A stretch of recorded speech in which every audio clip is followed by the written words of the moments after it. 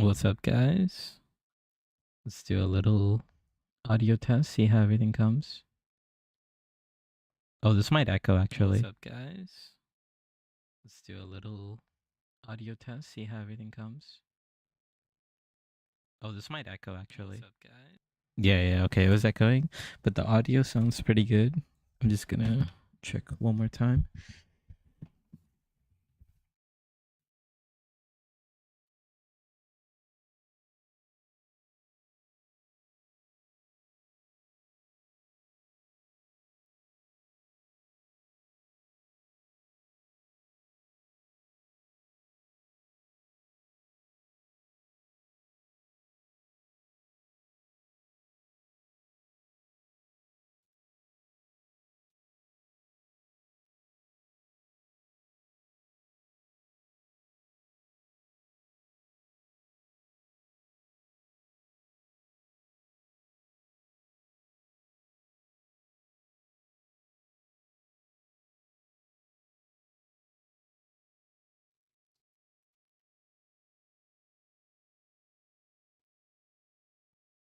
Yeah, I just want to take a look at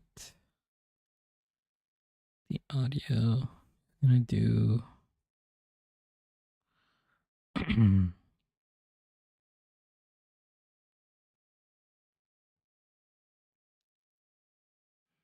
okay, let's see how this is coming.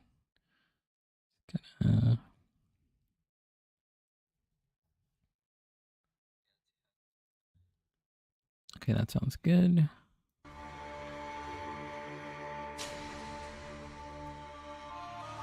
Do we hear audio? Okay, nice. We hear audio.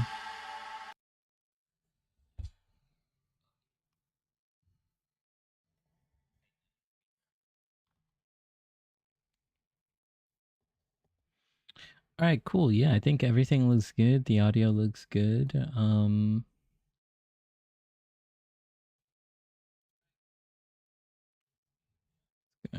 turn myself down a little bit.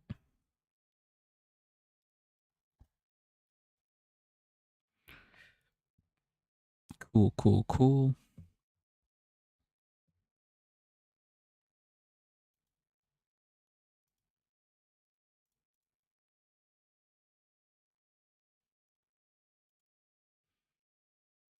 Let's see how laggy it is.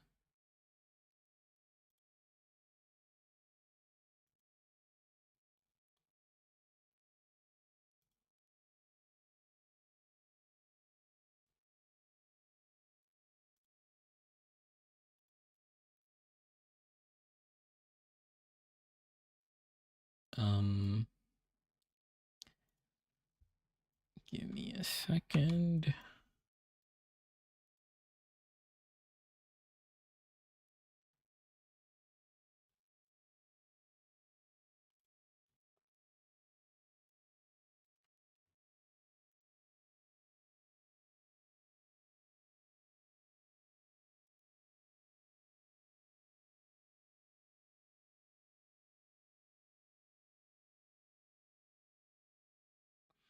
Yeah, I want to just check what it looks like on Twitch as well.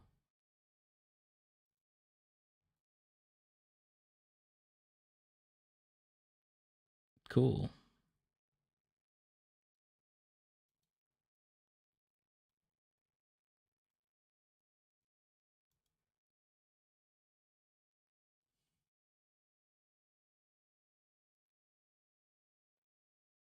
Okay, I think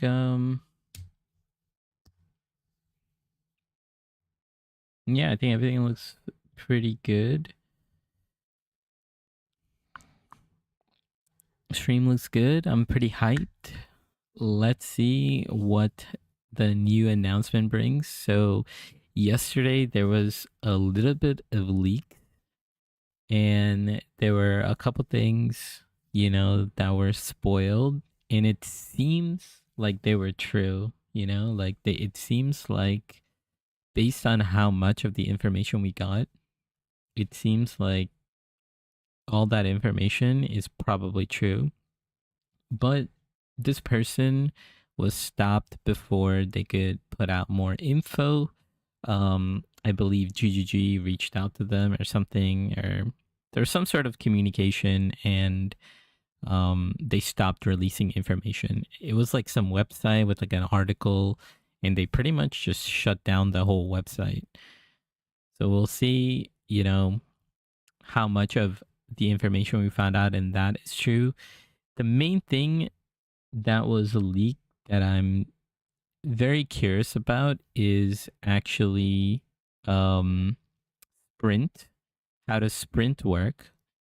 The leak said that there's going to be a new mechanic added. It's not even a skill, it's just a straight up mechanic that every single class has, where after you dodge roll and you hold down the dodge roll button, you'll start sprinting.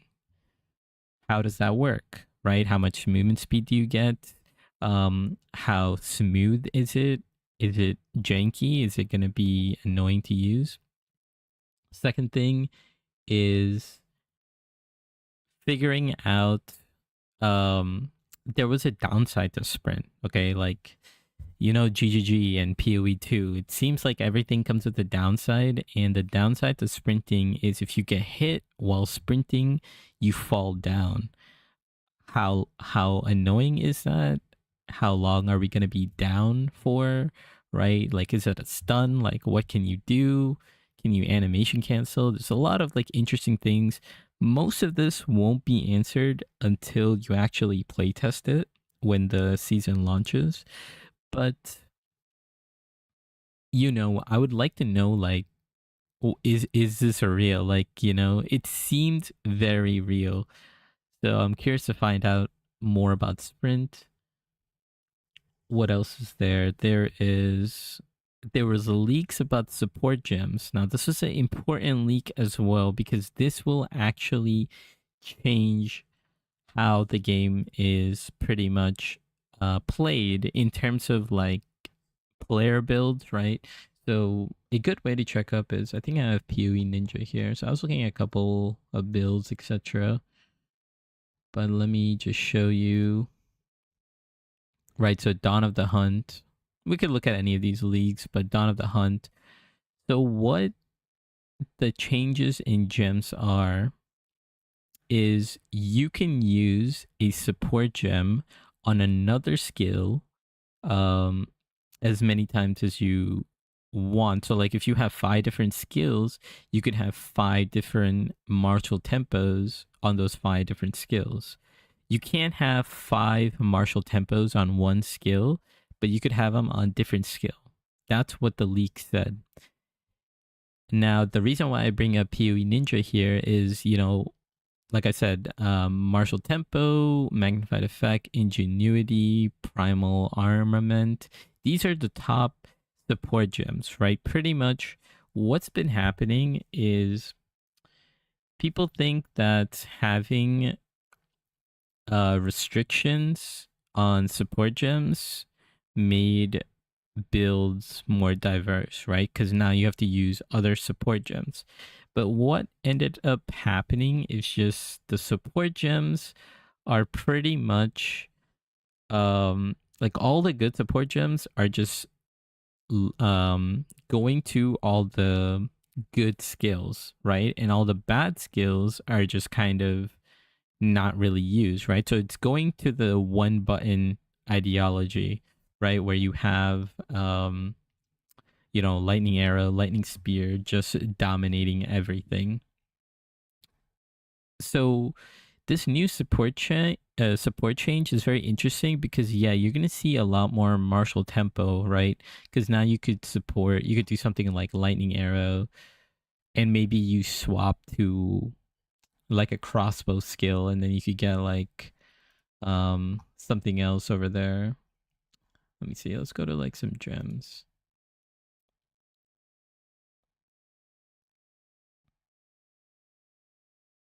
Do we have just say projectiles or something? Yeah.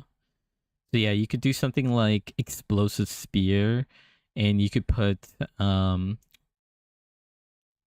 was I talking about?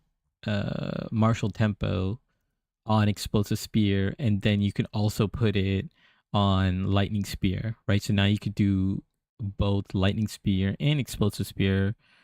I don't know what kind of build that would open up to, but pretty much martial tempo is going to be seen more on different scales, and it could open up a bunch of things.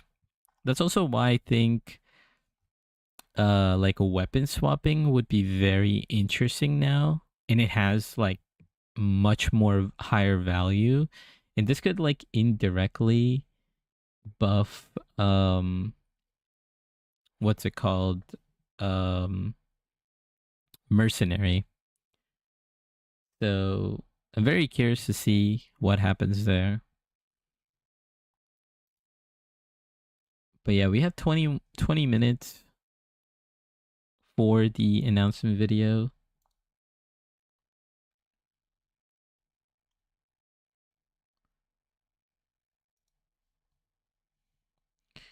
Let's take a look at Reddit. Path of Exile 2, Reddit. Um,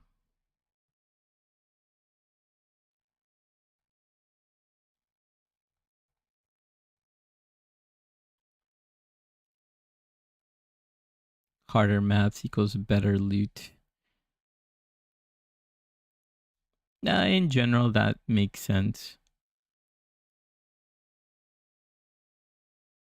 There's no real reasons to make Waystone 6 mod. It just makes them harder in endgame. I don't know if this is like fully true.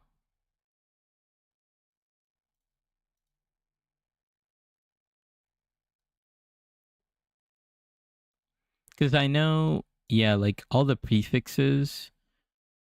Yeah, I like being able to roll positive access because it's fun to roll maps and see some beneficial good mods on them and not just rolling downsides. This is probably the only part of PoE where you can have all things that are positive. You have to use omens, right? But you could roll all positive waystones and you could have like a very easy mapping experience, I guess.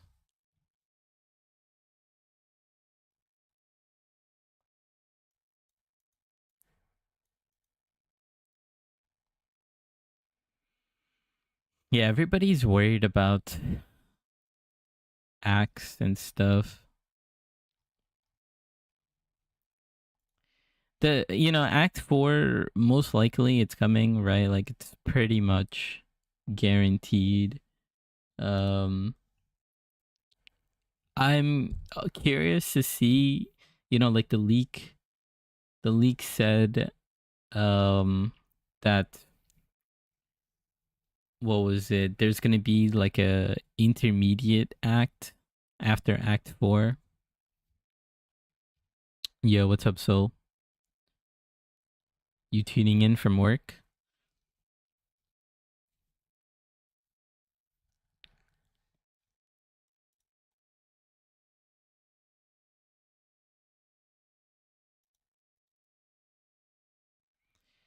Yes, I'm curious to see. I'm just curious to see how much of the leak is true. Like, what if we got like super hard debated? That would be the craziest debate of all time.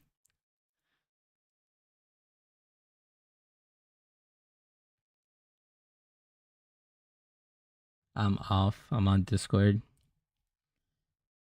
Nice, nice. I'll jump on Discord a little bit later. Or actually, I'll jump on it now. See.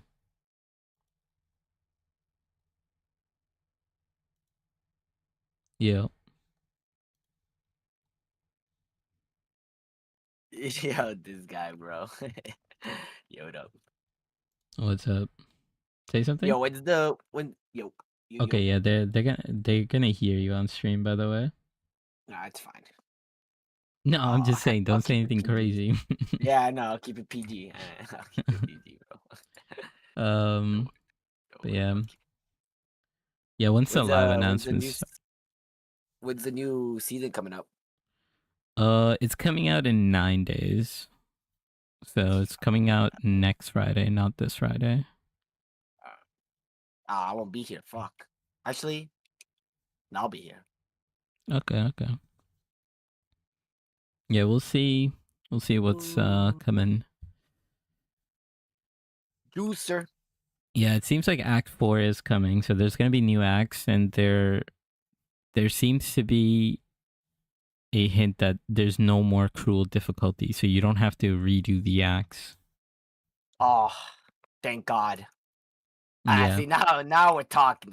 Now we're talking, brother. Skipping campaign, dude. Yep, yep. No skip campaign. But what do you mean you don't? Then what do you mean you say you? You don't have to do it over as in remember how you had to do acts 1, 2, 3, and then you had to redo acts 1, 2, and 3? Oh yeah. Yeah, so they're getting rid of that. God walked in the room. Dude. Oh, Scrappy. I'm streaming right now, by the way, Scrap. Ah, yes. Hello. um, What the fuck? but he just immediately mutes.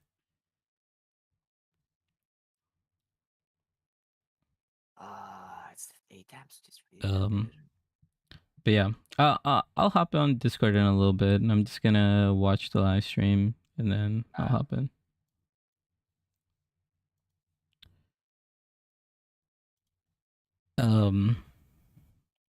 Yeah, I want to just stop by Discord, but then at the same time, they'll probably start talking about other stuff, and then it'll kind of distract from the announcement video. So yeah. Trying to think what else was there. There was also mentions of unique gems. Unique gems seem very, very interesting. I don't know if they have them here. Well, actually, because it was leaked, PoE 2 DB operates with having, I guess, like full information. Oh, they are adding it. Okay.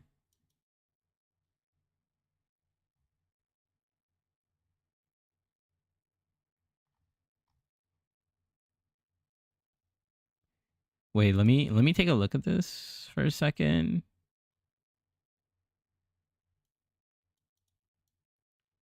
So so this was all of this right here is what was the spoiler.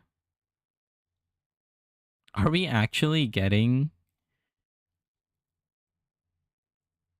Oh, this seems like they actually got the info or something. I didn't see any of this info. I saw a bunch of this info. And this was according to the leaks. So we don't actually know if this is like fully true, but based on how much info is out here, as you can see, people believe that this thing is real. And then we'll kind of confirm, when the full video gets out. Let me just do an audio test.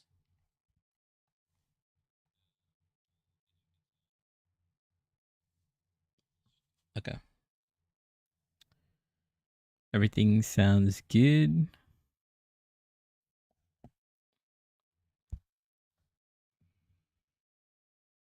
So yeah, we heard that there's gonna be an act 4, and there's gonna be interlude acts. This is actually very interesting.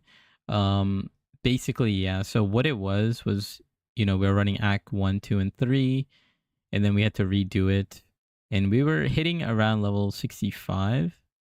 And what's gonna happen is somehow we're gonna get to level 60.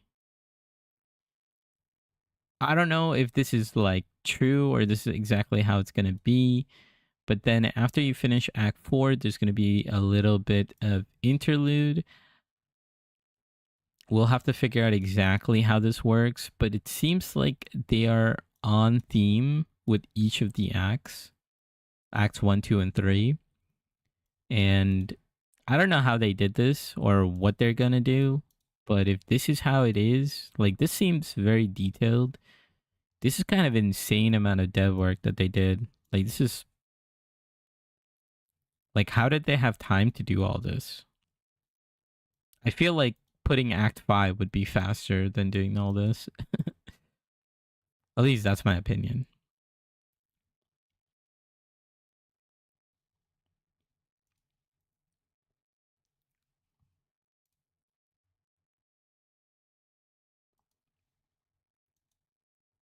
What else do we have? Yeah, so sprint. I talked about sprint. Actually, yeah, let's look at the lineage uh support gems, right? So this is, this seems like it's definitely coming because they have like clear screenshots of everything and they have like old and new, etc. I don't know exactly how this is going to work. Okay, this seems very, very interesting. So the first thing I notice is progression and support. So PoE 1, you have your support gems level up. In PoE 2, your support gems don't really level up, or actually they don't at all. You just have 3 tiers of support gems, which is like 1, 2, and 3, but they don't really represent an increase in power. They just kind of like different types of supports that kind of help you out based on what you're looking to do. And what it seems like is happening is we're actually going to get upgrades to these supports. So, like, for example, double barrel, this one has 30% less reload, and then it becomes 20% less. And then the final version is, it's still 20%, but it automatically reloads when heavy stunning an enemy. I mean, this doesn't sound very appealing, but I would want to see how much of this is being, like, what are the changes for the support gems? Is this for all of them? But it says some supports at the moment. Very, very interesting. We'll see how it works. This one, more casting speed.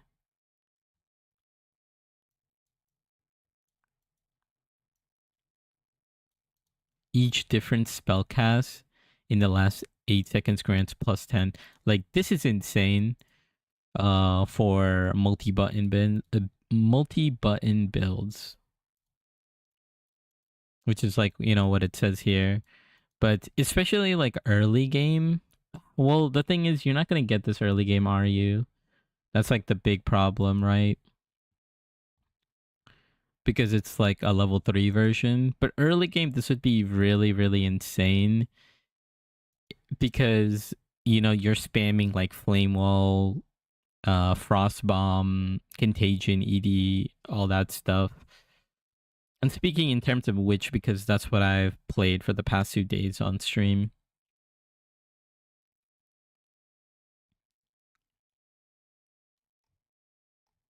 So this is very interesting. These levels of support gems, they look very, very good and very appealing. And then we also have unique support gems, which are absolutely crazy. So this one is reload on dodge. I don't remember how like the bolts work for mercenary because that was like the first class I played. But if there's like a really high damage bolt and you could just spam dodge to like a reload it, shoot, and then like reload it, it could be really, really strong. And if I think there's like a live stream of me first time playing Merc or like first time playing PoE too. And I'm just spamming dodge roll. So this would be perfect for someone like me. But I know a lot of people don't just spam dodge. That's kind of like, it's kind of tedious to do. I'm just like super hyper about it. And they say there's 40 of these. This one seems like the most insane. Well, actually, I shouldn't say that. There's a couple that I saw that were like really cool. But spell echoes 2 times. This can go absolutely insane on a build that I was thinking of playing, which is Chronomancer. So right now, like the play rate is 8% for Chronomancer and like Stormweaver and stuff like that. And I was like looking into these play rate builds. Like anytime there's like a low play rate, I like to like check them out, kind of see like what's happening. And Chronomancer is got some really, really interesting builds. Basically, they have like a Frostwall. Frostwall. They summon Frostwall and they like make it explode. And they use like Cold Snap. Oh, this guy's not using. He's using. He's just spamming Frostwalls. So he's got Comet, and then cast on dodge Frostwall. So this guy's just spamming dodge as well. So this, if he had a crossbow, this would be insane. I forgot about cast on dodge. I guess you could do some really interesting things with cast on dodge and that dodge support. Okay, so this is very interesting. There's another one. Let me see if I can find one that's using Cold Snap. This one's just using Spark. Spark.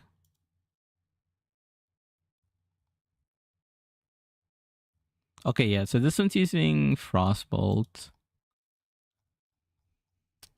I'm surprised no one's using Cold Snap. 52% play rate. Okay, here we go. Yeah, like this is what I'm thinking.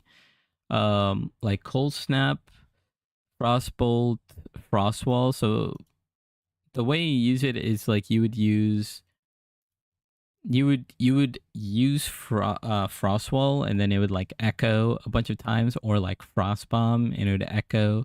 And the cool thing about the reason why people play this, especially on Chronomancer, is you have a 33% chance to not consume a cooldown when used. Right? So like this thing increases the cooldown time by 5 seconds, and then if you use Chronomancer, you have a chance that this doesn't happen, and you could do some insane things with this. Like truly insane things.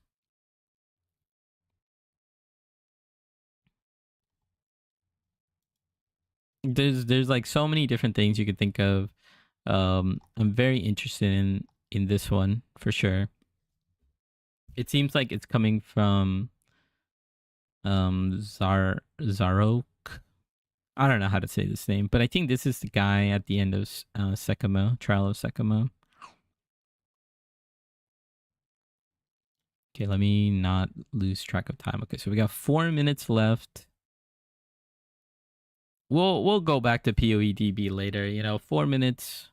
Let's get this hype going. Let me do a last minute audio check to make sure everything's coming smooth. Let's see if the audio's getting picked up.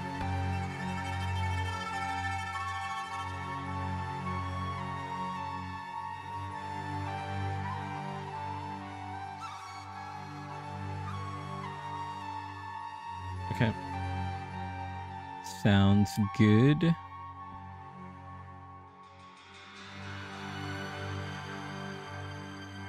I'm ready. I am ready.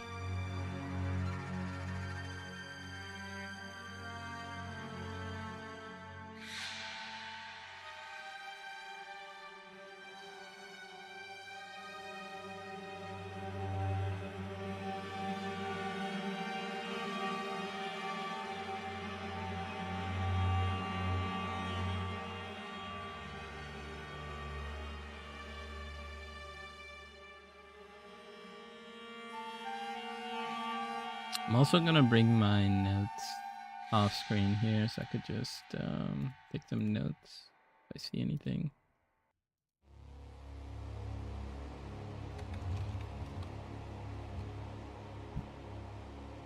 Okay, let's get it. Let's get it.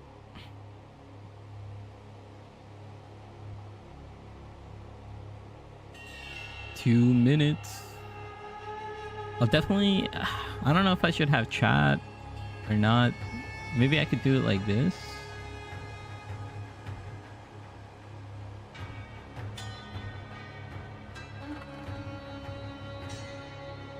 Do I keep the chat? I don't know. I just hope I don't get like a commercial or something. I like seeing the chat reaction. Maybe I pop it out.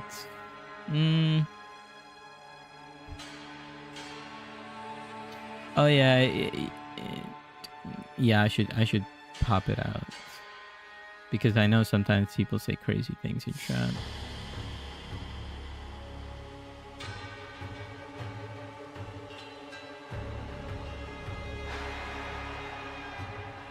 I like to see it just because you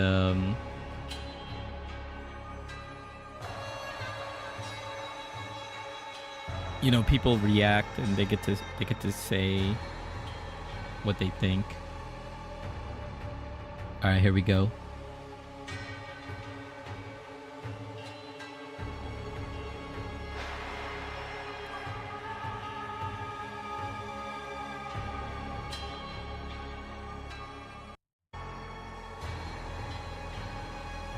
Here we go. I'm excited. I'm excited.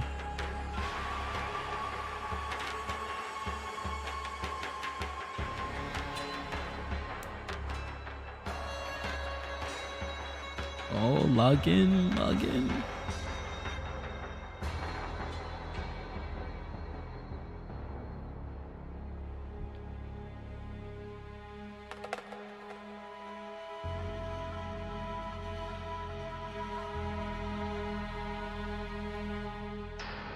$20 seconds.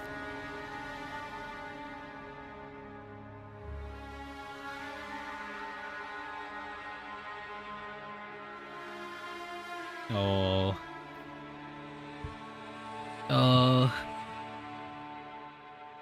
Hi, I'm Chris Wilson. God, I'm gonna miss that. Hi, I'm Jonathan Rogers from Grinding Gear Games, and There we go. welcome to GGG Live. Today we're going to show you an exclusive reveal of what's coming next for Path of Exile 2. Twitch drops are enabled on today's live stream, so you'll be able to claim your Sun Priest's Incineration rare finisher effect by following the instructions below. Now with that out of the way, let's get started. It's time to give you a teaser of what's coming in Path of Exile 2, the third Edict.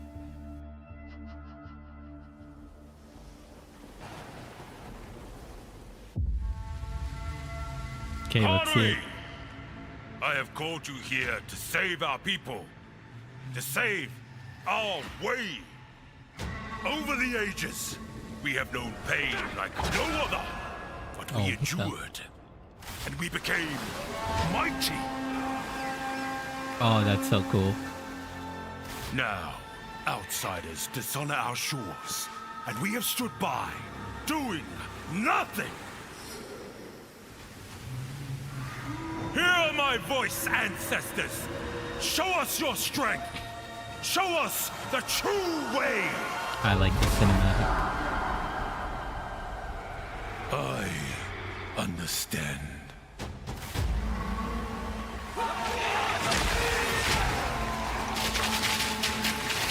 Okay.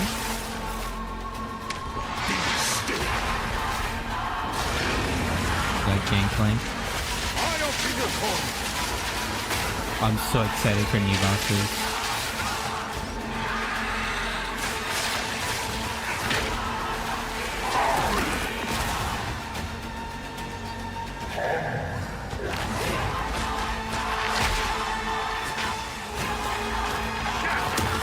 Oh man. The true Makura Makoi will Kalgor. rise. Act 4. There we go, baby. 3 interlude acts. So that guy was right. 35 new areas. That's exactly what he said. 24 new bosses. 7 to 8 zones. Support gem overhaul. Massive skill. Oh my god, what is that? Lineage support. Oh my god. Oh, new notables. Sprinting. Okay, sprinting looks good. New trade system. I'm just reading what's on the screen. Like, this is so crazy. Rise of the Abyssal. Let's go. Oh, does that mean Stygian Vice? Abyss sockets? Abyssal jewels? Holy. So that guy was right. That's insane.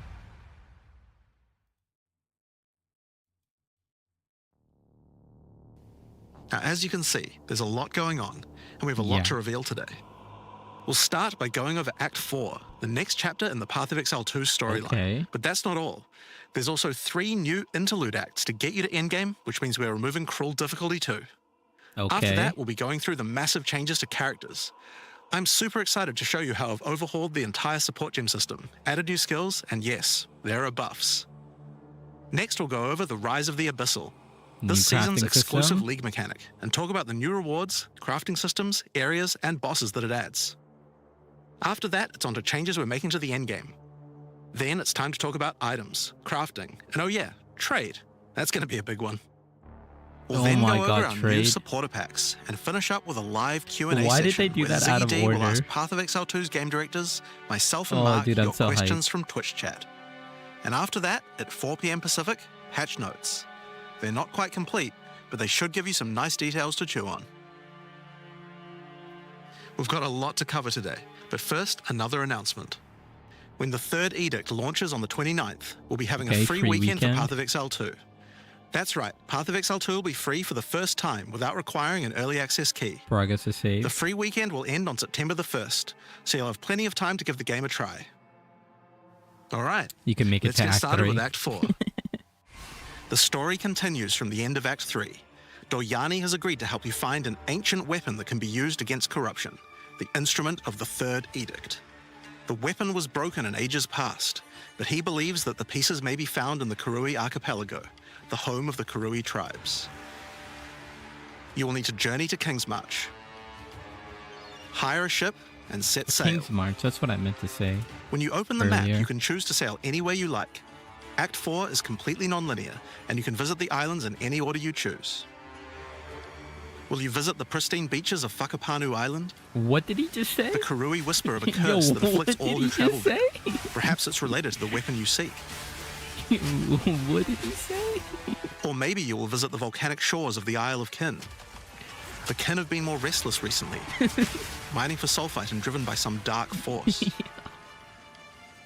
Perhaps you will choose to consult with one of the local Karui tribes. Their ancient wisdom could hold clues to finding the third edict. No matter where you choose to go, you will fight dangerous beasts, find fabulous treasures. Yo, I think he had to get that off his chest. Oh my god. And battle incredible bosses. Wukong? Wukong. There are 8 islands to discover, each teeming with its own flora and fauna. Act 4 contains over 100 new monster types, 16 new areas, 12 new bosses, and plenty of other interesting encounters. There's a huge amount to show, but we're not going to spoil too much here. We want to give you a chance to discover it all for yourself. Some booba. What happens after Act 4? Well, until now you had to repeat the entire campaign again before you could face the endgame. But after adding Act 4, the game is far too long to make you do that. We needed something else to do in between the end of Act 4 and the endgame. Yes. So what else could we do?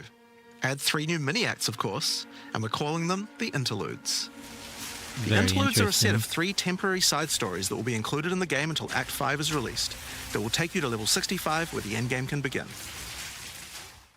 The first interlude sends you on a journey back to Ogham. Renly has been leading the efforts to rebuild Ogham Village after the defeat of Count Geonor, but there's a new danger afoot. The nearby town of Holton is surrounded by an impenetrable darkness. What and each night, the corrupted townfolk emerge to raid the local farmlands. That's awesome. You'll discover new areas. and new bosses.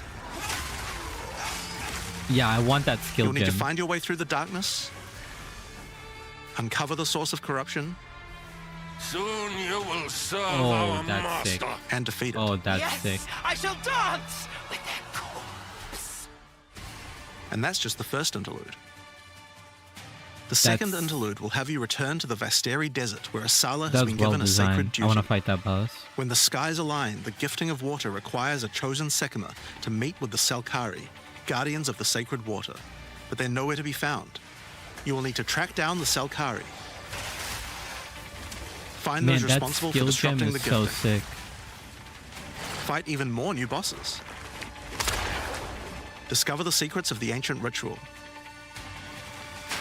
Discover new locations, Okay, so they're just like super hyping and volcanic ultimately help fissure. Asala carry out her sacred duty. Now for Interlude 3. As Royal Thaumaturge of the Vaal, Doyani had plans within plans to save his people from the cataclysm perpetuated by Atzeri's lust for power. One such plan involved sealing a group of willing Vaal deep in a great mountain vault near the home of the Asmeri, deep enough to survive the cataclysm. Even though thousands of years have passed, he believes that their descendants may still live, and may be key to defeating the beast. The journey up the mountain go. will be dangerous. New foes stand in your way. And the further up the mountain you venture, the colder it will become. I like it. Some ice theme. We need Explore that. caves of ice and enter the vault itself. Who can say what you will find within? It's Vault of Atzeri. The It's interludes just are a 6 bunch to of 7 chests. areas each and generally include 4 boss fights as well. When you put Just that together checking. with Act 4, that adds up to 35 new areas in the campaign and 24 new bosses. It's worth making clear that the interludes are Nice. temporary. When Act 5 and 6 are added, the interludes will be going away. Awesome. These are side stories after all. But don't worry, the bosses and areas that make up the interlude are all part of the endgame. We're not just going to throw them away. And with that, we don't need cruel difficulty anymore. We do know that it was a pretty Love big it. chore to have to play through the Love campaign multiple times on each character. We don't And this need was a cruel. huge reason that the campaign could feel like a bit of a slog when playing through again. But we do also have another new feature to address that particular concern as well. So let's talk about sprinting. Wow, I can't believe In this is all 030, real. when you hold down the dodge roll button, your character will go into a sprint after they finish the roll. This is available on all character classes, and there's no limitation on how long you can sprint for. The primary purpose of this There's feature is to no make limit. navigating areas faster when out of combat. Because It's of that, if you actually do no take a hit while limit. sprinting, you'll fall to the ground. That The best sounds idea is to awful. use a skill when you see monsters. That'll break you out of the sprint so you can engage with no danger. If you do need to run away from monsters, just hold spacebar. You won't be vulnerable during the roll, and you're faster while sprinting than basically any monster in the game, allowing you to retreat from combat. Wow. Sprint is a pretty significant change to PoE 2's gameplay. It kind of What I actually like looks most good. about it is that we can kinda accelerate the actually pace looks of the good. game for those who want that, without having to compromise on PoE 2's more visceral combat systems. Okay, so that's the new extensions to the campaign, but there's a whole giant league to play through as well. I'll leave that to Mark to talk about later. And that's because what I want to talk about now is the new stuff for your characters. And Let's probably go. one of the biggest new systems here is with Let's the go. support gems. Now, support gems are one of the most interesting elements to creating a build. They're what enables so many interesting mechanics and different ways to play. But PoE 2's support gem system has just never been quite right. One of the major issues is the limitation of only having one support gem of each type on your character. We didn't want builds to just become using the same 5 most powerful supports in every skill. The problem with this design, though, is that it's actually working against using multiple skills in your build. Yes, If you can only use each support exactly. gem on one skill, it means that you're encouraged to go all in on that one ability. And Yep. we want to encourage you to combo your abilities, something needed to change. So with that in mind, we've removed the restriction of having one of each support gem per character. Perfect. You can now use as many copies as you like. Perfect. Perfect. Perfect. This should drastically increase the amount of possible builds and increase the amount of skill diversity. Perfect. This is what I like to see. There are a lot of potential builds that suffered from the previous restriction. For example, a poison build previously couldn't add poison to more than one skill. They Exactly. couldn't use stacking poison on more than one skill either. This severely limited your ability to combo with anything outside of the specifically designed poison archetype, but now you can. Many utility skills previously couldn't scale to endgame, because the supports that would make them scale were more useful to use on other skills. You would never speed up killing Palm with martial tempo, when you would much rather use it on your primary skill instead. Yes. There are more examples like this all over the place. This is such a good change. In addition to that, though, we thought there wasn't enough feeling of progression in the supports as you went through the game. There were only 3 tiers of supports, and many of the most important ones were given out at Tier 1. Also, there were no strict upgrades, meaning that upgrading supports when you ran out of sockets required quite a lot of thinking. In order to solve these issues, we now also have multiple levels of many supports as you go through the game. For example, double barrel support gives you an extra bolt, but at the cost of 30% less reload speed. At Tier 2, the penalty gets lowered to 20%. But then at Tier 3, the support gem gets something new. It now reloads automatically when you heavy stun an enemy. Yeah, so we just looked at this before In the some stream. cases, the highest tiers might work a little differently, and you'll have to decide if you like the upgrade or not, depending on your build. For example, rapid casting. The first couple of levels gives 15, then 20% increased cast speed. But then at Tier 3, it changes to a new approach. For each different spell you cast in the last 8 seconds, you get Very 10% cool. increased I cast really speed, like this. which could be a pretty big bonus if you use a lot of different spells. I So love that's how pretty he good for shows upgrades Act through the 1 with that. campaign. But we wanted to add a little more spice to the endgame for supports Because it's a too. level 3 And that's where our gem. new Like, system, Lineage Supports, comes in. You can think of these like unique items, but for supports. There are This is supports that are only insane, available by at the way. endgame, but they're much more powerful. Like Wratha's Assault. It's an upgraded version of Oh, double we're barrel actually that gonna reloads see your skills as you footage. dodge roll, as well as increasing the number of bolts it can hold. But it does mean that it's the only way you can reload the skill now. Now, unlike regular supports, you can't find these through the uncut support gem. This is what I'm Just looking like unique forward to items, most. many of these can be found from specific bosses. And there's a ton in the regular drop pool too. Some of them are fairly rare, Awesome. others fairly common. Some of them are build defining. Others are just straight up power upgrades. Okay, so this is the most broken All in all, one. there's They around just 40 confirmed lineage it. supports being added throughout the endgame, so there's a lot of power to find out there. Now, the new support gems are certainly going to open up a lot of builds, but of course we have a huge range of improvements to individual character classes as well. There's so As well much as to adding new talk skills, about. we had a big focus on buffing existing skills so that they can scale well into the endgame. There's a huge amount to cover here, so we're not going to discuss everything. We're just going to quick fire through some of the coolest Okay, changes. we don't know what this We is. wanted to make cold a more useful element on the Ranger, so we've expanded the cold tools available. As well as increasing its range, Escape Shot now creates fragments of ice whenever it hits the ground. These fragments explode after a short time, making the skill better for killing groups of enemies. Cool. But not only that, we added an ice fragment support that creates more of them when killing frozen enemies. And a new buff skill called Ice-Tipped Arrows that allows all your arrows to create ice fragments.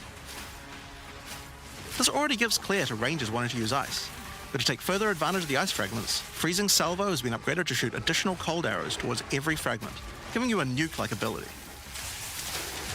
Okay. We've also modified Snipe to consume frozen from enemies, dealing a huge amount more damage, giving you a nice ice single target option. Wow. And something you might notice about this is that the bonus is a lot higher against bosses.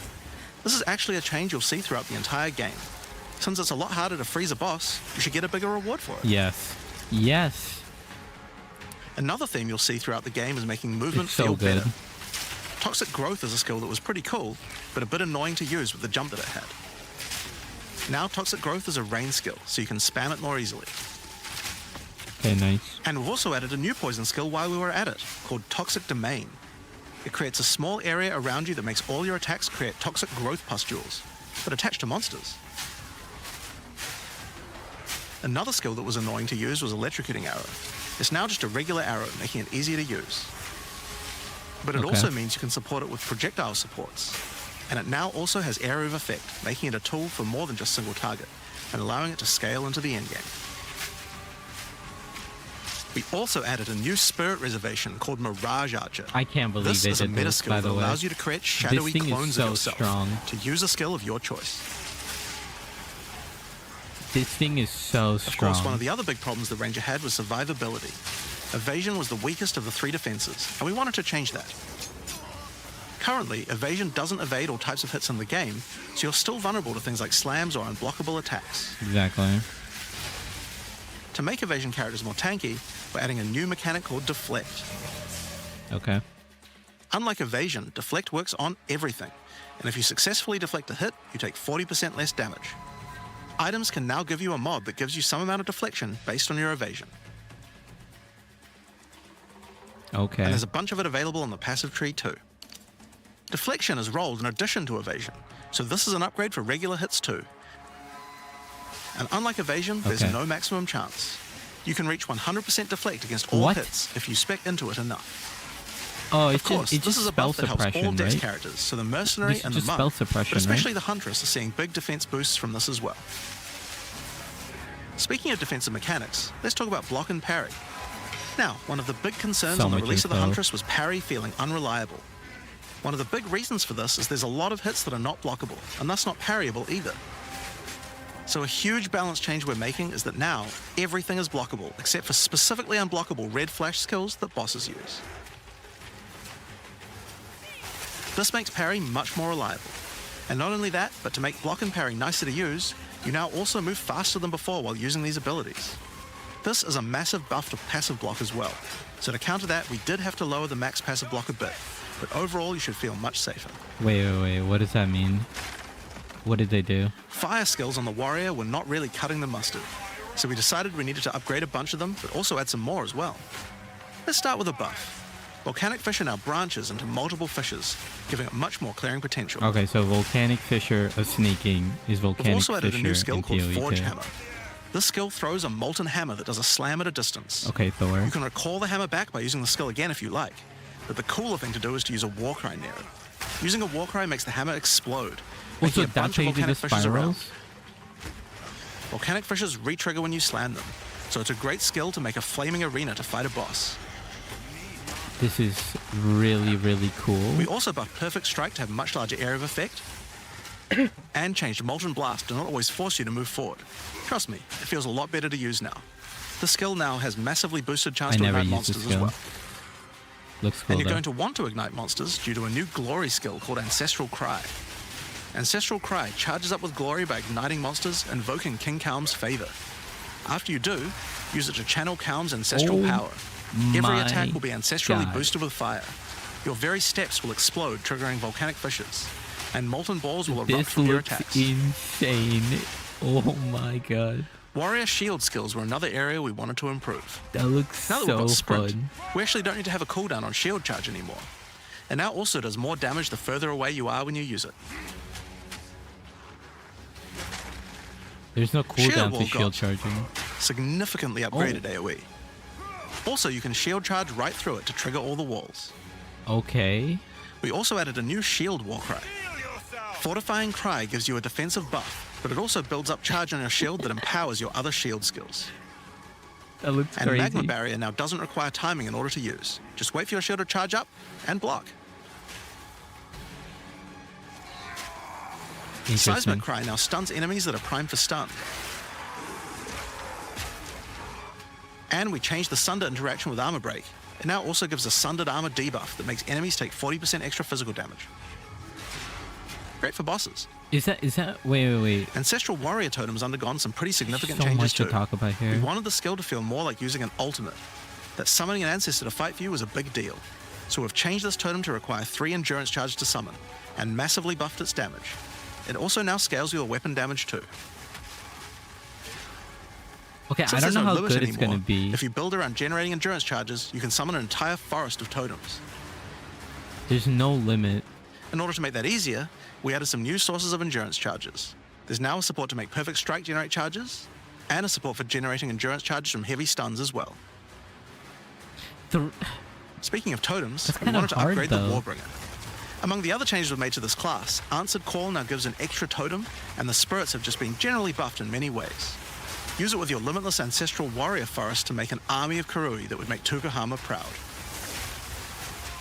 We've also merged the Great Wolf Howl and Warcaller's Bellow support, so that you can get all the benefits with 1 point. And Encased in Jade no longer removes the Jade when getting hit, making it a much better defense. Next up, let's talk about accuracy. Accuracy was always intended to be something that warriors didn't need to care about very much so long as they're in close combat. But unfortunately, that's not currently the case. Yeah. This was particularly annoying with skills like Bone Shatter, which you Yeah. certainly don't want to mess with. So we significantly buffed your chance to hit at close ranges when you don't have much accuracy. Warriors shouldn't require any accuracy investment in order to hit with close range attacks now. That sounds really, really good. We also wanted to improve armor. Now, one of the major weaknesses of armor is the inability to defend against elemental damage. In order to mitigate this, we're adding a lot more of the stat that allows your armor That's to defend so against elemental crazy, damage. by the way. It's now available on items and in a lot more places on the passive tree. That is so insane, by the way. One of the most important improvements we've made in 030 is to declunk the action and flow of shooting crossbows. You can now reload crossbows without any movement penalty. But not only that, all skills that can be used while moving now slow you for a Show me shorter the amount of grenade time. motor. This change mortar. benefits everyone, not just crossbow skills. With both of these changes put together, the run and gun playstyle feels much better. It's hard to explain how important this change is for the feel of the class. The Mercenary is also a good chance to talk about how we're rebalancing to make comboing skills much better. Take Shock, for example. It buffs damage and lasts 4 seconds right now, but that isn't really giving you enough time to take advantage of it. If you're going to add a lightning skill into a build that otherwise wouldn't use one, we need to make mechanics like this much better. So we've increased shock duration on monsters to last 8 seconds. Nice. And skills like Plasma Blast, which are intended to be good at shocking enemies, now increase the damage bonus by a lot more. You'll find changes like this all around the game. Chill now lasts 8 seconds, giving you more of a reason to weave in cold damage. 8 Freezing skills seconds? are better at freezing. Burning skills need to cause burns that last longer. But making skills like Permafrost Bolts and Incendiary Shot double down on how they're supposed to be used, it makes using them in your build alongside other skills much more likely. We're also making sure to buff specific combos too. The freeze explosions from frag rounds now chain to nearby enemies. And using high velocity rounds with armor break will now fragment the opponent's armor. This causes monsters to take a portion of high velocity rounds damage with every subsequent hit, even tiny pellets. What? So that means following it with a shotgun blast is way more effective.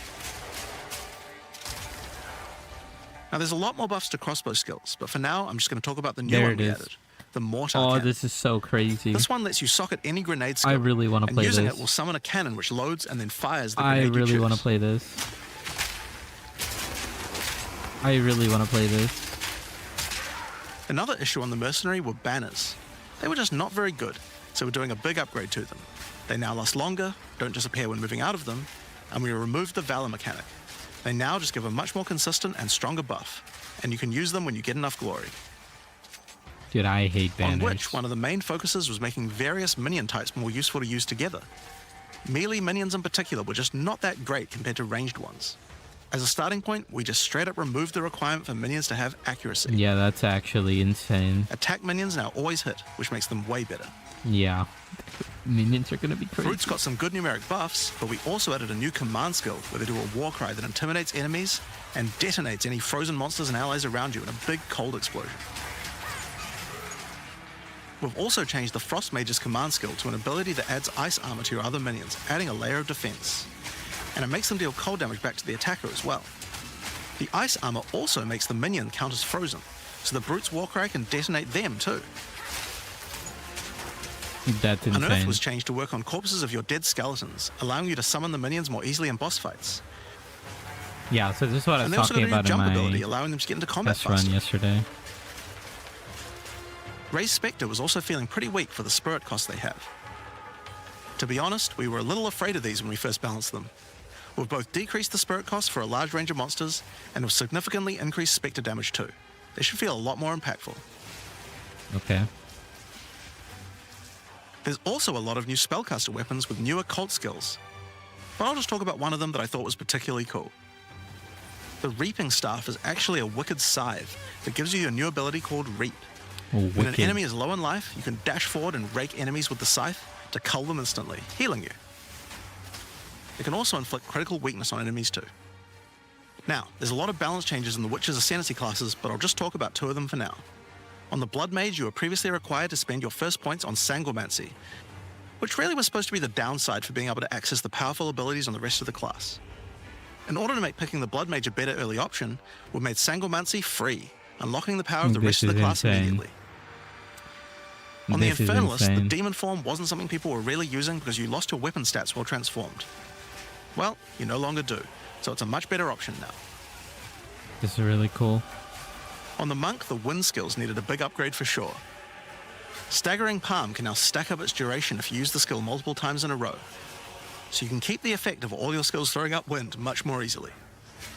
Okay, so we didn't see this in the leak. Wind Blast had the purpose of building up to dazing an enemy, but dazing just wasn't worth all that effort. Now No, it just it was dazes on not. hit, meaning a single Wind Blast will make all your skills stun enemies more easily. Following up with Vaulting Impact on a dazed enemy previously did a bunch of stun. Now it allows you to break your enemy's stance. When their stance is broken, following up with a fast attack will do way more damage. Okay. A cool build that certain people always enjoyed in PoE 1 was hand-to-hand combat, but until now we just didn't have a real way to make it viable. Well, that changes Hollow now. palm The monk, technique, as a of true course. martial artist, now has the ability to learn the hollow palm technique, a keystone that lets you use all quarterstaff skills while I can't unarmed. believe they just put that as a keystone. All quarterstaff attacks now have a special unarmed version, and you get further bonuses to all your attacks from stacking energy shield and evasion on your character. That is so sick. Oh my god. A new keystone we also added to the monk section of the tree is Walker of the Wilds. That is so sick. This changes mana leech to work with elemental damage instead of physical, which is pretty useful for all those elemental attacks the monk has, but it works well for the ranger too.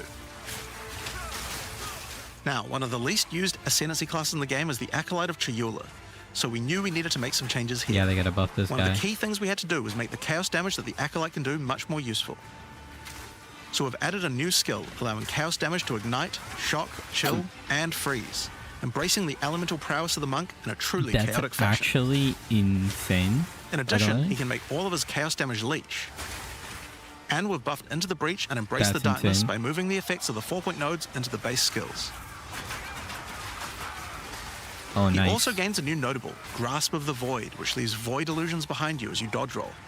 If Okay, they're killed, Shaper. they do massive explosions of darkness, dealing damage to everything in sight. Now let's talk about looks Sorceress skills. One of the things That we looks wanted to improve really in the Sorc sick. is the ability to use multiple elements together more effectively. Now, this might seem small, but one of the things pushing you towards using a single element is debuffs like Elemental Curses, which lower resistances of a single element. In order to fix that, we're making quite a lot of game-wide changes to these kinds of mechanics to broaden what they apply to. Okay. So for example, there's no longer 3 curses for fire, ice, and lightning. Instead, there's just a single curse that buffs all 3 at the same time. Wow. Wow. And things like Frost Bomb, which gave you cold exposure, now give elemental exposure. You can use it to buff any of your other skills.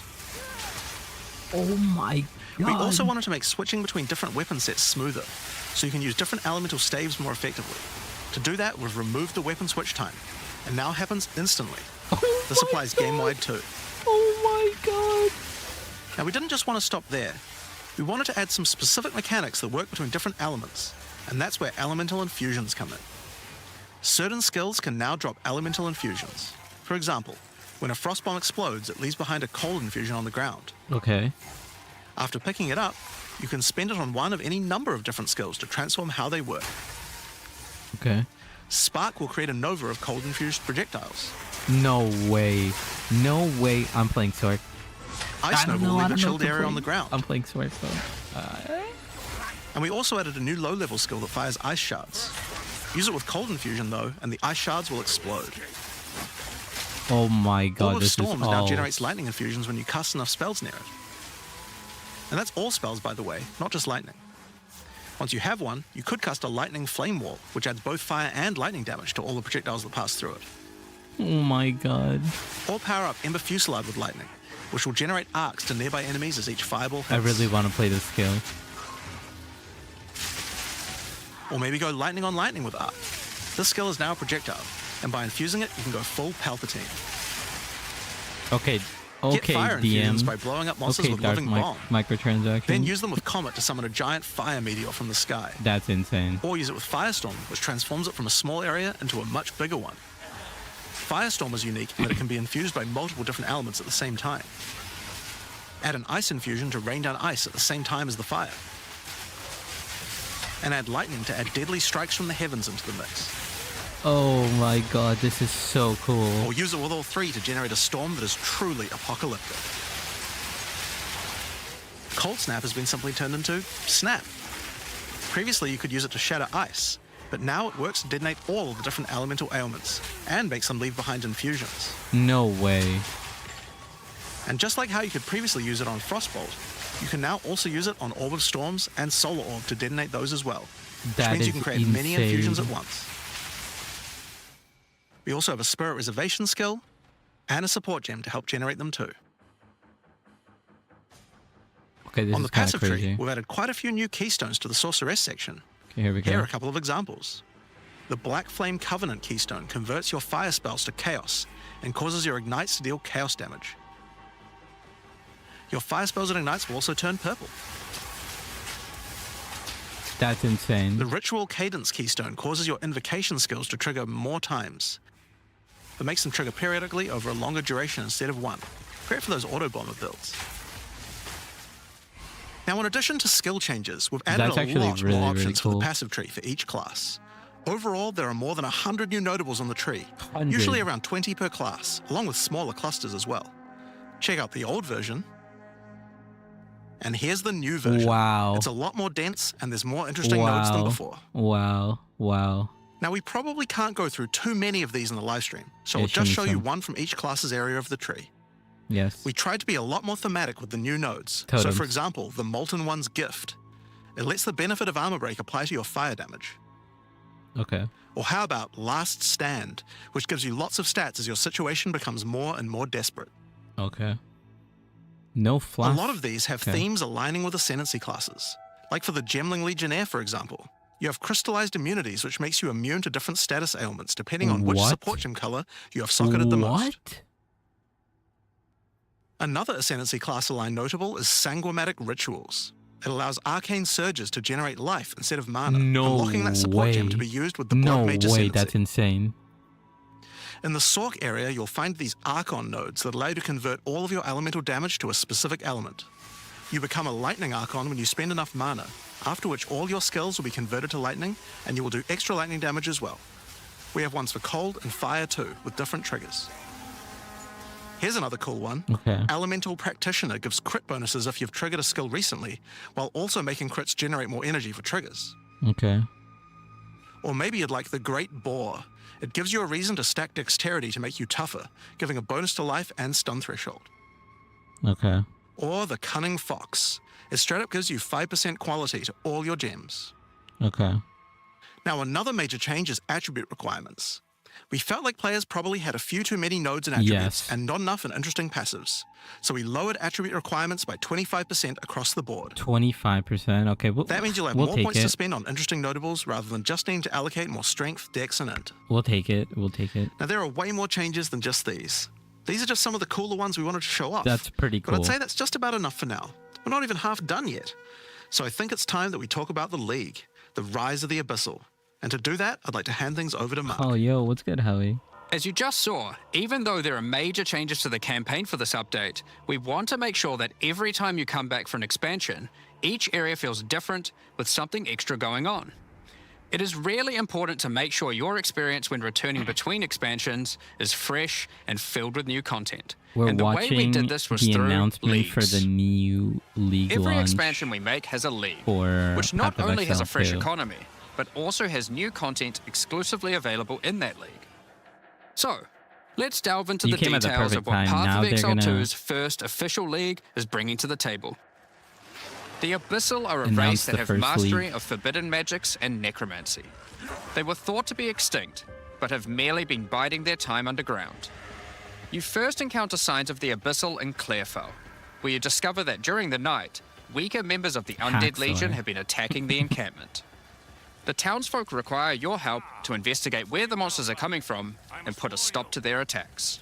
Okay, let's see what they do. Ancient creatures lurking beneath the surface. As you proceed through Rayclast, you'll find fissures in the earth connected to larger pits. The monsters normally inhabiting the area are being affected by it, harmed by it even, having their souls eaten to strengthen the abyssal underground. Okay. As you defeat the monsters, the fissure closes and abyssal emerge, angered by you killing their food. Once all those fissures have pretty been cool. sealed, the pit activates, and more abyssal pour out. This is where the larger and more dangerous monsters reveal themselves, as hordes of abyssal spew out from the pit to take your soul. That looks pretty cool. If you kill a magic pack, then magic abyssal arise. If you kill a rare, then a rare monster will emerge from the pit, having absorbed some or all of its modifiers for itself. This means the monsters emerging will Interesting. generally be more difficult and more rewarding, as each modifier gives better rewards. Okay, how so? If you are able to kill them all, the pit will seal shut. As each pit is closed, it What do we reveals a get? potential reward. What do we get? Abyssal troves will rise up out of the pits, allowing you Okay. to get some epic loot. Areas often contain What many was pits Nodrid? with many fissures, and the amount goes up as you progress through the game, getting more intense.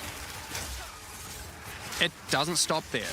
When monster mods are absorbed, they have a chance to become infused with the dark necromancy, transforming them into abyssal modifiers. Twister build over here. For example, you defeat this monster with the Mana Siphoner modifier.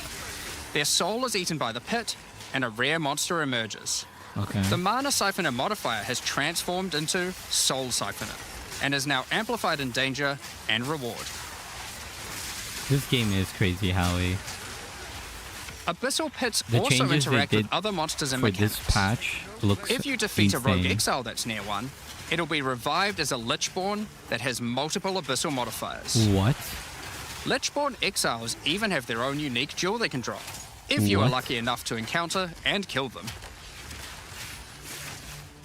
If an abyss spawns near a boss, killing it will summon a gigantic Giga Larvae creature. What is that? Oh my Monsters imprisoned in essences near abyssal pits are affected by the abyss too. They will come with an additional new essence item that can be used to craft your items. What is happening? So, Yo, that's your bread and butter of the Abyssal League. Kill surface-dwelling monsters, kill the emerging Abyssal, close the fissures, Oh my overcome God, pit dude, this encounters, game is and reap the insane. rewards. There's a lot more to this league, however. As you complete abysses, you can find Crafting. ancient pieces of bone, preserved from the remains saw of it. fallen Lichborn. Nod rib, I saw it. These are one of the many rewards for Nod your mission to jawbone. seal the pits. Desecrate, You a can weapon. use this on a rare item to imbue it with abyssal magic, Okay. adding a special hidden modifier to your item. Okay. But how do you reveal it? In Act 2 of the June? campaign, you'll encounter a new area. This area is overrun by the Abyssal and the Lost Men.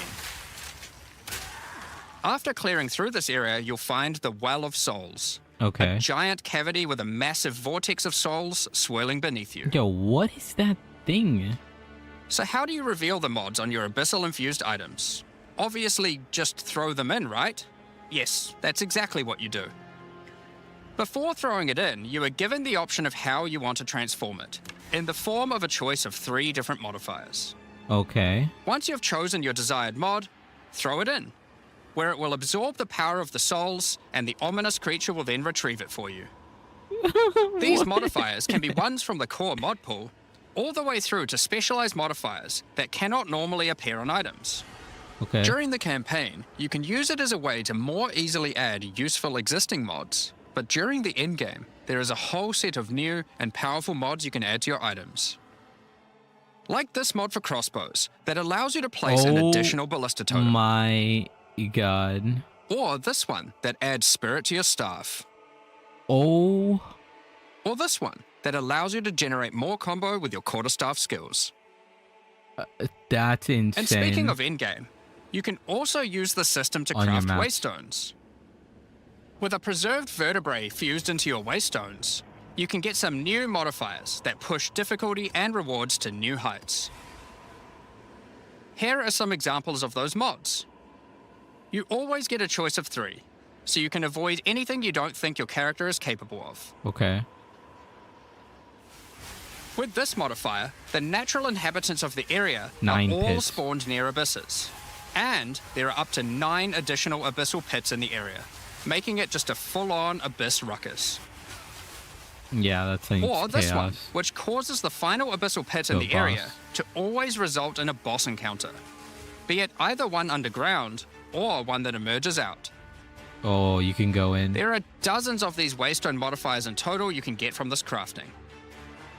That covers the new crafting mechanic. No way, they added So what's T17 left? mods. Well, we talked I about how hate when that, closing pits you can no. get abyssal troves. But sometimes when saw closing it. an I saw abyss, the deal you'll no reveal an damage for 30 underground cavern that seconds. leads to the abyssal depths. After jumping into the depths, you'll find an abyssal city, swarming with legions of the undead. When underground, Why did they have every single rare T17 abyssal mods? enemy will have an abyssal modifier. Ugh. And at the end of the dungeon, you'll even find a rare with a more powerful Lichborn modifier. Once you're able to defeat this powerful rare, Okay. you can also find some nice rewards. Great Aside orb from the of entire area being augmentation. valuable due to the abyssal modifiers on the monsters, it has its own specific drops too.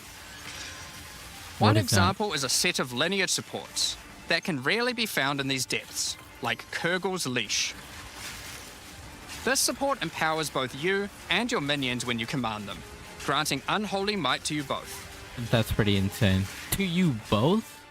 Another depths-specific outcome is a set of omen-like items that amplify your abyssal crafting. Additionally, we're adding some new socketables that can drop from the abyssal depths.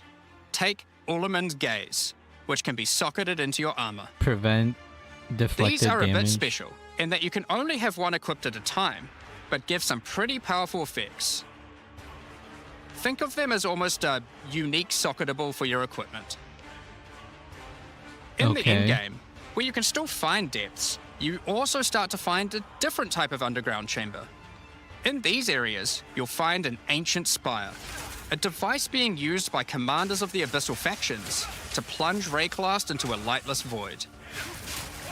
This Your goal is arena simple. looks cool. Kill this commander and destroy the spire. There are 4 bosses in the Abyss League, and there are some Is pretty that cool Darkness uniques available from Enthroned? them. Yep. An example is Yep. this belt, Yep. Darkness Enthroned. It has 2 sockets. But hold on, socketables don't work on belts.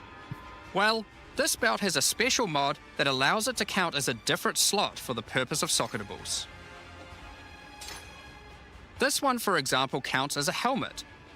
I kind of want one that counts as a body armor. I wonder how rare that one is. You Wait, can also what? find this unique I jewel, understand it, but at the Undying same Hate. time, This jewel transforms part of your passive skill tree into an GG. abyssal version GG. and has multiple depths. GG. The deeper it goes, the more of your passive tree is affected, GG. allowing you to fulfill your fantasy of becoming part Abyssal Lich. GG. Now, the last thing that Abyssal commanders can drop is a Finger of the Lich. Finger But what use do you of have the with a Lich. random undead finger? Well, the next time you return to the Well of Souls, with the finger in your inventory, your character will almost feel compelled.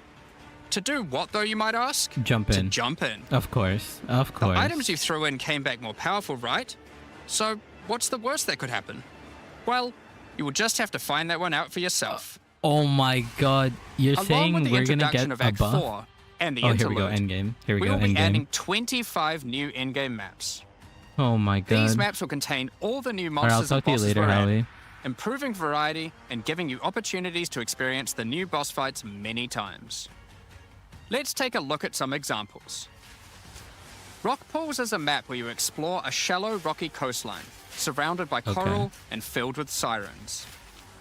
At the end is a giant Goblin King boss, ready to eat sulfite and squish you like a bug.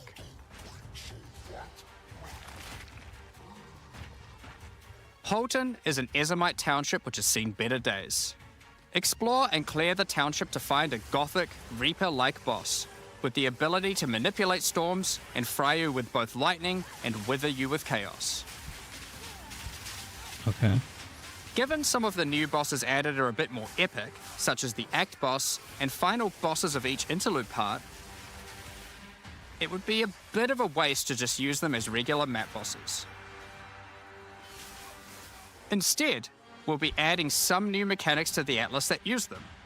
Okay. These start appearing pretty fast into the endgame and will help bridge the gap until you do your pinnacle bosses. In the desert biome, you can encounter a wild sandstorm. 3 maps around the sandstorm contain a device you must activate. Okay. Upon doing this, the sandstorm's magic is disrupted, revealing the map inside and allowing you to access it and find the cause. This presents itself in the form of a boss. similar to the existing Citadel bosses. This boss is a Faradin Swordmaster, who has been blessed with the power of a Time Djinn, allowing him to take his swordsmanship to the next level by replicating himself, maneuvering rapidly, and severing the fabric of time itself with his powerful slashes. That looks so cool. In the water biome, you'll encounter a giant maelstrom, where one of the maps surrounding the water biome connects to it, but the connection is obscured. You must run the maps nearby, hoping to find a beacon, which will remove the maelstrom and reveal the connection to that map. Another example is this Vaal vault in the mountain biome. Okay. But how do we get inside? Running the adjacent maps to it will yield a key, which you can then use to gain access to this vault. Or, you could just trade for one, I guess. Use the key to dispel the powerful force field surrounding it, leading to the Vaal Elite and their rewards inside. There's so much. These all contain Uber versions of the Act 4 boss, and the bosses at the What end do of you each mean, part of the Uber? interlude. And each have their own exclusive drop pool of new lineage supports. What do you mean, Which, as Jonathan Uber? spoke about earlier, are powerful support gems that modify your skills in pretty crazy ways. What do you mean, Uber? As an example of a lineage support which can come from the Faradin Swordmaster mentioned earlier, we have Guru Khan's Resolve, which causes your critical strikes to fork, but requires some mobility on your part to properly enable.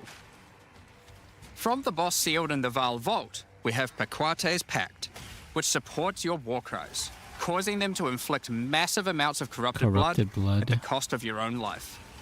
Additionally, some maps can now spawn summoning circles, a room resembling an Ezomite henge. Activating this henge will spawn bosses. It's as simple as that. Okay. We'll also be making changes to how affixes and waystones work. As the current prefixes equals good, suffixes equals bad, Yeah. iteration isn't quite hitting the mark. We tried something new here in Path of Exile 2, but after seeing the feedback, we decided we actually liked what we had in Path of Exile 1 more. Like Path of Exile 1, each affix will now be both difficult and rewarding. Okay. Waystone mods now grant an increase to the number of waystones dropped, and an additional specific upside attached to it. This means as you roll your map, they will continue to get more difficult and more rewarding, and allow you to customize the difficulty and rewards of your maps better. For example, the Frostbitten mod, which causes enemies to deal cold damage, also increases the rarity of items dropped as its upside. Whereas the Of Venom suffix modifier, which causes enemies to poison on hit, has the upside of granting increased pack size. Okay. Some maps will end up having a lot of rarity, some a lot of pack size, and others will just have a mixture of everything. Due to now having more modifiers granting difficulty, we will of course be reducing the difficulty per modifier to account for this. So, Sounds that's good. your Atlas, maps, and waystones, but what about Breach, Ritual, Pinnacle content, and others of the sort? Yeah, what about We're it? making some changes around this too. Also, what about The towers? first change is that you'll now be able to invest 2 points into your specific League Atlas trees before having to run the Pinnacle content. How? There will be a specific objective for each type of content which grants you those points. For example, in the case of Delirium, it's simple. You just need to find and kill one of the bosses in a map, Omniophobia or Kosis. The rest of the points for each content come from the Pinnacle content, but we're making some changes to accessibility here too. Okay. Currently, access to most Pinnacle content requires the same key at the easiest and most difficult version of the content. No. This creates a negative They're gonna feeling make where an at lower Uber key. difficulties, instead of wanting to run the content, you're often better off just selling it to someone who can run it at maximum difficulty. To address this, each content will now drop splinters, Yes. which will no, not dude. form into singular items. I Instead of knew it. using the singular combined item in the Realm Gate, you can now just bring your splinters. Upon inserting the splinters into the Realm Gate, an interface will appear, allowing you to pick your difficulty, and you'll notice each difficulty Oh. has a different entry cost. Oh. This means if you want to run easier difficulties, it costs Oh. less, which also allows you to run this content much Oh, sooner wait, into the wait, endgame. wait. This is better. Because these encounters Wait, now wait, just require okay. splinters, I spoke too soon. their corresponding Atlas tree no longer affects the difficulty of them, and has been changed to purely affect the content and maps on the Atlas. The Arbiter of Ash works a bit differently. Okay. Instead of requiring splinters, he still needs crisis fragments. So much info, man. We now have only 2 difficulties of the Arbiter. The first, requiring the existing Switch fragments to more obtained from dangerous citadels. mode. The second, Uber Arbiter, requires Calamity fragments. These come from Okay. Citadel bosses also, but only once you've allocated the maximum number of points in your boss Atlas tree, ensuring those citadels are at their highest difficulty level. Okay. Since we're talking about pinnacle content, we also felt that the leveling curve in the late game was a bit too steep. We've smoothed this out a bit so that it's easier to get to the mid-90s. We've also added some new in-game Nice. unique items. Let's take a look at a couple. Yeah, most people Thunderfist stop is at a level pair 90. of gloves that grants Crackling Palm, a skill which empowers your unarmed attacks, granting the ability to call down the storms themselves on enemies you hit. That's pretty cool. Put simply, literally every monster you hit with your unarmed skills will be struck by powerful lightning. That looks so cool. Pair this with the aforementioned Hollow Palm technique to embrace your true unarmed prowess in combat. That looks so sick. by Another the way. unique we're adding is What is- Henekura's Sight. Equip this amulet to be granted the power of the Mother of Death herself. This is reflected by granting you a skill called Foresight. While you have Foresight, your dodge roll no more longer avoids interested in- hits. But instead, being hit while dodge rolling restores you to full life and makes you unable to die for a brief period of time. What? You'll the notice when this hell? does occur, a copy What? of your character appears and takes the full damage. This is you seeing that future, as if you hadn't been wearing the amulet. What? Ultimately, your in-game experience should be more streamlined. I got with way new too hyped content with to the find. upside You'll be that able to invest in your I Atlas forgot tree there's gonna be sooner, a downside. engage with pinnacle content faster, have less FOMO running said pinnacle content, reach higher levels easier, and do all of that while finding many new chase endgame items. Talking about finding items is one thing, Here we go. but what about crafting. crafting them? There's just so much. We've taken There's a just step so back much. and looked at some of our crafting systems to make some notable improvements. Let's start with essences, which suffered from an issue where the regular essences were effectively useless and didn't give players the tools or excitement that a crafting system should provide. To Yes. alleviate these concerns, essences are being changed in a few ways. Firstly, they're being changed to function like regals and add specific modifiers with specific values, meaning you know exactly what you're going to get. Okay. We found that that's players good. were often bottlenecked by regal orbs when crafting in the campaign, so this helps to fill that gap, allowing you to better upgrade your items. Yes. For example, this Lesser Essence of Flames, which will be able to add a flat amount of fire This damage is to your really magic good. martial This weapons. is really good for campaign. Secondly, really, really we're adding good. many more tiers. That Lesser Essence of Flames, for example, has a regular variant and a greater variant too, adding even more fire damage with each upgrade. This is really good. The intention of this is so that when you find one early on, you don't worry about holding onto it till later to use on a higher level item. Exactly. That's what I was You doing should feel on free my to test use them runs. as they come to get powerful upgrades during the campaign. Oh, this is so good. Lastly, our highest tier of W essences, change. now called Perfect Essences, will function like a Chaos Orb instead of a Regal. So it will replace one of the modifiers on your rare items with the specified mod. Such as this Perfect Essence of Flames. You'll notice this one doesn't just add flat fire damage like the ones before it. The Perfect Essences often give something a bit different, with some opportunities to be pretty damn powerful. There are Okay. many different essences, each with many tiers, covering many of the more core modifiers you'd want on items early on, through to chase specialized ones for in-game. Speaking of in-game, we really wanted to expand our What crafting options was for late that? in-game crafting projects. You might have noticed that at in-game, you get way too many transmutes. Wouldn't it be nice if some of those didn't drop, but instead you got something a little more powerful? Yeah. At higher levels, you can now find Greater Orb of Transmutation and Perfect Orb of Transmutation. These can be used on normal items to upgrade them to magic, ensuring that the modifier generated is of a minimum level. This is similar to how you find higher tier items on the ground, What? but for crafting. These higher tiers will also exist for Orb of Augmentation, Regal Orb, What? Exalted Orb, What? and Chaos Orb. Meaning you can What? get all of the orbs required to take your item from normal rarity to a fully completed rare with guaranteed high-tier mods. What? On top of these new core crafting currencies, we wanted to make sure there are powerful crafting bases to use them on. Now in endgame, you can start to find exceptional items. Of course. These are items that drop at normal rarity and are perfect for your from-scratch crafting projects. They can come with extra quality, up to 30%, or an additional socket to use your crafting socketables in. What? And yes, they can be corrupted for yet For another triple? socket. Oh my god. You Oh can also my- get exceptional unique items.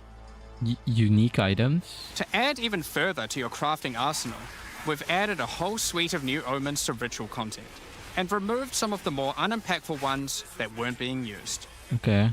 Some of the new omens include the Omen of the Ancients, which will cause your next Orb of Chance to not destroy the item, but generate a random unique of the same class. Or the Omen of Sanctification, Okay. which is my new favorite. This will cause your next Divine Orb used on a rare item to re-roll the values of its modifiers, allowing it to exceed the 80 normal to minimum and 120? maximum values, raising the ceiling on the new most powerful rare items in the game. Okay, so we have a way to consume This divines omen now. will also cause your item to become sanctified. This is insane. Sanctified items This is cannot be crafted, insane. just like corrupted ones, so consider carefully when you use this. Another is the Omen of Chaotic Monsters, which will cause your next Chaos Orb to reroll all modifiers on a Waystone, allowing you to fix your maps if you get some modifiers that are not feasible for your build. Besides these Okay. examples, there is a huge variety of new omens for you to discover in your ritual encounters. With the release of Act Of 4, course, notably taking Hinakora place in the lock is Kardori coming. Archipelago, Of you'll course. be able to now find a new currency item, Hinikora's Lock. Hinikora, the Kardori goddess of death, has the power of foresight and is able to see many futures, including the outcome of your next craft. So, imbuing her lock onto an item gives you that same power too. For example, you'll know whether or not to use an Exalted Orb on your item, as you will know exactly what the outcome is. So, with all these new crafting improvements, it's safe to say you're going to be making some epic items, and not Bless- necessarily just ones for yourself. Bless So Orb? given that, it's time to talk about a Okay, let's massive talk about the one. new trade. Trade. Dude, there's just so much It's being finally added. here. The moment we've all been waiting for. Fully asynchronous trade. Of course. Over the years, Here the we way go. players trade with each other in Path of Exile 1 has morphed from using the forums, through to the in-game chat, all the way through to using the website. These systems, in all their iterations, work for a while, but with each iteration, new problems eventually reveal themselves. Be it requiring you to be in your hideout too much instead of out there killing Cabbage monsters, merchant. or Cabbage never getting merchant. responses from people who are either Okay, AFK Avatar or reference. just can't be bothered. In order to finally solve this, and this has been a long time coming, This is we're adding a insane. new system that allows you to buy items from other players It's gonna cost gold. without requiring the seller to be present. They It's can gonna cost continue gold. farming, killing monsters, AFK as they please, and can even be offline. With the introduction of King's March in Act 4, you will encounter Ange, That's insane. I can't assistant believe to they did Rob in this. the Meridian Free Traders Company. Wow. Over the last 2 decades or so, since Path of Exile 1's storyline, Faustus has handed down his knowledge and expertise to Ange, and she is now ready to take over his business. If you Okay. have a hideout unlocked already, you can immediately invite her there. If you don't have a hideout yet, you will need to acquire one. You can do this by completing a quest to defeat one of the bosses inhabiting an island in Act 4, allowing you then to take a slice of it for yourself, making it your new home and base of operations. Once invited to your hideout, I want this she hideout. will now serve as operating your currency exchange, but also serve as the figurehead in your new trading empire. Manage shop. So, how does this new system work? In the existing trade system, you would list items for sale in premium stash tabs. And then when someone wanted one, you'd have to take it out for yourself and trade it to them. Okay. Now, instead of using those, you can give your items to Ange so she can sell them for you. Each item must have a price set. The prices are set using in-game currency items, such as Exalted Orbs or Chaos Orbs. Once a price is set, other players will be able to find the item by searching for it on the trade website. Once a desired item has been found, you can hit a button, which will instantly teleport your character in-game to their That's hideout. insane, by the way. Then, you can immediately purchase the item. That's And while insane, there, by the way. if you want, browse their other goods, in case there's a good deal someone else hasn't yet discovered. You'll notice that as a buyer, on top of the currency the seller set for the price, it also costs gold to purchase an item, as Ange has bills to pay after all. As a seller, you'll immediately receive a notification when an item of yours is sold, and can also see an effect above Ange in your hideout when she has unclaimed That currency. is so insane. Just go talk to her, claim your currency, and continue playing at your leisure. As many people already acquired premium stash tabs for the purpose of the trade system, we wanted to add a way for you to convert your existing tabs to merchants tabs, if you want. You can do that here, on the website, but only if you purchase those tabs before the release of the third edict. To clarify, the existing trade system will remain fully intact, so your premium stash tabs will not lose any of their functionality. We just figured people might want to switch over to this new system. We expect a lot of feedback around this new system and are looking forward to trying it out with you. As we are not able to test internally with an entire, thriving economy, there will certainly be some kinks to work out. Based on how the system goes, we will be adding it to Path of Exile 1 when ready, so any of the tabs you purchase will also be usable there later. Next up, we're going to be talking about our new supporter packs. Today, we're launching 2 new series of supporter packs, the Justice and Trathan Executioner packs. Take a look. Each tier contains the pack's full face value in points, alongside several exclusive microtransactions. I like the bird. As always, the microtransactions Tiny in these little packs are baby purely griffin. cosmetic and do not affect your character's power or progression in any way. The Justice series of supporter packs contains 6 exclusive microtransactions. Claim glory after defeating enemies, or inspire your allies by calling down the Banner of Justice portal. The Sphinx Mystic hideout decoration will identify items for you, displaying them as it does so. This ancient creature has been presented with many items over the eons, so has some strong expressions to make on the quality of your wares. Become a true warrior, worthy of delivering the justice of the eternal gods with the Apostle of Justice armor set. This armor set also comes with a matching back attachment containing a set of scales to measure your worth. With the Apostle of Justice finisher effect equipped, the Goddess of Justice herself will appear to decide on a verdict for slain unique enemies. Okay.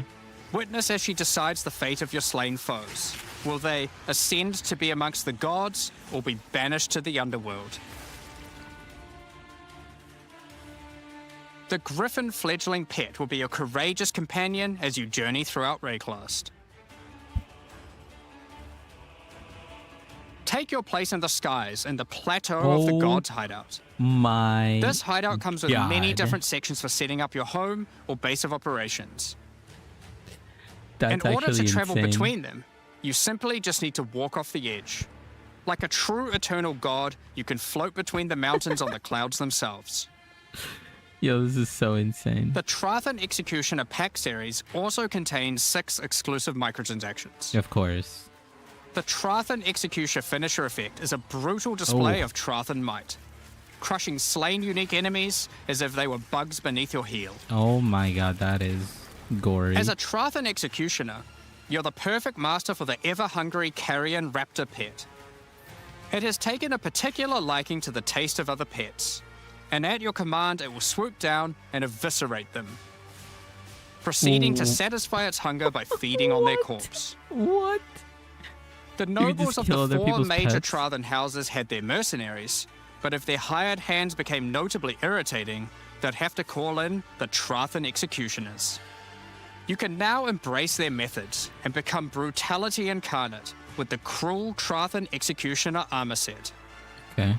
The matching Cruel Trathan Executioner cloak will shroud you in Looks scarlet okay. as you crush the skulls of your enemies and leave a trail of blood behind you as you build up a kill streak. Looks Or okay. use the alternate variant to simply put a skeleton on your back. Be bathed in blood as you mutilate monsters with the Cruel Trathan Executioner character effect. The swirling blood increases in volume as your spree of slaughter continues. Both this effect and the cloak use the same kill streak for tracking how much blood is shown. After a long and tiring day of executions, Dice. enjoy a relaxing game of dice with the Goblin Gambler's Hideout decoration. They'll definitely be playing fair, right? Oh my god, and they're the gamble Pulverizer map merchant. device brings a horrid efficiency to punishing the damned of Trathus. Each map you open will execute the next victims. What is this? This map device in its true ruthlessness tracks the total number of monsters killed, your kills per second, and your largest kill streak up to Okay, the pay point to of the win. map being completed. This is then displayed on a leaderboard so you can take a measure of you and your friends' violence at the end of each map. Additionally, any microtransactions from the supporter packs will be made available for use in Path of Exile 1. That's enough kinda about cosmetics. crazy. Let's get into the Q&A. But firstly, I want to give a huge thank you for your ongoing support. Holy, there's so We're much just about info. to start the Q&A with Ziggy D. There's just Afterwards, so at much. 11 a.m. NZ time, or 4 p.m. Pacific, we'll post Path of Exile 2, the third Edict's patch notes. With the release at the end of next week, we're not gonna our get- community team will be posting crucial information you need for the release. Keep an eye on the news. Thanks for joining us today and checking out our latest developments. We're looking forward to seeing your experiences with Act 4 and its new bosses, fighting the Abyssal, trying new builds, and crafting new items. We'll begin the Q&A shortly, so please get your questions ready. Wait, so we're not getting patch notes till 2 hours from now?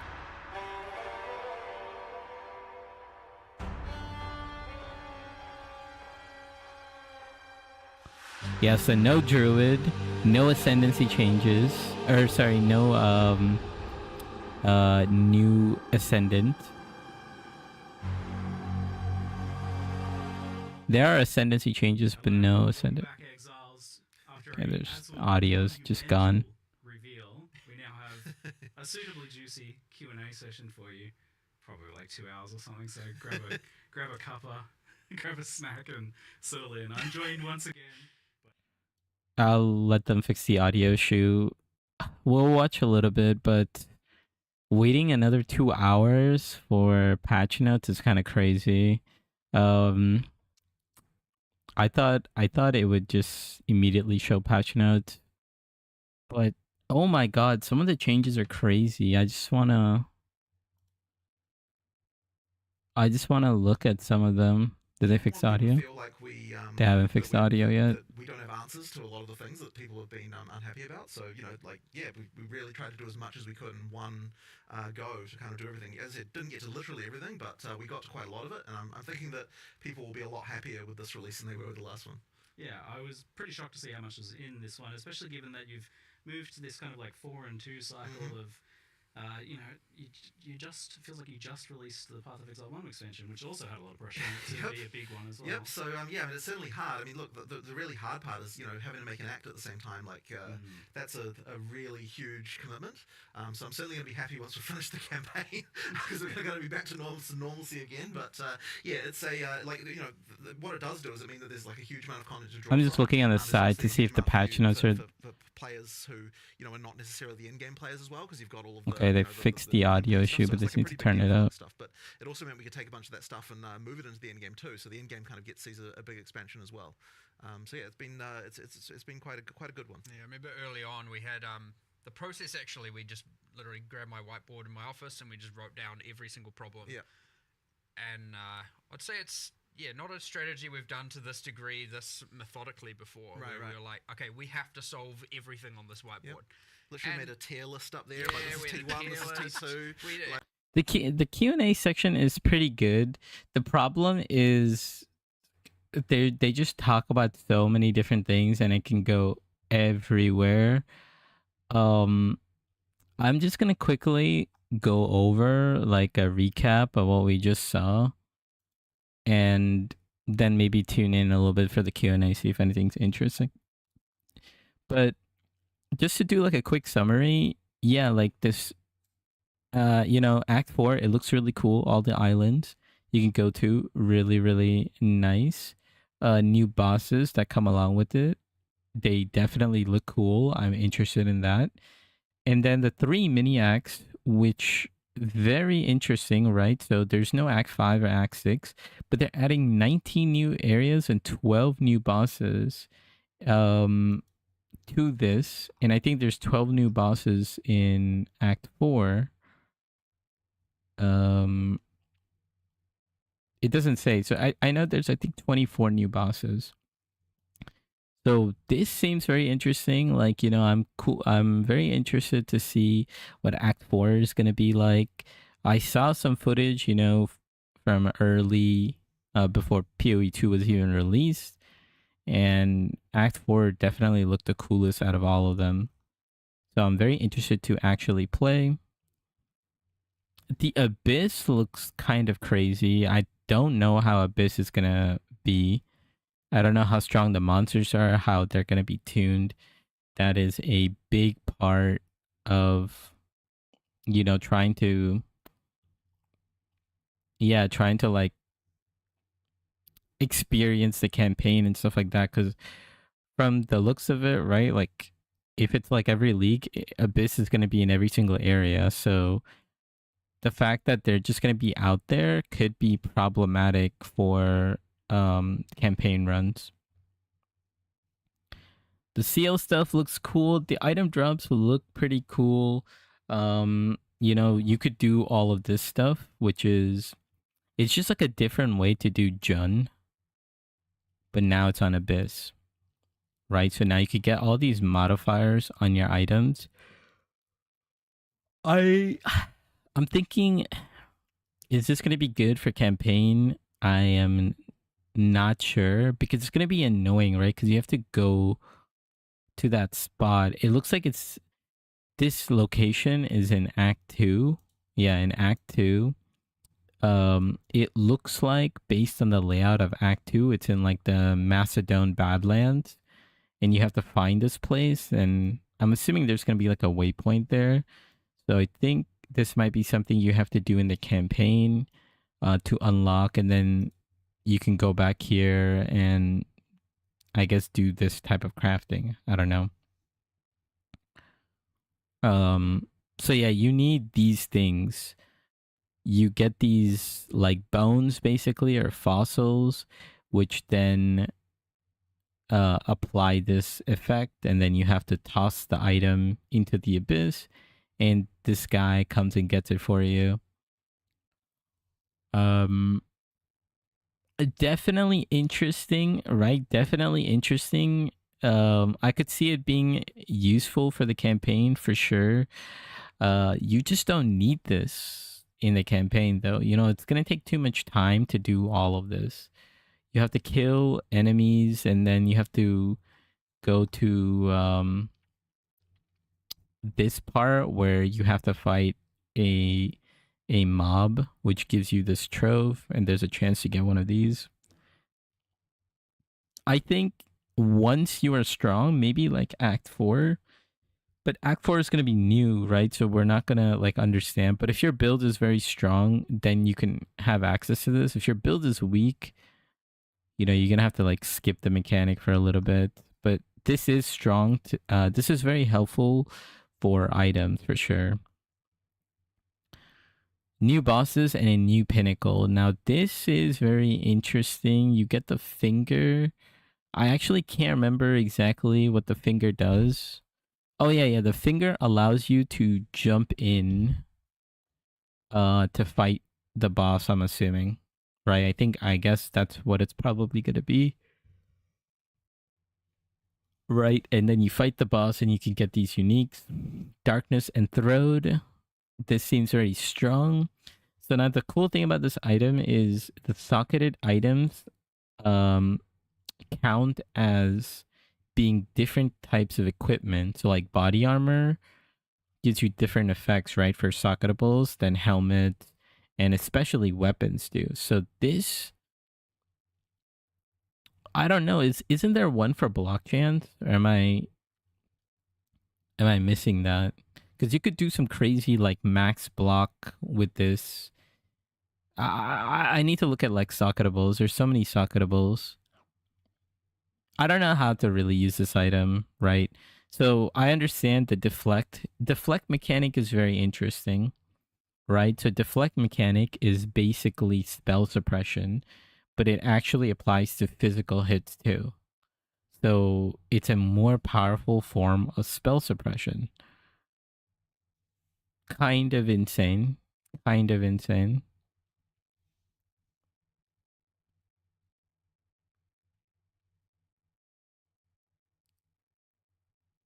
Oh, you can re-roll the option with this omen. Okay, that's pretty strong. The omens are getting reworked too, or new omens are coming. What else is there to say? It's pretty cool. Sprint actually looks good. Like I thought Sprint was gonna be bad, but Sprint actually looks like it's not clunky, it's not janky, and it looks fluid, and there's no limit to it. So, backtracking and all that stuff could be useful. New support gems. So this is very, very cool. Your support gems can upgrade. I don't know exactly how that's gonna work, right? Do you have to find a level 3 gem and only level 1s can work? And I saw pictures where it's like this, right? You have level 1, 2, 3, 4, 5. Does that mean there's going to be like a level 5 support gem that drops and that's going to give me access to Brutality 3? Right, is if that's how it works or not. And the lineage support looks really cool, right? Like the lineage supports. And they did showcase this one. Where is it? Yeah, this one. Rockiata's float. This is by far the strongest one. Like, this is like insane.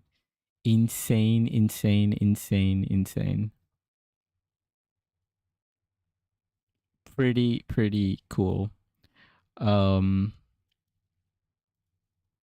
So yeah, like the support gems, very interesting. I think it's gonna bring some very cool things. New skills, major balances. So like the hammer throw looks awesome, because then you could create this like spiral thing like that you just saw. I think it's based off of hammer throw. Let me see if I could see it. Just gonna look at the animation. Yeah, see, he threw the hammer, and then the hammer is creating this spiral thing. So pretty cool.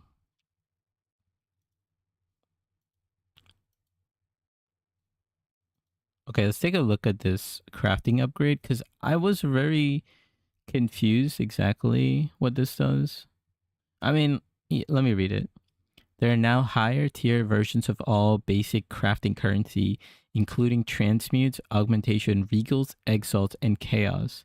Greater perfect currency items add mods with a guaranteed minimum level, ensuring better results for your crafts. So these, I don't know how common these are going to be, but this is insane. You're going to be able to make really, really strong items because, yeah, like the whole problem with transmutes in the end game was you needed a ton of item bases. You needed a ton of item bases and you needed to like transmute spam or essence spam. But now with greater orbit transmutation, this looks very good. And then there's also perfect. Well, okay, this is talking about exceptional items, right? So there's also going to be exceptional items, which sometimes could come with extra sockets, higher max quality, and maybe there's something else. But there's also perfect, yeah, so perfect items or perfect exalted orb. Augments an item with a new random modifier. Perfect chaos augments a rare item with a new random modifier and a removes a modifier. I thought there was something unique about these, but I think it's for essences. Yeah, let's look at essences. So saying essences now upgrade magic items to rare, adding a specific mod. This is so good. In the campaign, one of the biggest problems is getting regals, right? Because you want to, you get a 2-stat item, but you now want it to get 3 stats, right? Because you want an extra little power, and this is going to help out, right? Lesser essence is going to help out. Greater essence is going to help out. It's going to give you a higher tier mod. And then apparently perfect essence has, oh, this is what I was talking about. This is the new chaos orb. Basically, this is like a chaos orb that guarantees a specific mod. Could be good, could be bad. We would have to look at all the essences. Yeah, the omens are very cool. The new omens, right? So like this one guarantees that the chance orb you use will give you a unique item. So this could be a very powerful omen. Omen of Sanctification is probably the most insane, right? Because while the item is active in your inventory, your next divine orb used on a rare item will sanctify it. And basically what this was going to do was it's going to make it so that you could roll 80 to 120% of your rolls. So, for example, if you have 100%, let's say you have 100% spell damage, with this, if you use a divine orb on it, you can roll it to 80% spell damage, or you could now roll up to 120% spell damage on that item. That is super strong. We got a divine sync. We have an exalt sync, right? Yeah, we have an exalt sync, but now we have like these different tiers of exalts. I don't know how I feel about that. I don't actually understand. Well, yeah, I understand the difference because now you're just gonna get a better modifier with perfect exalted orbs. We'll have to see, but this just adds so much complexity or just so much additional currency. We'll have to see. And then the last one is a Omen of Chaotic Monsters, which when you use a Chaos Orb on a Waystone, right? What it's going to do is going to change all the modifiers and change it to something else. So let's say you got some modifier that bricks your build or you don't want to run it. You can use this. It's okay. This has to be common. This has to not be common. Like, this has to be rare because that's very strong. And then Omen of the Ancients has to be like uncommon. It's got to be somewhere middle of the pack because it guarantees a unique item. So now we have a Chance Orb sync, we have a Divine sync, and we have a Chaos sync. But we already had a Chaos sync. I wonder what happens if you use a perfect Chaos with this Omen active. We'll have to see. Hinakora's Lock, this thing's OP, right? But I don't know how OP it is because you can't really reset in PoE. I guess what you could do is you could use Hinakora's Lock and then use like Quality Orb. But you only get a certain attempts. This basically limits how many Hinakora locks you can do. I don't really know.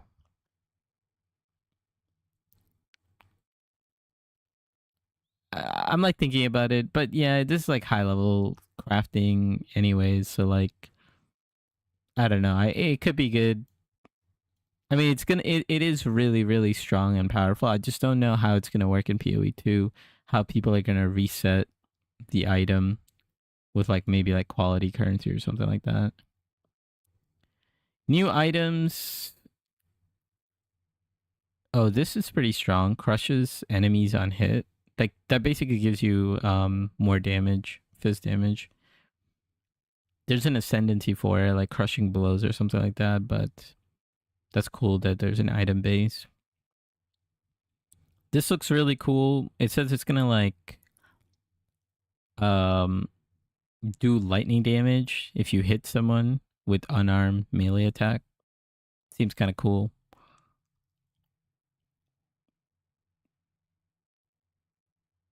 This seems awful,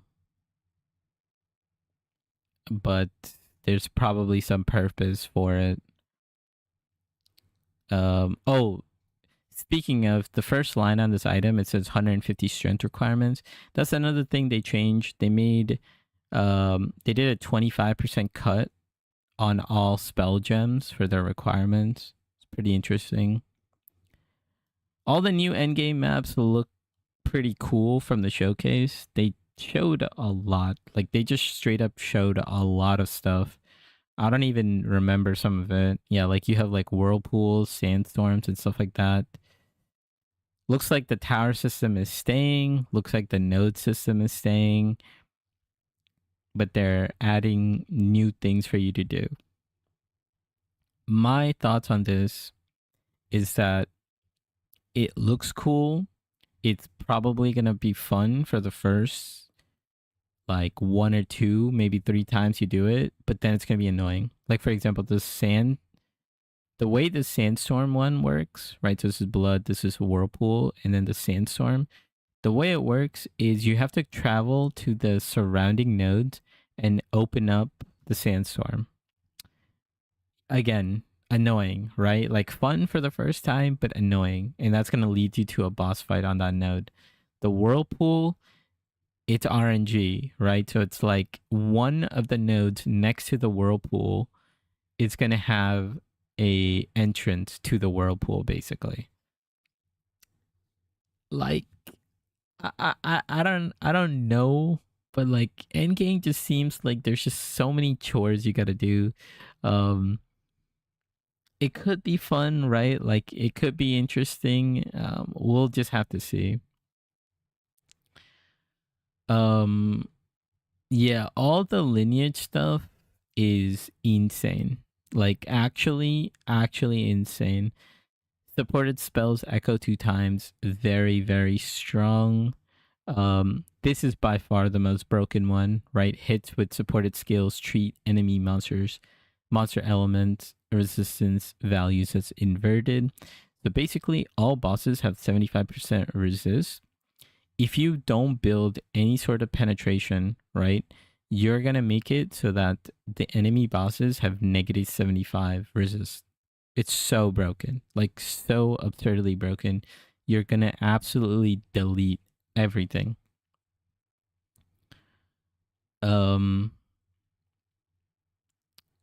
This one's cool. There's a couple interesting ones, and they said they added 40 of them. So we really need patch notes, but maybe I'll wait till patch notes. I don't know. We'll see.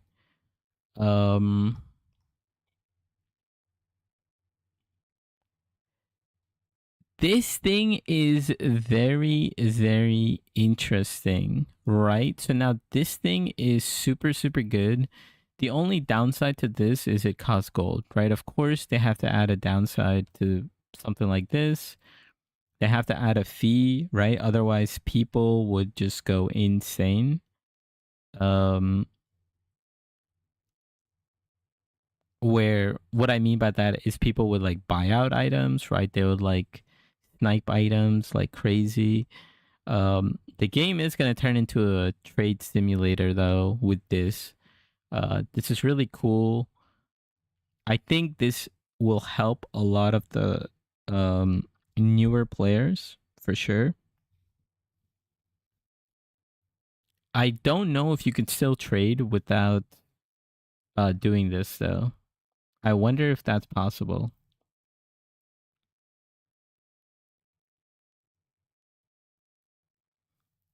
Right, because there is a gold fee now. Like gold's gonna be just super important. because of the gold, you can't also just be a full-time trader. So like you have to play the game, you have to earn gold, and then you could do like item flipping and stuff like that. This is gonna affect price fixers, of course, right? That's a really good thing because people, I don't like the price fixing at all. But this is also gonna make it so that if someone mispriced something, right? So previously, like a good strategy for playing the game was whatever you found, you take it and then you dump it into a quad tab, and then you just let people, what's it called? Just people buy, like message you, and then if you're getting spam pinged, it usually means that item is really good and you didn't know about it. But here, you might get scammed. But the thing is, you won't know that you got scammed. Maybe it's a good thing, maybe it's a bad thing, who knows?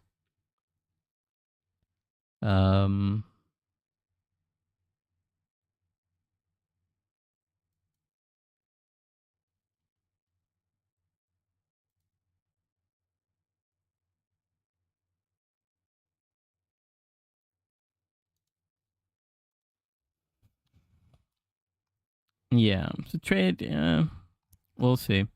Let's see what they're talking about. The spirit is the same, but the other bonuses, we've kept like, we'll still have the resistances that you got before, but some of the other bonuses from, like, for example, crawls, the snake in Act 3, I can't remember the name of these areas. We have internal names, the old snake chamber. The reward from that will be slightly different because not all three of those options are available, and they're available in different ways. Some of it might be, some of it might not be, and some of it will be in Act 4, some of it might be in the interlude, So it's kind of mix and match all over the place, but there's some pretty cool stuff in the interludes that, that you've obviously got your permanent bonuses, you've got your skill points, you've got just like which bosses do I want to do first or last. That's all nice, but you have a little other things subtle. Like the first area of one of them, I'm gonna be as spoiler light as possible here, has a wandering vendor that sells, guaranteed rare caster gear, and you can go and be like, I'm gonna go there, check that if I'm a caster, and then I'll go to the other two acts because that might have like a straight up weapon upgrade. And then there's another act that sells a whole bunch of greater runes, and so you might be like, I need some runes, I'm going to go there, find that vendor, get some runes, and then go to another.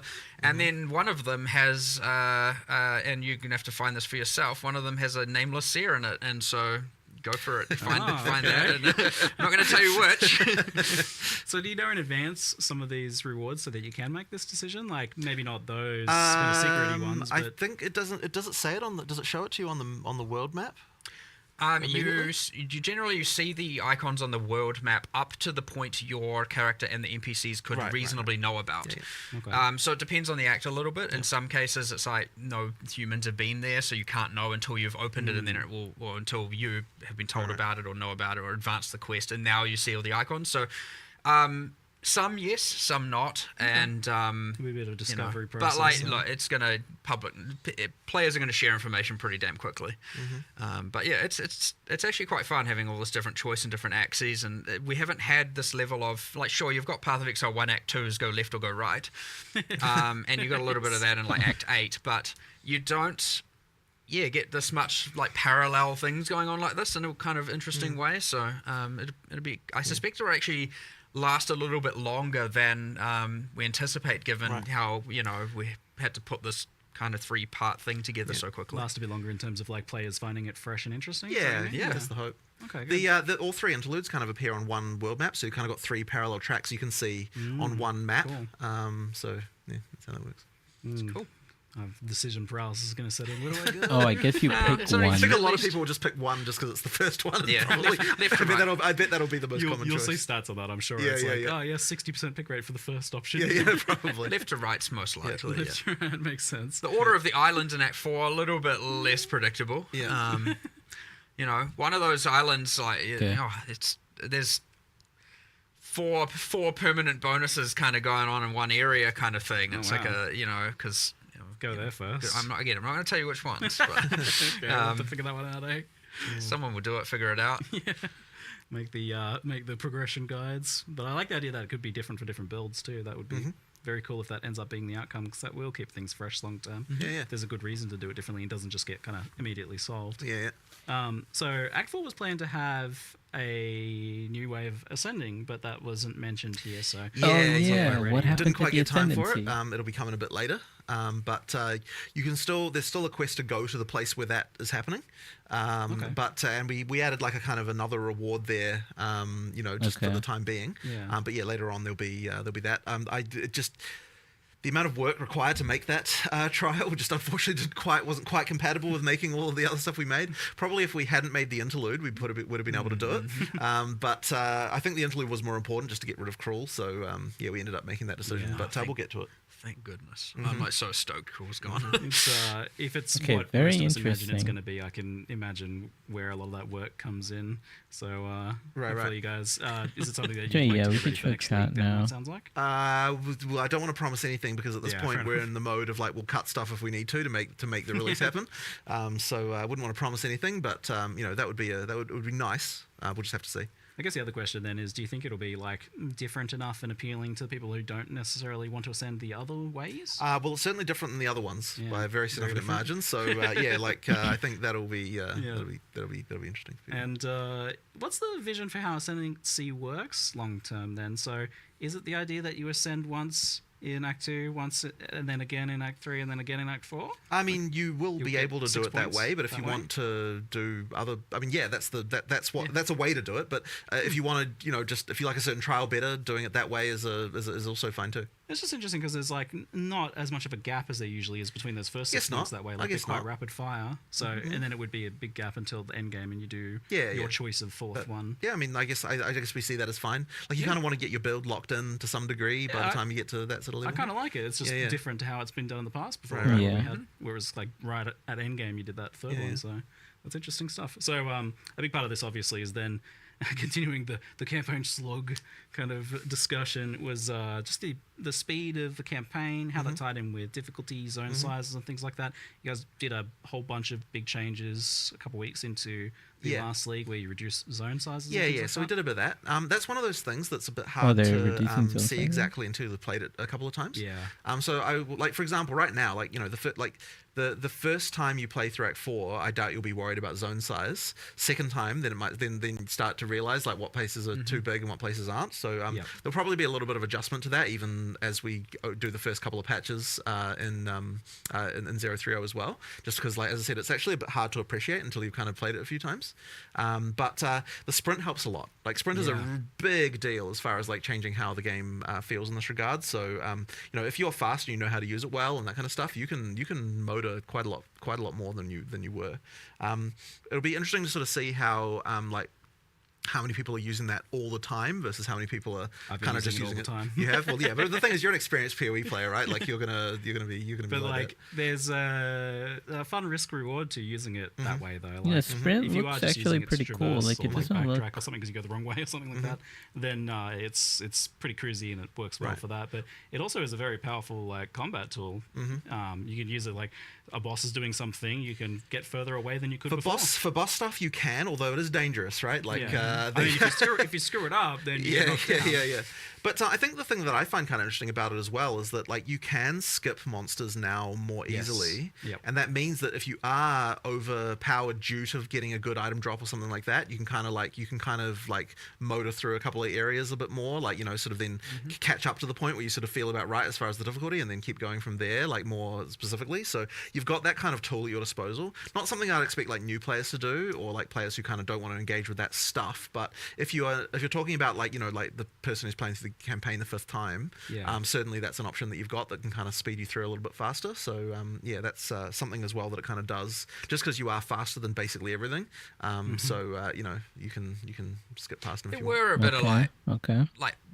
good players, like knowledge players knew how to move a lot quicker. There's a bunch Yep. of skills. You get animation Yeah, but cancelling. You didn't- got shield so charge. yeah, and it's true. blink It's true. and- The speedrunners already have a way, but like Yeah. no one really like. Obviously, you don't want to be doing that all the time, right? Like unless It's you're just like really dedicated to speedrunning. So niche, yeah, unintuitive, and exactly. whatnot. So like there's a simpler way to now, close the gap between the players who knew all of that and the ones who didn't, and which is great. And maybe a lot of those players are still using all of those tools even on top of this, and that's fine. I actually wonder if like the sprinting is faster than like the shield charge, dodge roll, animation cancel shenanigans.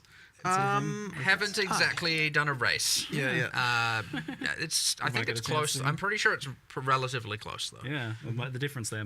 I know there's some passives in the deck side of the tree for like slightly increasing your speed while sprinting, and a few other different things while sprinting, like increasing your evasion while sprinting, and so there's some of that going on as well. That maybe when you speak into all that, you have a more of an advantage over those other skills. We'll see. You actually buffed dodge roll a bit for the sprint too. Like you can turn a bit better. For longer during the dodge roll. Yes, you can. So that one was, man, I'll tell you what. So this is kind of inside baseball stuff, but sprint was like way harder to implement than you might expect. Like it seems like, you just add a speed buff, but like getting it to be smooth and like feel right, and like all of the stuff around like the turning at the end and like all that stuff, that was really, really hard to do.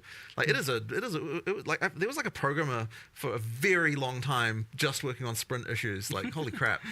So yeah, like it's one of those things that like every little imperfection of it, so you do it so often, needs to be ironed out.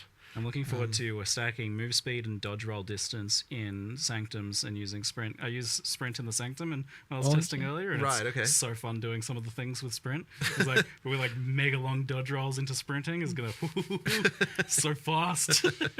I mean, we've in general just improved mobility. We've improved and even outside of that, it's like. Talking about I'd never thought sprint, about slog, fast. Like there's more technically to it. Trials of the second mode. Obviously dodge rolling has improved.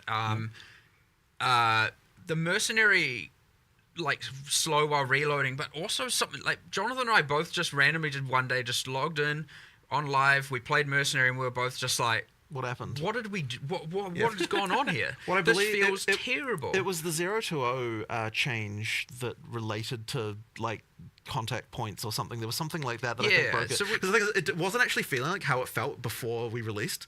So it's like, oh crap, we need to fix this. Something went wrong drastically there.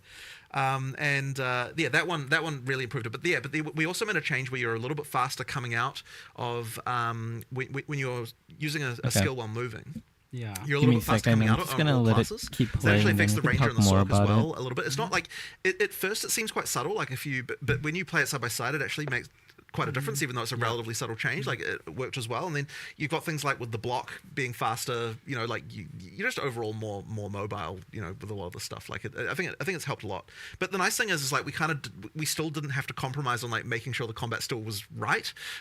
So that's obviously been like a big worry, especially because there's so many other buffs and things for other character classes. Like there is definitely a concern that we've like overcooked, gone too far. Like things are, like things are going to be too easy, and I'm a bit worried about it, but. I think it should be okay.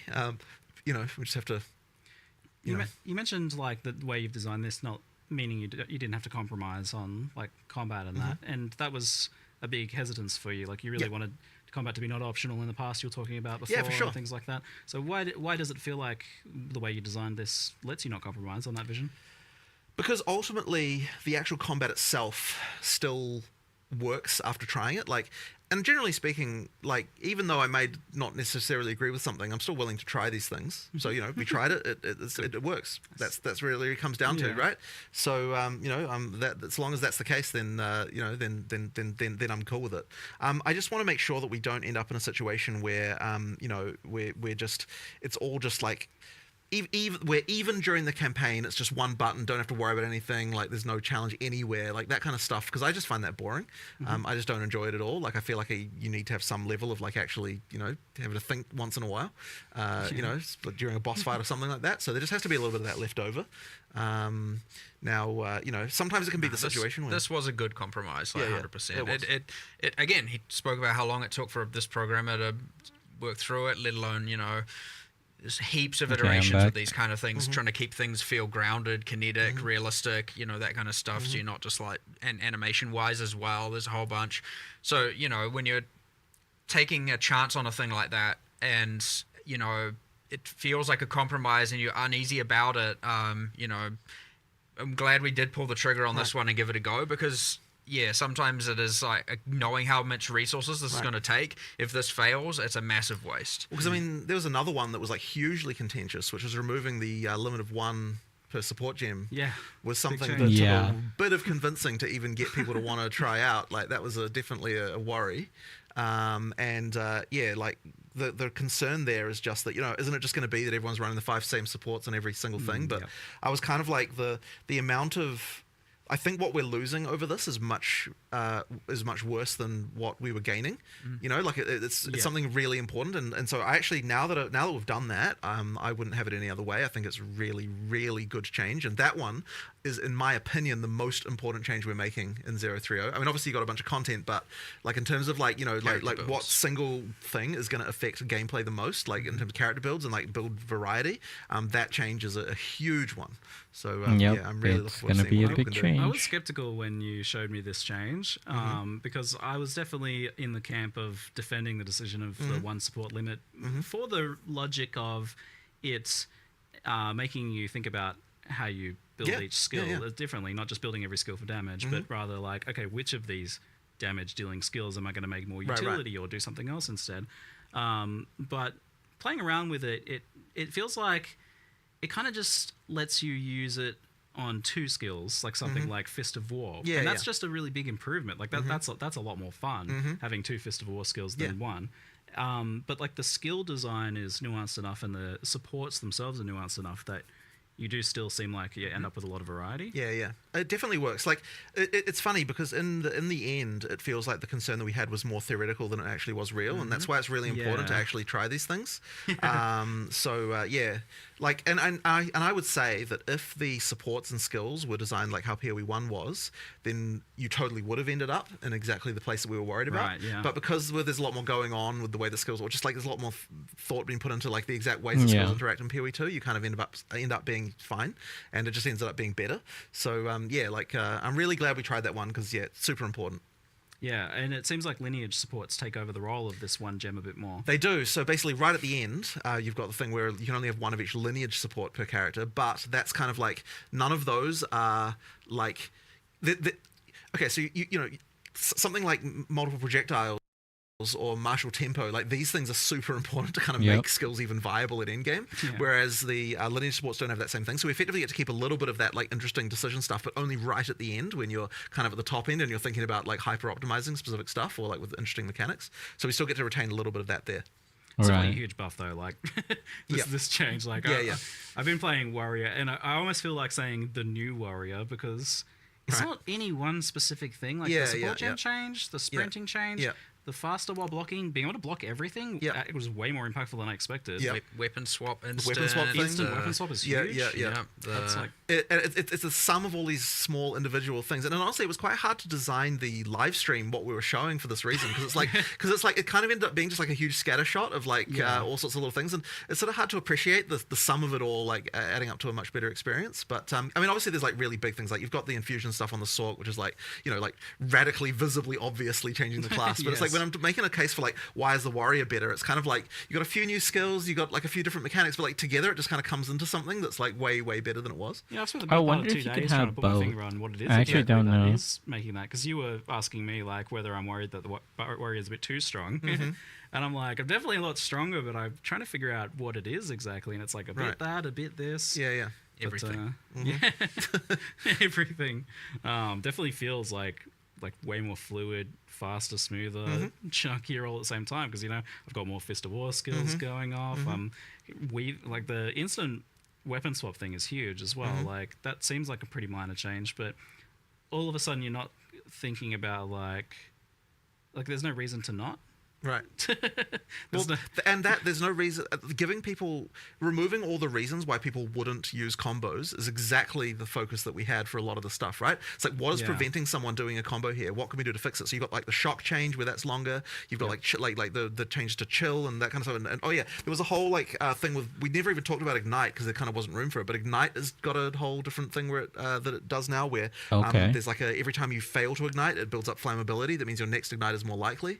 So there's like that. There's like a bunch of changes just all through. That's really cool. Like the places, just these little things that tweak stuff. One of the ones I know is actually really big is the the thing with the curse and the what do you call them? The thing that lowers resistances. What the hell? Exposure.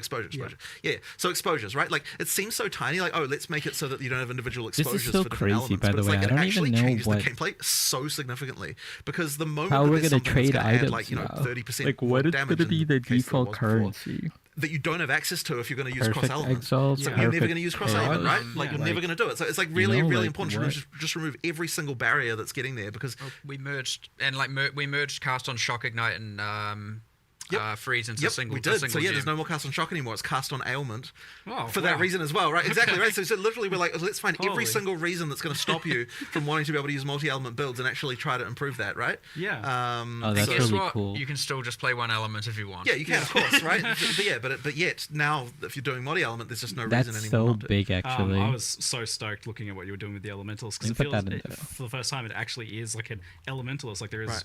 mixing of the elements. It's cool. because that's a fundamental game design thing with action RPGs is that it always at some point makes sense to focus in on one very specific thing Right. because of scaling and but it seems like you've gone a long way towards solving that issue. Well, I hope so, because we really tried to fix every single case we could see. Now, there might be still some more, like you'll find there's some random mechanic that only works on one thing, and then people pick that, and we're like, okay, we have to find and make sure that there's something that's going to attract you to every element and play it. I mean, look, part of the upgrades to the individual ailments also really helps, because it's giving you another reason. Like, it isn't just that you've removed the things that were preventing you from, like, you want to both have I'm not specializing you because this mechanic works across different elements, but also you want to have like this element has something that you're going to want to use with other elements, right? So like buffing shock, for example, we're like, okay, like, is there enough of a reason to weave lightning into a fire build, right? There wasn't enough of a reason. So by making shock better, it's like, well, then now there is a reason to use two things, but you also want the burn and you also might want the chill, and like making sure that all that stuff is powerful enough to actually tempt you to actually do it. Because like 8-second shock, and you even mentioned bigger magnitude shocks. Yeah, depending a on number bosses of the and things skills like have that. a bunch of shock effect on Yeah, it. so effectively, if a skill is supposed to be for shocking, then that skill will have magnitude on it, because the idea is that, like, we really want to make sure that, it actually works. But Pull up half a building so that kind while of stuff. this It's is the same with happening. the fire skills that are intended for burning as well. Like, if something's intended for burning, it's going to have some kind of duration or something like that. So it's like, you want to use that one, then you want to switch to something else while that's burning away and that kind of stuff. Yeah, because I always want to do that sort of thing, but you feel a bit silly because, like, It's just not enough. It just You should- wasn't doing enough. yeah, you should just like use your main skill instead. Yeah, You're wasting exactly. time. But like, even like, once again, you wrap back in the support changes where it's like, okay, like, why would I want to use this other mechanic when I can't do this as fast, or I can't do it as powerful as I could have been doing on something else that I've all in on. Like, it's like that as well was contributing. It's like the whole lot was just all a bit of a mess in that way. Yeah, and you mentioned the Ignite thing. I did want to clarify because I saw some questions about it in the chat. It builds up now. So like, if you don't ignite, you get 50% of the Ignite, and then the next failed Ignite will. It's called flammability, since we no longer have the curse. Right. And as you build up more flammability on an enemy, the probability of an ignite occurring goes higher and higher and higher, and once the flammability is full, the ignite That is could be very deterministic. So interesting. if you miss an ignite, you at least Basically, contribute towards the you next get ignite this. being more likely, and eventually it is inevitable. But one of the other amazing things we got, which was huge from our perspective, is that the way that ground effects work now for the fire is that it has to build to 100% flammability and then it sets them on fire, which not just means instant. that if you use a level 1 flame wall, it doesn't ignite shit anymore really, really easily. So that means we can actually add mechanics that trigger off ignites and do all that sort of stuff without it being a disaster. You So don't have to worry about people being full degenerates with yeah, it. exactly. So if you're using a high level flame wall, it'll set on fire real quick. But if you real quick. But if you're using a low level one, then it takes forever. So Right, you won't do it anymore. okay. Yeah, So, no, That's how they so balance it. Finally, a good solve for that, because that'd be Yeah, I know it's been a bit of a thorn disaster in for your a long side. time, but so now we can have ignite triggers and more supports around that and that kind of thing. And Yeah, that's let's good. be more liberal with the power you can give out to that sort of thing. And just the consistency has been a pain for any Ignite builds for a sure. while now. So that's just sure. going to be actually consistent now. Yeah. So that's really good news. And I saw that freeze was getting a lot better too. The same idea of like any freeze skill. Yeah, so the freeze Cold skill, snap. for that one, we didn't, I believe we didn't change the sort of base freeze balance exactly. It was more that freezing skills just had more freeze going on. Yep. And then there was also the other change, which I guess we didn't even Possible. cover really, which is that anything that consumes, well, we'd use the word poise, but basically what that means is that anything that's like harder to apply to a boss, if the mechanic is harder to apply to a boss, then we want to increase the reward for doing it on bosses. Yeah. So then we've got like an extra damage versus unique monsters, like kind of in quite a lot of places and different skills now, see. because once again, if you freeze a boss, it's way harder to freeze than it would be a regular monster. We want to make sure that the payoff for that, for utilizing it, is now much more chunky. And this was substantial enough that you could actually see it in the footage. Like True. you saw the boss getting chunked. Right. From those Yeah, shots in the this footage is- compared to like the this is regular. big. But there were attacks. other ones as well, right? Like, so with the armor break, for example, it's like you weren't really incentivized to consume armor break on bosses. So the way we solved that Yeah. particular one was like, okay, if you're an armor break consumer, rather than consuming the armor break, we're going to upgrade the armor break to a new state, like a new higher, like a Yes. level buff that's going to do something different. So yeah, like in the case you're like, in the case of Sunday, you're like upgrading from plus 20% to plus 40%, but then it also refreshes the duration, and then so effectively you're more incentivized to do this, and then because it actually extends it now. So that's like another thing where you're like, let's actually make this combo work. The high velocity rounds one is Very good, yes. pretty crazy. It's so crazy, that's yeah. it takes your armor break into, I don't remember the name. Let's say T2 I think armor it's break. shattered armor. But I it's think then for the next however long the duration is, 5% of the, I think of it like a kind of infinite impale. yeah. 5% are words. 5% of the damage dealt by the high velocity rounds is dealt on every single hit That's for the rest of insane. the duration. And that means every single pellet of a shotgun is doing a percentage and of every the, and the the high velocity fragmentation damage. rounds is 10 hits. Yeah. And then the consumed days juicy. on Monk is the exact same thing. So if you do the days vaulting impact, and then you have, if you have staggering palm up in a temper spell and you do whirling assault, you're doing all the whirling assault hits, all the projectile hits from staggering palm, all the temper spell hits, each of which are doing a percentage of the vaulting impacts thing on hit, and you just melt things. So juicy. I saw Days as like instant Wow. application too. Yes. Well, that one was kind of worthless before, so we're like, let's just make it actually work. But yeah, this idea of like buffs that get escalated into tier 2 buffs is like a kind of cool concept. I like that one. And the other funny thing about it that's like less obvious but really good from our perspective is that it means you can't repeat the combo piece immediately either, because once you've upgraded the armor break, it's extended the armor break, which means that you can't just reapply the armor break immediately again either. You have to do something else. So it actually kind of generates that rotation kind of naturally, which is kind of a nice one. It's chunkier and it feels like you're not an idiot for doing it. Right, which is what it was exactly. Before it's like, why would I want to remove their broken armor Exactly. and make them tankier again? Yeah, like so it never really made any sense. that's a good one. But it also like prevents some of the weird edge case stuff that is a pain for you guys. So huge improvements there. Yeah. There's a lot to take in with the supports and skill changes and things like that. But it's like with the amount of supports that are getting added now, and now tiers of supports and lineage supports, do you feel like there is a point where it's a bit much for players to like take in? Like, well, so I've got something. discovering. There's some stuff Okay. around this that I would Let's like talk to about improve, this. which is that so well, first of all, we did a full pass on recommendeds to like, because there was a lot of terrible recommendeds right now, and so we did like a full pass on that. So basically, what I'm hoping is that now, at least all the recommendeds are not bad. Like I was kind of trying to really answer the question of like, are these 3 supports the truly best supports that this skill could have, right? And previously we had this extra constraint that kind of screwed this over, which was that because you could only have limit 1, there was always this thing of like, oh, but would you use it on the skill or would you use it on a different skill that we were always kind of working around? see. Now we can just be like, what are the 3 best options, right? With no other constraints, right? And so that means that like that immediately makes it easier for us. But Yes. I think the other issue is that what it was, the whole like, there's too many supports thing, part of it was because since the recommendeds were bad, you kind of had to go to that other screen where you've got all this other stuff. It's like, if you actually rely on the recommendeds to be good, it's like it doesn't, the fact there's a bunch of supports doesn't kind of matter as much. I remember we had a ranger with the 10 skills, 50 supports, and it was 2 out of 50 were recommended, I think, for the skills they were on. I'm like, yeah, it's a bad sign, right? And so if that's a the bad builds people are sign, if your playing- in-game ranger is that, it means that if the player who's following the guide that we have given them is not only not being rewarded, they're being punished. Right. Because they're making, Yes.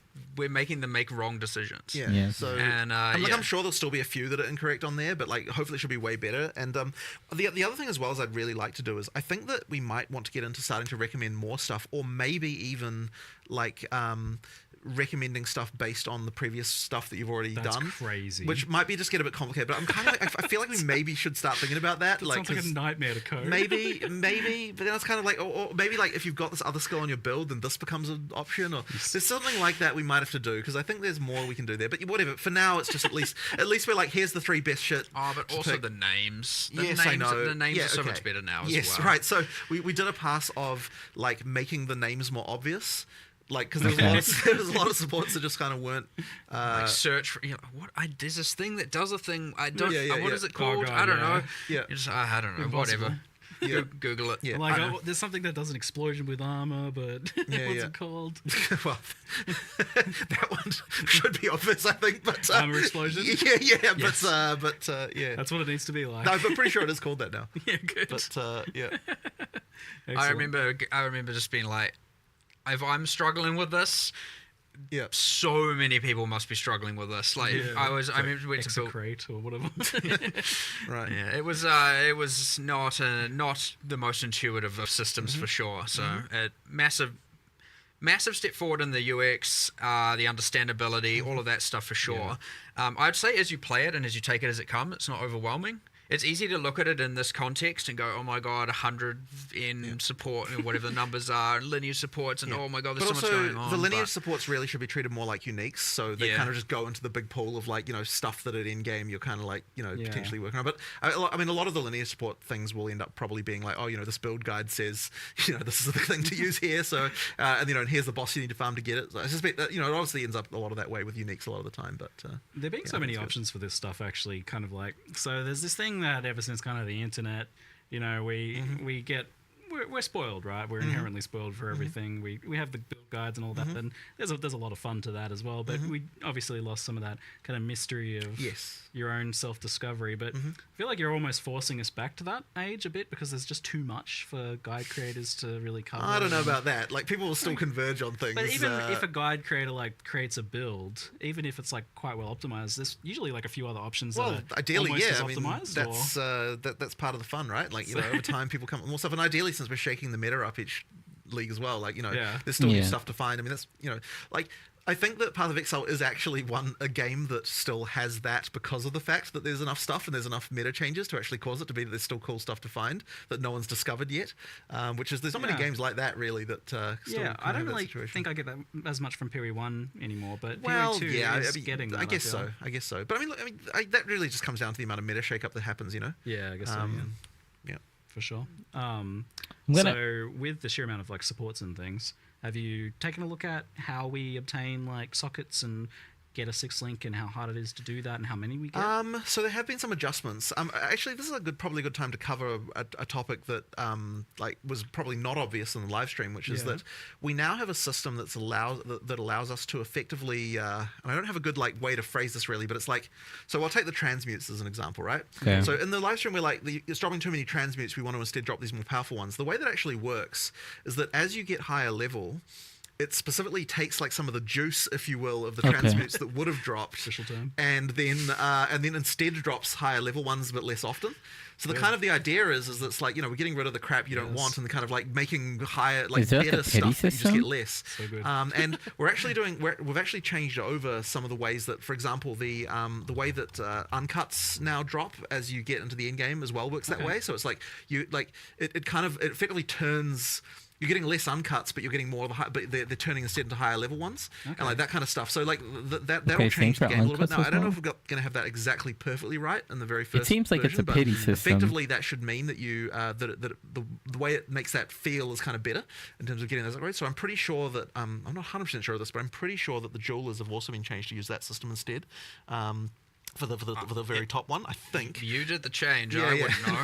I think that one's been Okay, changed. so perfect. There's effectively so what you get there is we're still trying to make it so that you get enough of the low level currency that you can still do map crafting, because obviously you don't want to burn the higher level ones on that. But what it does mean is that you won't need to do as many crafts. Just the bulk of the number of crafts you have to do to get decent stuff will be better, and you won't just get as much just the crap that you don't need.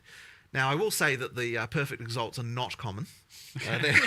Okay. They are quite rare, and there's also the drop rates are to an extent that's much larger than previous stuff because of the way that works. Are much more controlled by the level. So at the difference between the eye level 78, 79, 80 is quite large in terms of the percentage that gets converted. So there's a little bit more going on there, and then eye level 81 and 82, like from rares and uniques. Yeah. That is even more. So like you kind of there's a little bit more of that going on with that to make it You can you can cube them down, right? As well. You can so down cube. You can't up cube. You can down cube. If you're SS, So that's probably not a word we should be using. But you can split them apart. Like if you're an SSF and you're not getting enough of the basic stuff to roll waystones, and you happen to be getting some of the higher tier ones, and you don't need them for your gear, downgrade them so they can. And split them into 3 so that you can apply them to your maps, like that's the... Interesting. Criminal to split a perfect... This is so weird. It's more about the greater one going into the other ones. I see what they're doing, but this is definitely weird. So kind of on the topic of like the sockets and the gems and things like that, what's your kind of like expectation for like when a player would have like 1 6 link or even multiple or all 6 links? It's a good question, actually. That you think players have now, especially with the support gem change? I don't know that we've necessarily changed that for 6 links too much. But for the lower ones, like for the 5, we did add a few more like specific drops around during the campaign and like a few more things like that to kind of just make sure we really wanted to make sure that there's a bit less randomness for that part. For the 6 though, it's still kind of like supposed to be the peak, like top end stuff. So it's really the 5 that we want to kind of make a little bit better as far as we significantly changed the drop rates of these as well in 021. That is a good point, actually. So if you haven't played since then, it's a bit which of a was a decent time into 02, the 02X, series, and the drop rates of these did significantly go up. Yeah. Because it is worth mentioning, of course, if you didn't play post 021, then you've probably got a very different experience from what the drops are now compared to what they were before then. Like we made a pretty big difference there. Yeah, the changes that you did over the first few weeks and stuff. So just worth mentioning that's still a thing, right? Like we still have those changes too. So if you stop playing after like a week or something in 020, like the item drop stuff changed quite a bit. Yeah, and is it kind of the same thing for like level 20 gems and stuff like that? That's something that's I'm not meant exactly to be kind of like a chase long term. It is supposed to be chase, right? Like getting those higher stuff. But one thing that you shouldn't get anymore is the just like spam of crap you don't need as far as the uncuts are concerned. Well, during that 02X when we were looking at item drops and everything, I looked into the gems, and it was okay. So obviously we added that Venter's gamble box, and that was dropping them. And I was like, why does it feel like 90% are coming from that? And we looked into it, and then it was like, oh, these are like only dropping from the way the levels had been set up. It was assuming that the tier 16 maps were 83. Like in PoE 1, the highest tier of maps. That's why they weren't dropping level 20 and gems. So the drop levels of level 20 gems were like dropping from only, the corrupted +1 level areas and all of that, and only from super restricted. Yeah, and so I was like, oh my god, this was just a straight up error.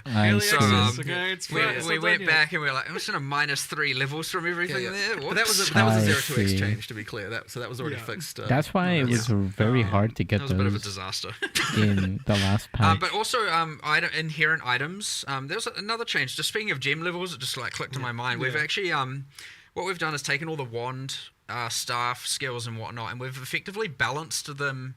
Because the idea is you find your, like, let's say your volatile dead wand, you're going to use that for a while. Like if you have good affixes, especially in the campaign. So what we've done is effectively balance them as if they were like 3 levels higher implicitly.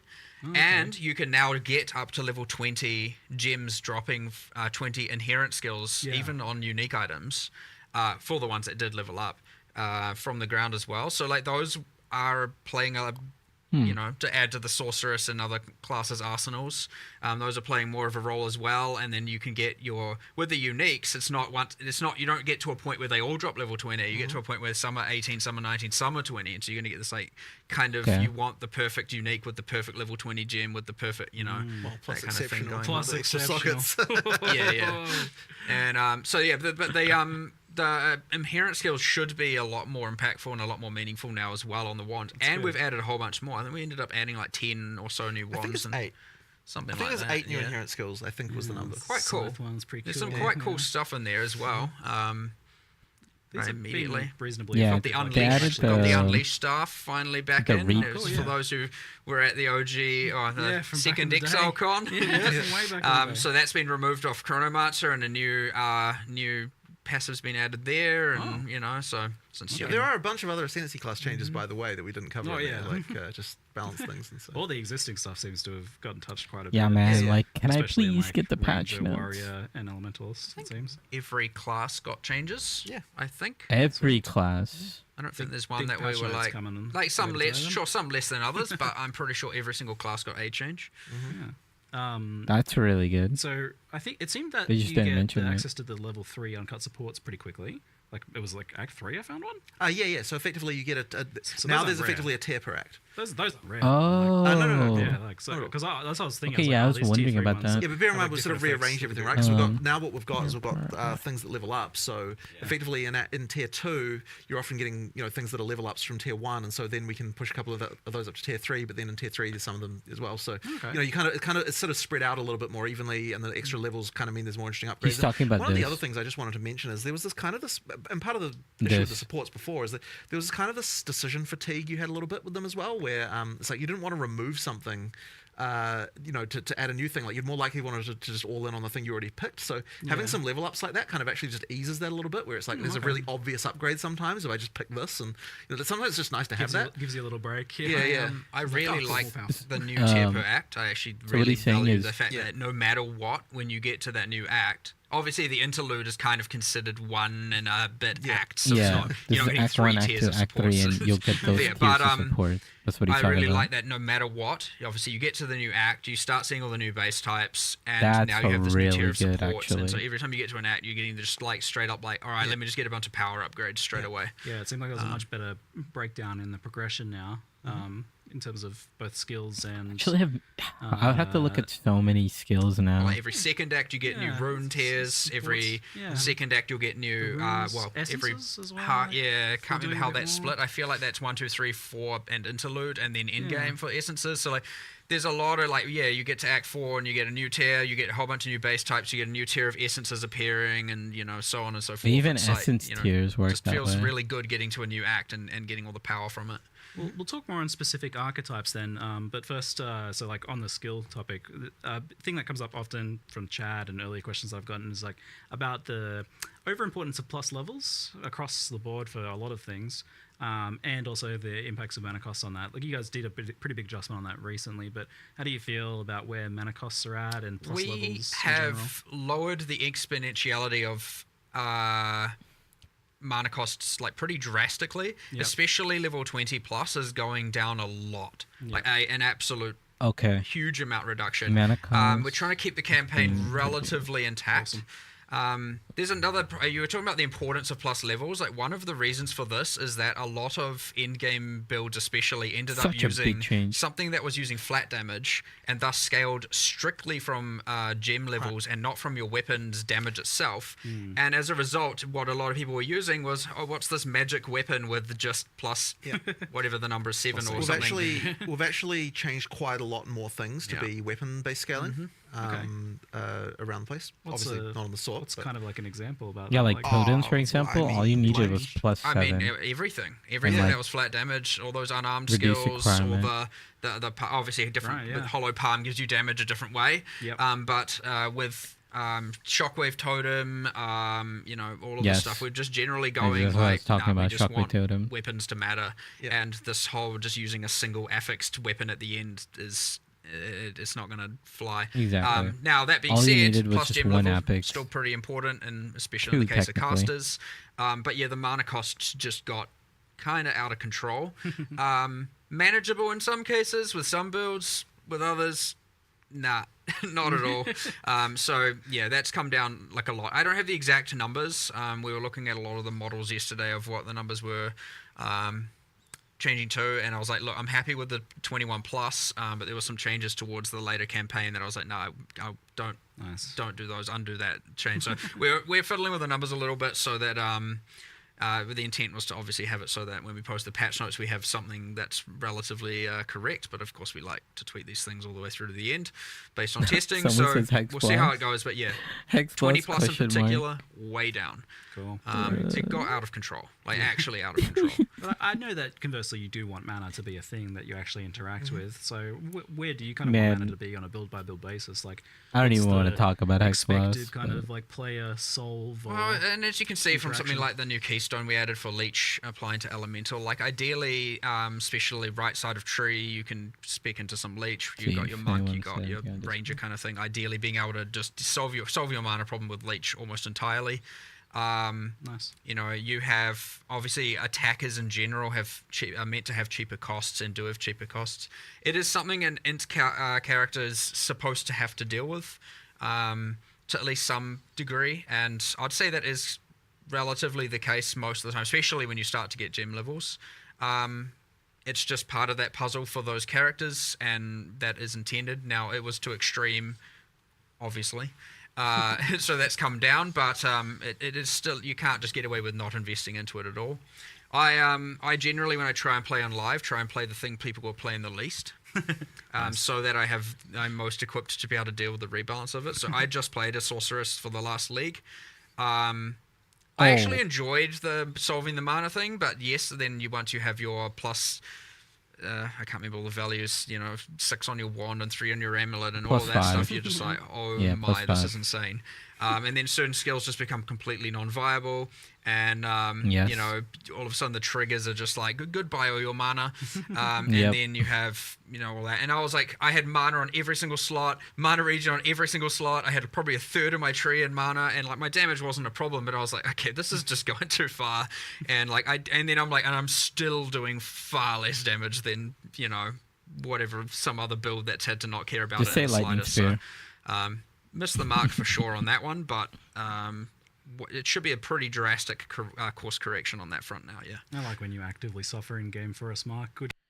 Yeah, like what's crazy is like Stormweaver Spark was a problem in the first patch, right? It was like the most broken build, and then they decided 10 different ways to nerf it. Like, of course it's gonna feel horrendous to play in Act 2.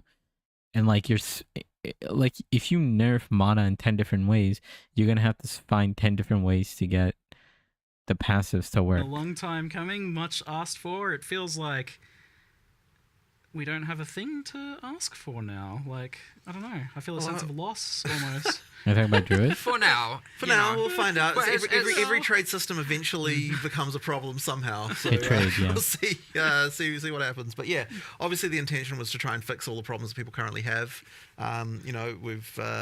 This has been a big thorn in our side for a long time as far as issues are concerned. So I'm glad we've finally got something that we're kind of happy with.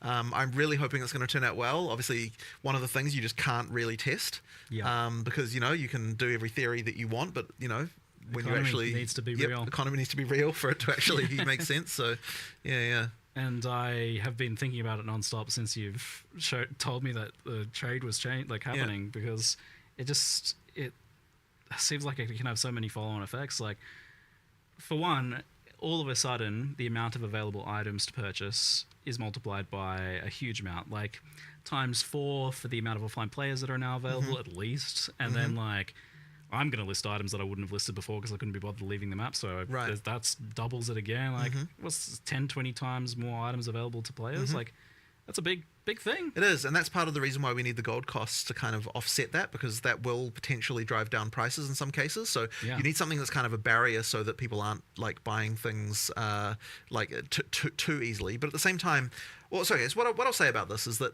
the gold costs are there for that. One of the other big, really important things with the gold costs is it means that it doesn't screw your progression up too much as you're going through the game. Effectively, you've still as your first going through your first experience, the prices have a bit of a floor, so that like when you're in like Act 3 or something, like you can afford stuff, but you can't necessarily just buy a whole set of gear like out of nowhere, that kind of thing. So that's kind of important.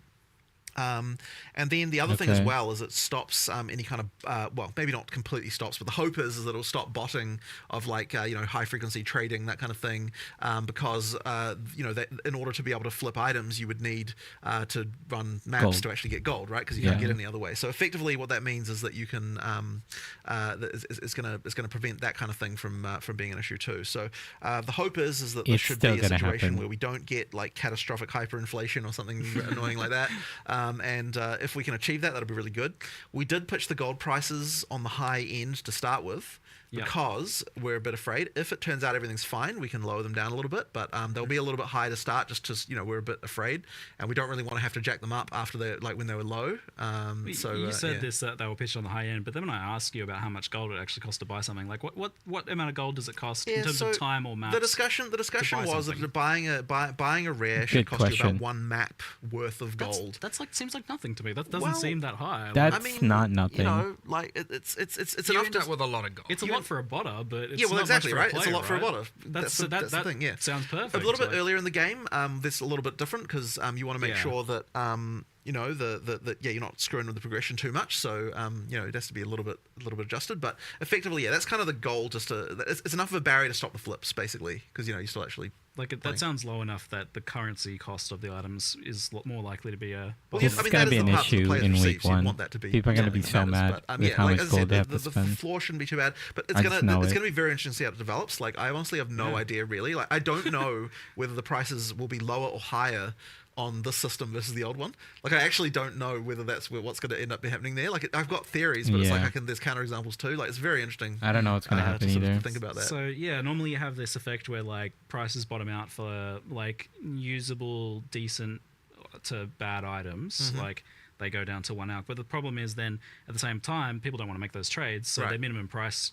climbs. It goes to like 5x or 5c or whatever. It's like the minimum that they would even leave a map for. So that created a floor before.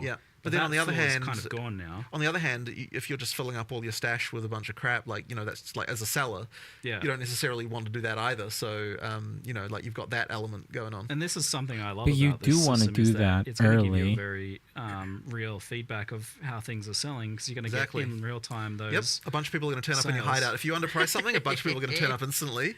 They're going to be there. So this is my favorite when we talk. You told me how this works. So people click it, they get transported to your hideout at the location of the NPC with the box open with the item highlighted. So you can't like troll people by like putting the NPC somewhere far away from the entrance or something like that, which should be otherwise an issue. But like this might still be an issue, really by the way. Items and you've got an active shop. You can have like 20 people in your hideout. Yeah, you can. So we actually so popular. So we actually had to do a thing where effectively there's only 24 slots for people who aren't your friends or party members.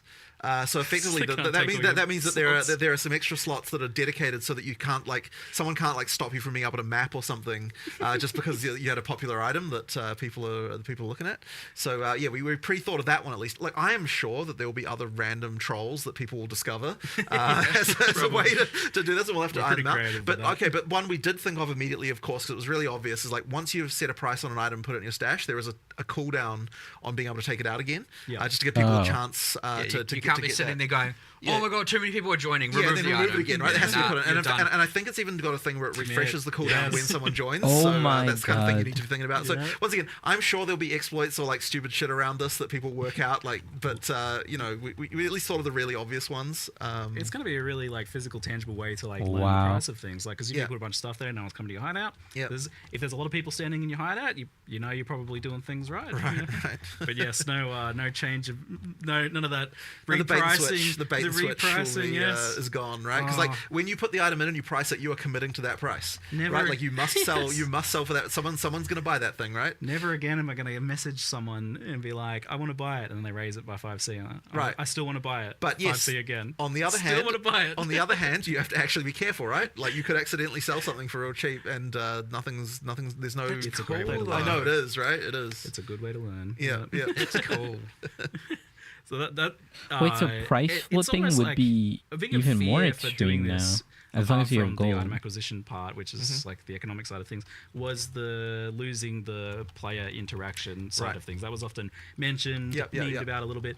But funnily enough, this is actually increasing it Yes. more than messaging Yes. people. Yes. Because they're coming to I your mean, you hideout. just need gold, there's you know, gonna be that's that all you kind And of need. presence of they get to check people. out your kind of like But if garage someone sale that you're doing misprices it on, and you I love that. instantly find Also, it, like put your display cases there. Yeah, exactly, And put right. your cool GG, hideout man. decors and Yeah, you like know. so. we're going to be adding a new hideout decoration that's effectively a set of security guards. Yeah, yeah. And so people in your party, they'll let you through, and Yeah. people It's not like in your kind party, of- they Yeah, won't. yeah, So it's you can like a have your bouncer. little trading. Yeah, you can have the your VIP trading area of the section. hideout. The VIP area where only the people with some It's gonna be class. funny. Only people with class are allowed in Oh there. my god. So you can sit behind your That's security, pretty just watching insane. all of them. There's so much fun stuff you can do with this. I love it. But yeah, never before would I've like looked through a seller's like other listings. But now, like, yeah, a lot of time I'm just gonna go there and buy the highlighted item. But Well, yeah, I might be if they were curious, silly what's enough to that? sell it for that cheap, what about their other what are items? their other But also, items? but even stuff like buy the 5 things. even stuff like you can see the tab names on the other people, right? I'm pretty sure you can. Yeah, I'm pretty sure tab- so, yeah. So you're like getting the nice Oh, no. organized organization and like colors scheming and everything, right? So that people can yeah, you know. people's ASCII art. Yeah. So that'll be a nice one too. No, I can't wait to look at all the phallus tabs and find out. Jeez. what Okay. No, items I think because I think we have to add a reporting system for it, unfortunately. So Yes, probably should. yeah, people are gonna name crazy I was things. just excited to log in, just to have that. You wake up in the morning, you're like, What have I got? What do I get? Before work, go run to your Yeah, computer, what just currency quickly do I log in, get while I was and then you asleep? get nothing, and you're like, yeah. Well, the idea of even just like popping into your friends lists. Yeah. Like hideouts Yeah. are doing it too, like just browsing what cool items they got. Yeah. It's like far more like physically a thing that you can do now. It's like, oh, it's really exciting. But yeah, there's so much unknown variables there. Like, what is this going to do to the economy and the item acquisition process? Well, like, thankfully, you can't we're go back in- now. Thankfully though, we are still in the early access economy, right? So even though all the stuff will be kept, Yeah. it will be separated from the eventual economy we get at full release. And Yeah. also, thankfully, we get to test it on PoE 2 before we look at putting it into PoE 1. So Yeah. we get a chance to. Someone's phone calling me. That's not good. Before we get a chance to. Before we have to commit to that for PoE 1 and so we can get the balance right, we can get all the details right. But like, I am almost certain that it'll have to go into PoE 1. Like, there's no way people won't. Oh, that's It'll have to go. But No, but at least will. we'll get a chance to kind of assess the how the economy shakes out and kind of make some adjustments if we need to. Before we have to worry about that. Looks like there's some extra chat questions about this. So one is a concern about bots sniping instantly with the system. I mean, that's the point, right? Is like, I mean, ultimately that. well- I mean, I wouldn't say it's the point, but ultimately, yes, it's a thing. But then it already is kind of a thing. Like, there's Yeah. already stuff that honestly know. goes on with there. It's So- so- already a changes thing to with the like agents, live yeah. searches. Yes. because we were talking last night, I think, a fair bit about arbitrage and Right. how this kind of stuff plays out. Yeah, The gold is a bit of a deterrent. The gold is yes. the deterrent, It's- right? It'll stop the bots ideally. To some degree, for sure. Yeah, you can only snipe so many items, but you got to put. Yeah, it's the not going to actual stop the hours bots, into- but it can stop like be able real to do players that. who are And, doing it. Often those sorts of bots kind of profit off low margin trades, and Right. low margin trades delete your gold. So Right. yeah, Exactly. And So there's less incentive to flip. another interesting note that came up in our earlier discussions about this, it sounded like you didn't really need to make gold costs really high for rare items, because I was like, oh, well, tier 1 uniques like cost 1 billion gold. I was like, apparently not. No, not really, because by the time you get to the high, like the top end of things, then that stuff is already the most expensive stuff. You don't really need to have the inflation protect, like that kind of like the descent of prices that you get that'll happen up there. So you kind of in the end the prices for uniques they don't have to be that extreme. Yeah. But what the thing to note though is that the prices are a multiplier per level of what the shop prices are. So we do actually have shop prices for all the uniques now. So if you sell uniques to the vendor, you'll actually get more gold now than you did before. Just as a side note. Really? There's going to be some kind of exploration of which golds are like not worth trading, but worth a lot of gold. A bit like the dust in PoE 1, I imagine. Maybe. Maybe. Yeah, that's It's going to also happen worth for noting sure. that the this tab only sells stuff not in the currency exchange. Yes. Right. So you okay. can't sell a chaos orb in there. Would just be awkward to Yeah, do. I yeah, think, exactly. anyway. Well, Currency exchange is for That's very fungible, smart too. stackables, stuff that isn't modular, and then the rest goes in here. So it should be that every single other tradable item is in here. So we had the So kind mainly of just discussion in the past items, about like, whether maps would here, get somehow here. made to work with the previous system, but now obviously that can just be done through this, right? Like those sorts of items that are a little bit variable, but Right. might otherwise be considered a kind of currency can go there. So if this goes well, do you plan to remove like old systems of trade or anything like that? I don't think we can, because fundamentally, like we have sold premium stash tabs. They had the functionality they had. Removing the old system, that would be bad. People bought stuff. We can't delete what they paid for. And did you mention? Yeah, I'm also curious why they did this. Yeah, we did. So you can convert your existing tabs if you bought them for the purposes of this. Then converting them over is obviously the right thing to do. Yeah, that's a thing we wanted to make sure. A lot of those long-term PoE1 players have seemingly infinite amount of premium tabs, largely for this reason, right? So it certainly wouldn't be right to all of a sudden be like, no, you don't get to use any of that anymore. Right now. So yeah, you can fully just convert them, and that is why it's also just as important to work in PoE1, because your micros are shared, right? You're not gonna, so there will be a little bit of a time there where if you convert them, of course, the PoE1 doesn't have this tab type, so they won't show up, which is a bit annoying. But once it gets out of PoE1, then they'll work. Ah, yeah, right. Yeah. We'll try to make sure that doesn't take too long. Yeah. There's the question of, will functionality of the trade site be in-game in some capacity? So that's something that we really want, and we even had a prototype of this. I saw it.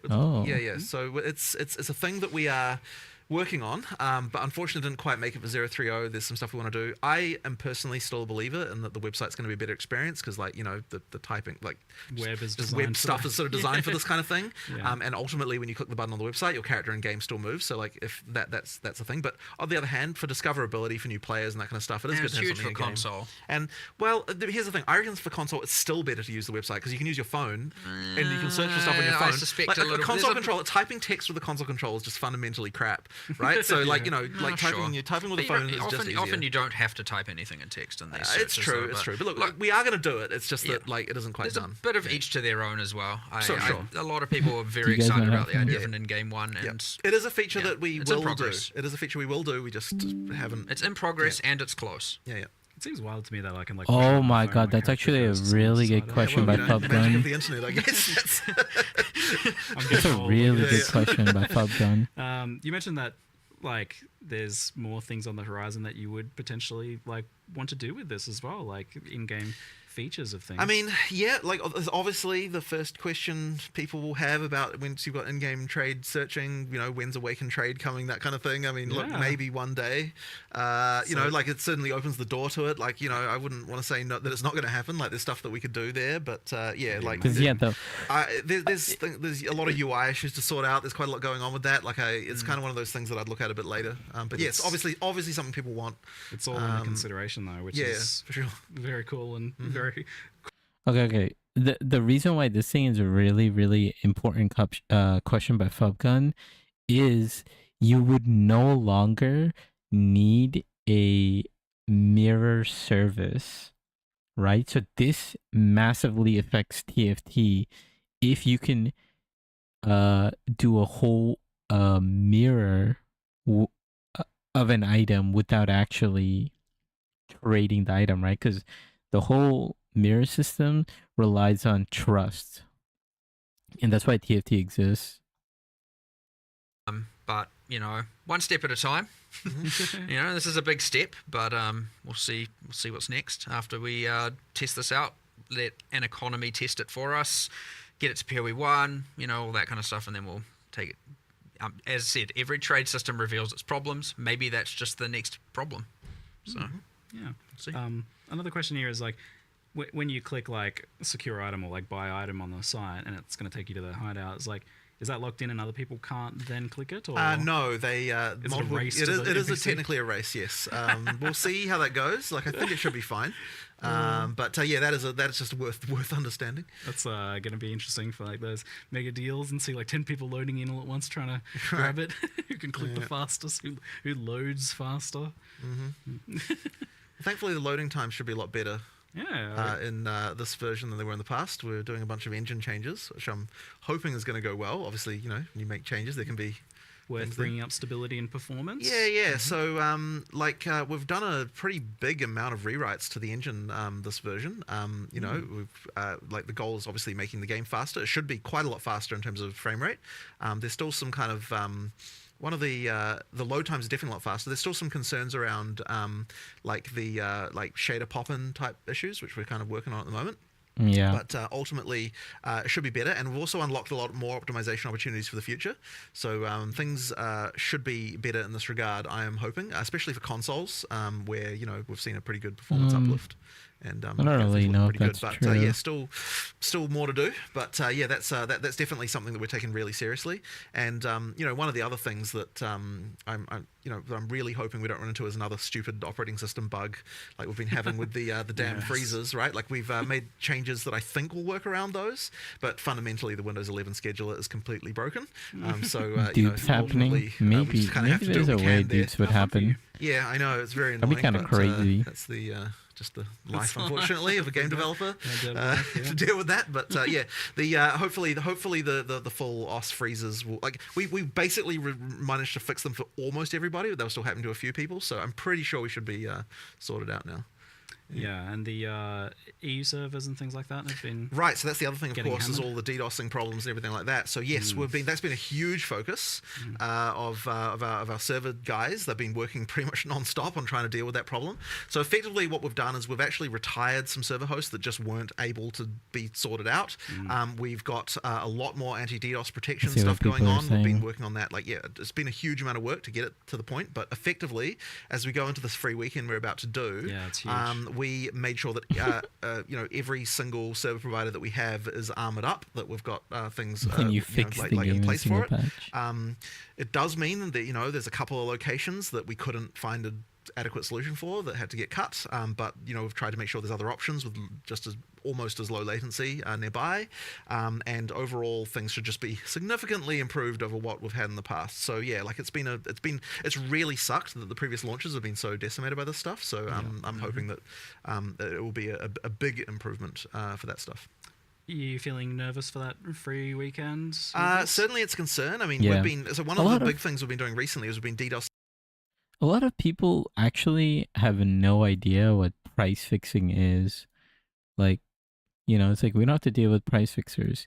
You can still price fix. You don't have to place the item in the automatic trade, because that's basically what you could still do this, right? And then he's like, yeah, I'm talking about the ones that don't trade to you to begin with.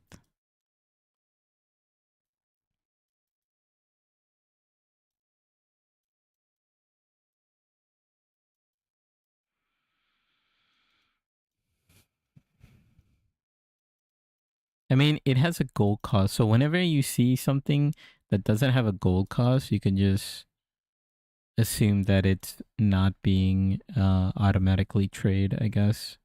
When they showed the video, where's the trade?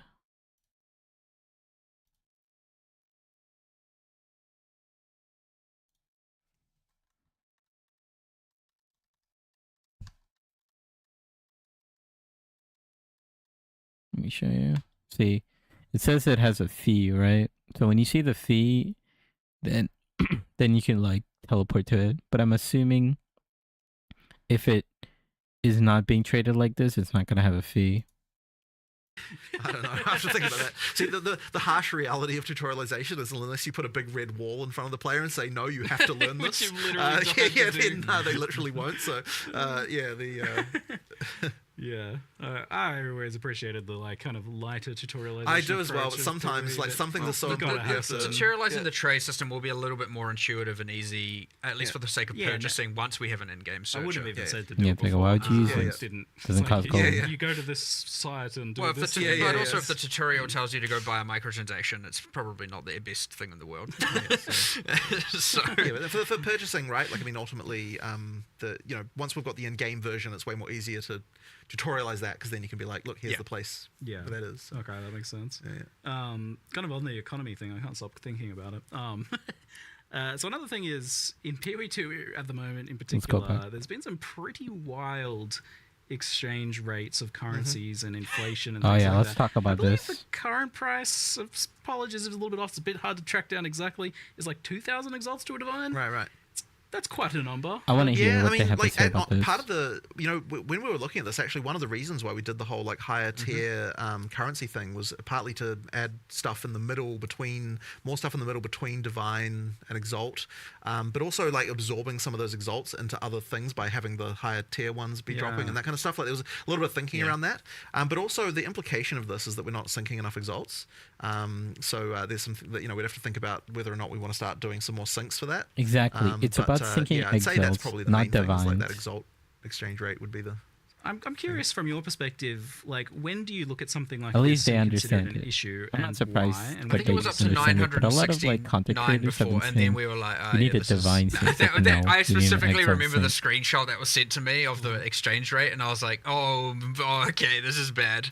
I also wonder whether it's just that the divines, people are wanting to value those more, like they're sinking more of those into uniques. I Maybe. was surprised that they ended up being valued as much as they were in PoE 2 because of like the way vials work. But we're talking about this, and you're saying that like, well, the idea is maybe at the highest end you do sink a bunch of divines in case you land a socket, and now you've got exceptional items too. Like maybe divines become even more valuable. Yeah. I don't know that that's a problem, but the other thing of like exalts being devalued maybe is a problem. But I don't know. I'm curious.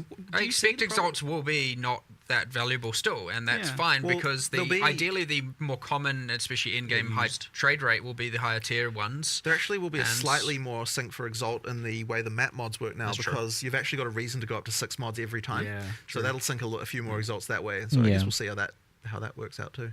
Yeah. I'm curious, like, so when you look at the number, like you see 969, you're like, that's a problem. I'm curious, like, what from your perspective is the problem with that? I'm curious what the delineation is between something just being a market phenomena. And it's like, that's the way it is. Your average player, like, it's a bit different when it's a mirror. And it's hard to explain why necessarily, but I guess, most people can probably relate with that. But when you all of a sudden are seeing something not like over 900, you're like, every now exalt you find is just nothing. Like it's nothing. It's you. There is a threshold. I don't know where that exact threshold is, and the threshold will be different for each person. But like at least if you to be able to quantify it as like I've found 1% of a divine every time you find an exalt, assuming 100 to 1 ratio. You still at least that feels like something. Feels like something, you're right. And now you're like, okay, I'm getting 0.1 and now it's 0.05. You're like, what are we talking about here? We're just in a point where like every exalt is, you're getting into filter it out territory kind of thing at that point, which is not great just because the value is so. I mean, you're talking about it being like worth a Reign of Chaos card from PoE 1 kind of thing. The higher tier ones. I mean, look, I'm really interested to see what the trading dynamics end up with the higher tier ones, like whether stuff starts to get priced in greater exalts or something like that. I'm curious to see. I have no idea honestly what will happen, but we'll see. There's not a set currency to price your items. It has to be all different things. It'll normalize into something. There'll be a thing that everyone knows to do. I'm curious about like. I don't know what so it would let's say be. you go to someone's hideout to buy an item. Obviously, you'll know the price of that item, so you can visit your exchange in preparation to like get the correct currency to buy that item. But if you like see other items in their thing, can you like use the other person's exchange or exchange currency? Do you have to go back to your hideout and exchange? It's just how does that work? I would an think awkwardness. Ange probably would let you. I think that will work. It'd be cool if you use could the currency exchange other- in the other person's hideout because it's the same NPC, right? That would. I don't think you actually can. genuinely don't remember if Yeah, you I can don't know. use I other don't people's think- ones. I don't But there's think no you reason can, there's no reason you shouldn't be able That to. would be we can make I that feel work. like that'd be good if not. So Yeah, maybe you I don't know definitely if I've can. ever even tried it to. works Just like as that you in can, PoE okay. Okay, 1. if you can, Oh, you good. can. Oh, I great. genuinely Yeah. am like, have Well- I ever actually tried to do that? I feel like I just default go back to my hideout. Like, Yeah. Here's my advice to sellers then is to put your currency exchange person next to your vendor so that you can get a few extra impulse buys. Oh, they're the same person. Oh, really? Yeah. So Oh, it's yeah. we okay. moved it to her. Yeah. And they're wait. Yeah, are they there's both no more long- Faustus. Wait. No. That's a different thing. No, that's a different thing. Faustus got it's converted Ange, into this girl. the person from King's March. It was one of the MTXs that you can get the long neck boy to Yes, identify that's a stuff. different thing. I was enjoying that people were like calling it a good doggo. Such strange. Yeah. That's fully Honestly, separate. that's fuck gun This is question. Ange. You find her in King's March in Act 4, and you get, if you haven't Needs got a to hideout, be, you get a quest to go carried get a over or hideout, and something. then once you claim it, so you don't have to get your hideout in the in-game now, or from buying a micro, I guess. And now you get it in Act 4. She's there straight away. You can immediately engage with both systems. So before we had like currency exchange on all the NPCs and all the towns. Great. I actually think we might have kept it there just on random NPCs in the interlude and stuff, just so that you don't have to go to your hideout every time. I'll have to check in on whether or not we did that, but I'll eventually, Ange will just handle all of it. So this means you don't gain access to like item trading until the same time as you would gain access to the currency for the exchange? first playthrough in the league, yes. Yep. Okay. But the subsequent when you get playthroughs, your you can. hideout. Yeah. That makes sense. Great stuff. Something I wanted to bring That's up actually is- not true, by the way. Subsequent is not the case. Oh, really? Because otherwise, you have an advantage over new players, technically. No, but subsequent in the same league. Oh, in the same league. Yeah, in the Yeah. same league. Per league, yeah, you it's have not to. like sign Per on. league, Yeah, you have to have fair ground with Yeah. new players and existing. You Yeah. have to unlock it at the same point in time. Yeah. Okay. Yeah, within the same league, completely fine. Yes. All right. Something that I wanted to bring up as well was build diversity. That's a Okay, thing. We let's talked a talk lot about about it. like how you. I mean, there's a lot of buffs for Yeah. other archetype stuff, so that's obviously going to be helped by that. But I'm curious, like, your thoughts on The problem is we have to just see the patch 46% notes. of the top 1,500 players, I think it was, or 15,000 players, or 75,000, or something. Whatever the Without number is. patch for PoE notes, we Ninja. can't really So, talk about build 46% is diversity. pretty big. I don't know that we've ever gotten that high. Maybe with Nah, we did Spectral Legion, Thrower. Legion League soon. Cyclone. Cyclone. And maybe 50, Spectral Thrower. 51%, I think, of Cyclone Slayers. Yeah, okay. Something like that. Yeah. It was like, so maybe. So maybe we're not one or quite two- there. one or two other times. Not quite there, but obviously It's that's just as bad. It's just that's as the bad. extreme To be end. fair, that's. I'm only counting one class there. Actually, Lightning Spear is across many classes. So Oh, maybe yeah, it yeah. is the worst it's ever been Because that's just the skill gem itself. across both games. Yes, true, Yes. true. Well, either way, it's bad. Yeah, 46%. So yeah, I'm curious. Like, wind at dancer. what point do you feel that's like a problem? It's obviously a problem For now. what duration is that a problem? End Yeah, of obviously. time. But, like, what's the point at which it does start to feel like a problem for you guys? And when do you want to even like address it in the next league versus in the 80% current league? That's obviously Amazon. the Man, thing I to just do. the mid league nerfs. Like people say they want them, but like the reality is that Oh, we get they- crucified for them. Absolutely crucified. Like it's If you get on it if fast you get enough, on it, yes, you have to get on it so fast basically to make you it get okay. away with it. Yeah. And if you can Invested find it, but themselves. if you don't know about it for 3 days, well, I know it's silly to say, how do you not know about it for 3 days? If you like misinterpret the severity of it, for example, and everyone starts doing it, you're like, oh no, it seems kind of fine, and then boom, out of control, and like it's now been even one full day, you can have a lot of the player base completely pivot. If that happens on a weekend. If certain people are away and busy, especially people in balance, Jonathan or I and stuff like that, obviously we'll support other people forward. Like you get our staff are playing and all that. So like this stuff does get around and we do learn about it. But like if you slip by even a day, you get to the point where you now have to make an excessively hard decision, which is like make 50% happy or 50% angry, right? And it's like it's lose-lose. And so often, and sometimes you make the wrong decision. It happens. But look, it's less about like there's a number that's wrong, and it's more about like the way we looked at it this time is like look at all of these bad builds. Like why like these need to not be this bad. Like you shouldn't be able to make this many mistakes, this many bad decisions, this many wrong decisions through supports, passives, everything, all of that. And it's like we just need to bring all of that up. Now, by doing so, you're bringing everything up.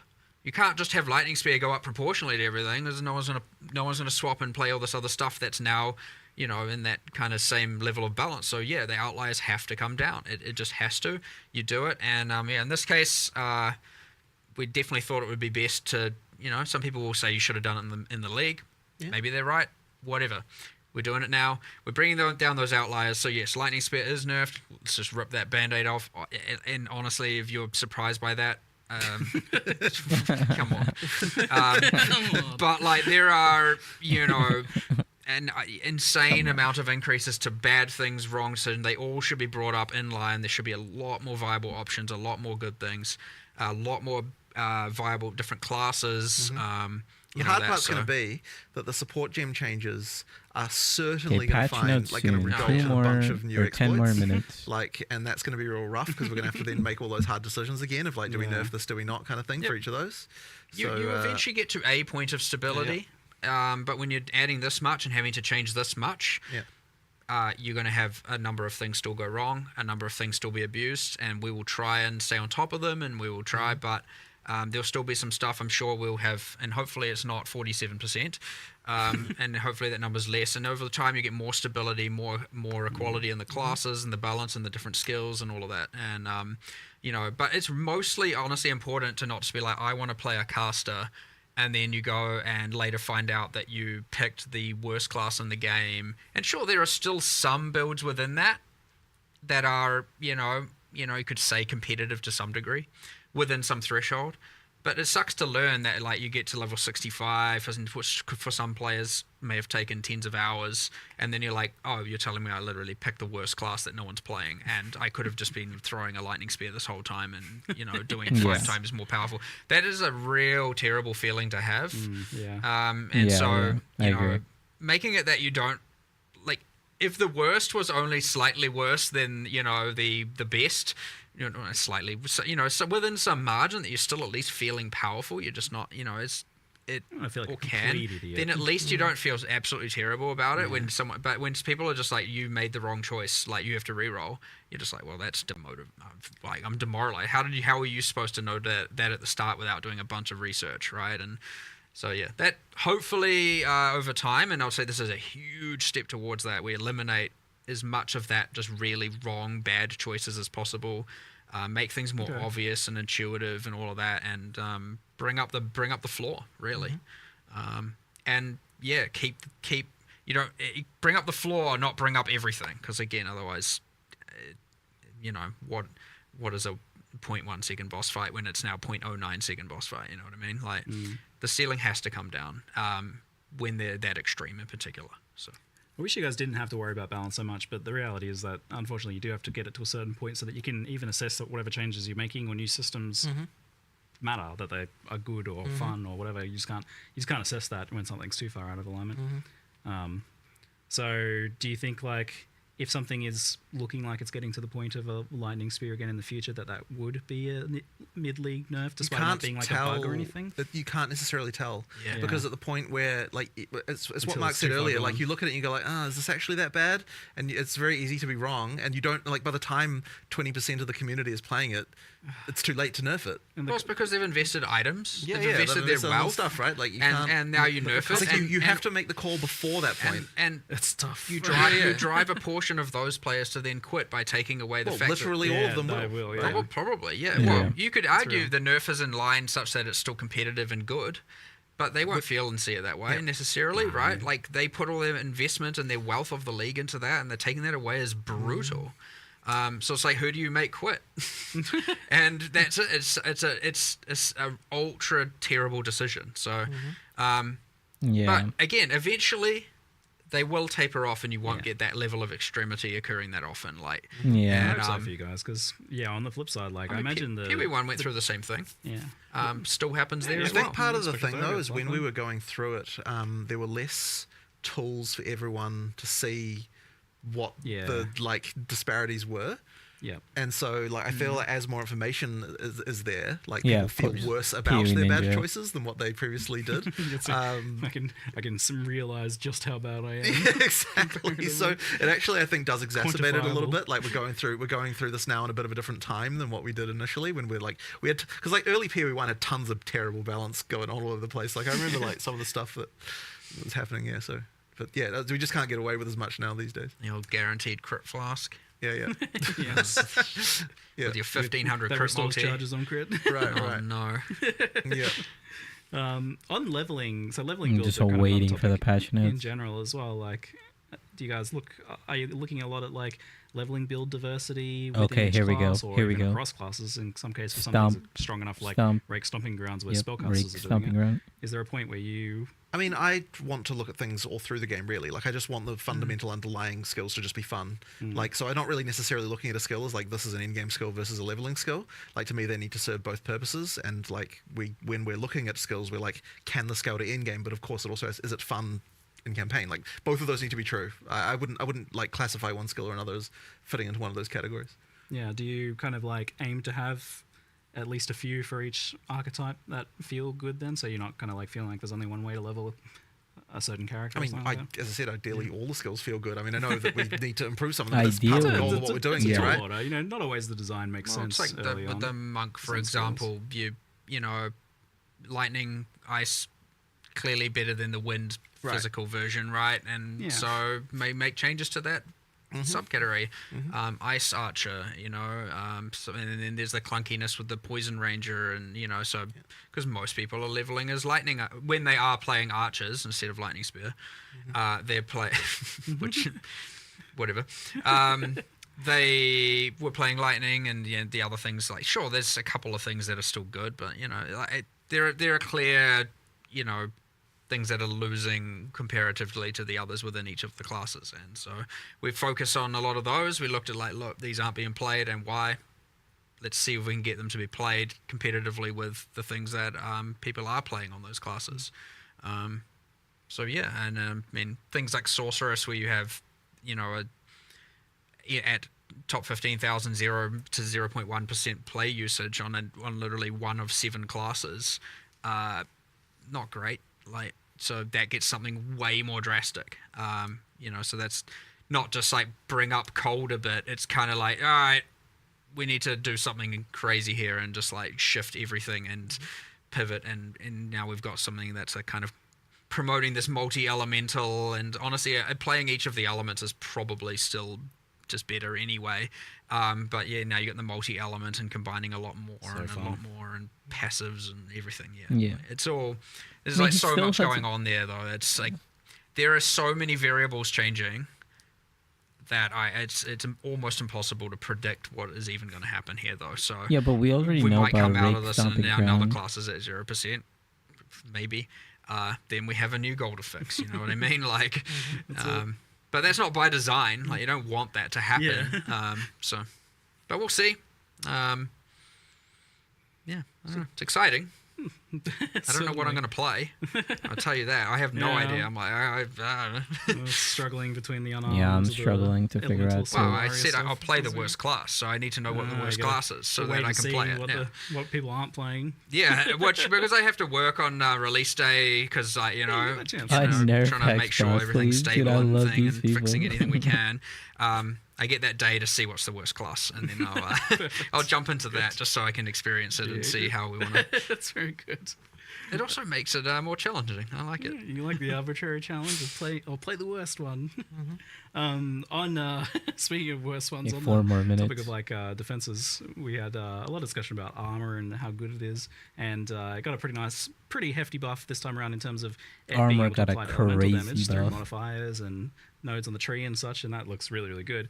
Do you Smith think of Katava is going to be insane. There's any other fundamental issues with armor? Because I know you were looking at it as a whole and deciding even if you wanted it to work the way it does. Well, the thing that people would probably say is the worst part about it is that they take a big hit and they can still take a lot of damage. Yeah. But the thing about that is when we look into it, it's like it's still pretty damn good percentage reduction if you look at it. So like I was sort of less confident that was the true issue with it, and that's when we were looking at it, like, well, what is the actual weakness of this thing? That's when we started to look at the elemental part. Yeah, Smith of Katava was Took you that alleviating long? that, and it's like, okay, that's probably not acceptable that you have to, in order to mitigate the elemental, get the insane max res, and that's because Smith of come Katava. on, like, So that was like hold on, found we need out to on like make that not be so week 1. mandatory. Let's instead increase the elemental side of it, and that way you're not like feeling obliged to play Smith of Katava to it's get like the first insane high thing you max know res. about armor. That's it's like, one one part of it for sure. It says I wouldn't say that we have like another like, oh, here's like, there isn't more that we know we can do to armor right now, right? Like it's like we need to see how this plays out and see what happens, and then we'll know whether or not there's still some issues that we need to address. And obviously we had the issues where like energy shield, like even just running hybrid was crazy with convalescence in use and a bunch of stuff there. So we've had to make some changes around that as well, bringing that back a little bit, buffing the others, and so there's lots of changes around all of this. But so energy shield is just good because you just have a bigger life shield, pool, it's right? Like a challenging one because it's difficult to make it not just be it blue just life, takes care of every single and be better every life single in type some of attack. cases as well. How do you guys feel about where that is at the moment? I feel like the culprit is recovery. Like energy shield is supposed to be a defense. It is somewhere between a defense and a life pool. As much as a lot of people might not want to hear it, we're going away from like, look, recharge should be the way you recover energy shield. I agree. We I need think to so better too. embrace that and not have just every other way under the sun to get it back. I can't remember the specifics. The patch notes, I'm sure, will tell you. Soon. But yeah, it's like, you know, anything that's kind of just like overly trivializing having infinite amount of energy shield is certainly the current main issue. So yeah, I mean, that's part of it, but like again, like the whole weapon swap convalescence thing, which we have made changes around, is also just like you get the bonuses of convalescence without having to incur the spirit costs while you're doing your DPS kind of thing is not okay, like at least not from our end, so making changes around that as well. Okay. But yeah, I mean, before that it was Grim Feast, and you know, so it's been a couple of problems, but like ultimately, I'd say they're more equally balanced now, those three defenses, and on average, yeah, armors come obviously up, evasions come up, you know, more predictable things, less, and then energy shield, some of the recovery means have come down that are not recharge, and we've added a lot more ways to make recharge better. Cool, yeah. That's what I want to see. Just to be clear, yeah. I want to see what like chunky energy shield pools look like where you actually have to like recharge in some way or build to recharge. I like playing that way personally. Yeah. Again, I did this league as well. It can be really enjoying. Like when I've played that sort of like Wicked Ward styles and stuff in the past. You get into the problem where because especially with the mana thing, you have to put. These guys could talk forever, but it is time for the patch notes. Yeah. Wait, let me just do an audio test real quick. Okay, cool. And then I just want to test my audio. Okay, yeah, it sounds pretty good.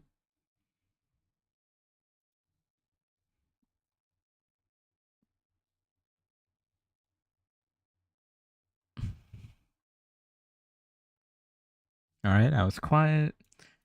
Okay, patch note time.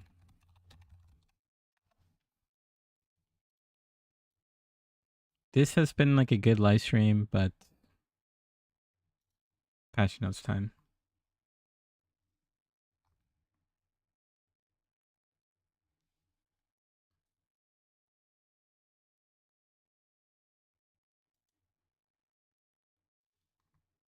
There is so many changes. I don't even know what to look at first.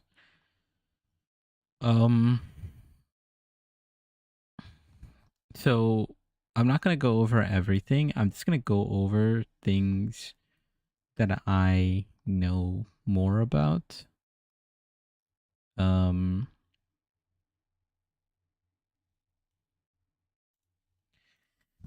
Like for example, like Act 4, whatever. Let's look at the Abyss stuff. Right, I'm just gonna speed run through it because we did cover it in the video reaction. Okay, so yep. Slaying, you have to, basically there's gonna be like a rift in the zones, and then when you slay monster near these rifts, it's gonna trigger the abyss to emerge. It's gonna make a giant circle. Things are gonna come out. You kill those things,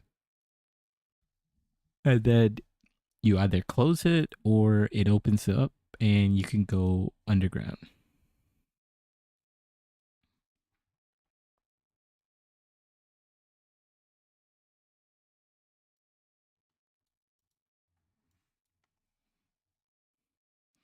Okay, so it's saying it should help you in your campaign to craft like additional regular mods. So we'll see how that fully works.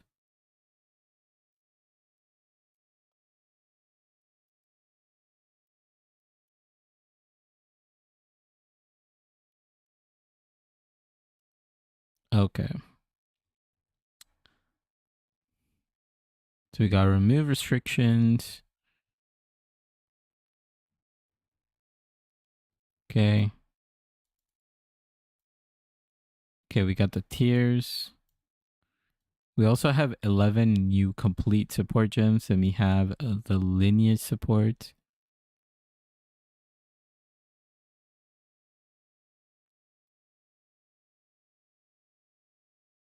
Okay, so some of these support gems are getting removed, I guess.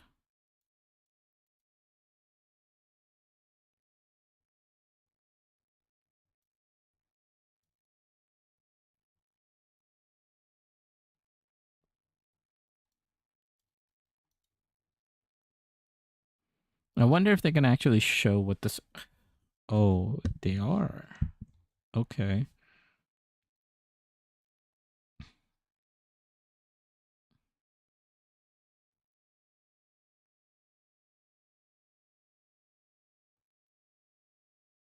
So a bunch.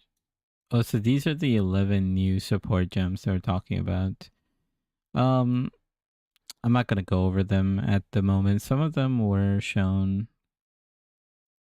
Got keystones. We were shown hollow palm. What is this one? Oh, this is for the energy, and then it's the black flame. This is the fire to chaos. Yeah, this is pretty good.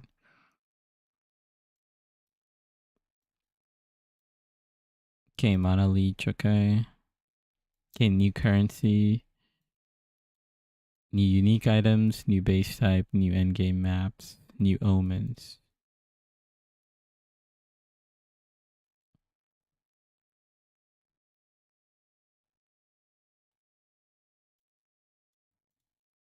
Okay, let's take a look at this. It's kind of important. They did show stuff about this.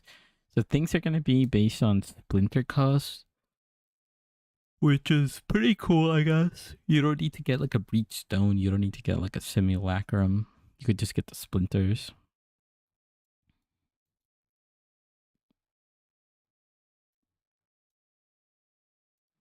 Okay, so the map boss Atlas points, it's level 79 with 6 mods, level 80 with 6 mods. Anomaly map boss, and then Citadel map boss. Okay, so now you don't have to do like 7. It was like tier 14, tier 15, tier 16, and then like tier 16 plus 1. Like all sorts of weird stuff.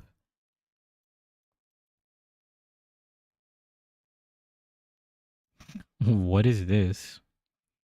Orlot no longer spawns in logbooks. So where does he spawn? Okay, that's very interesting. Mysterious anomalies can now appear on the Atlas. Okay. Modifiers on Waystones has been reworked.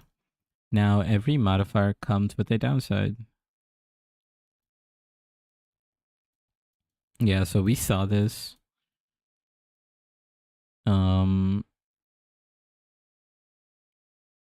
And then based on the downside, it scales the quality, quantity, all that stuff.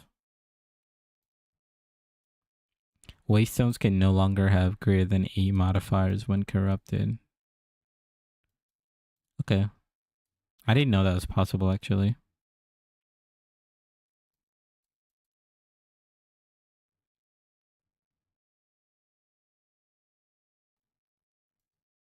Okay, so this is like the new item bases where you can have an extra socket on them. Kind of crazy.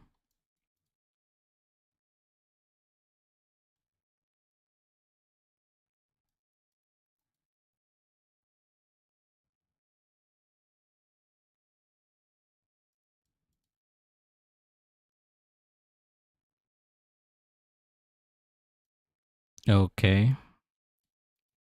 Which makes sense because audience to the king is no longer an item.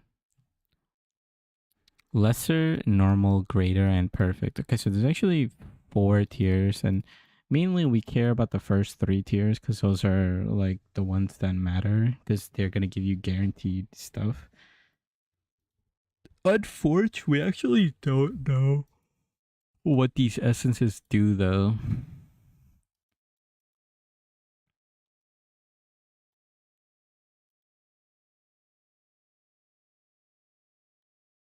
Oh wow, this is really cool. Uncut skills, support, and reservation gems can now be traded through the currency exchange. Really, really good change.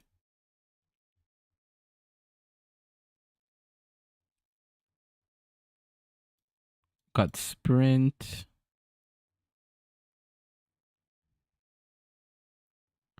Yeah, the way fire damage works is now based off of, ignite, and then you have flammability. Flammability is no longer a curse basically it's like a little debuff that makes it so it's easier to cause ignites. Okay, there's a whole bunch of stuff here. I just want to look. Okay, yeah, let's look at Ascendancy. We are getting +1 to maximum totems on Warbringer. This will be really good for Ascendancy class, for totems, I mean.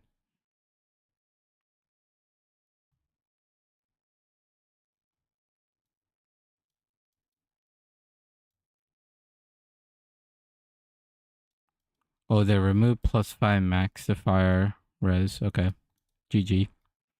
So this is like a slight nerf. Because before, what you could do is you could just stack maximum fire res.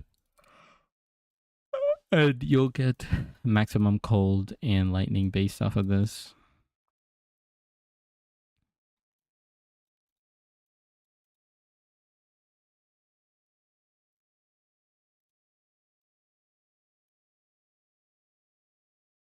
Oh yeah, let's see what they change. 30% less cost of skills. Or generate power, okay. Once every 8 seconds. Wow, that's kind of strong. Okay. Okay. Okay, interesting. It like generates charges, but in like a really weird way. It's like based off of your total requirements of skills. Like, okay.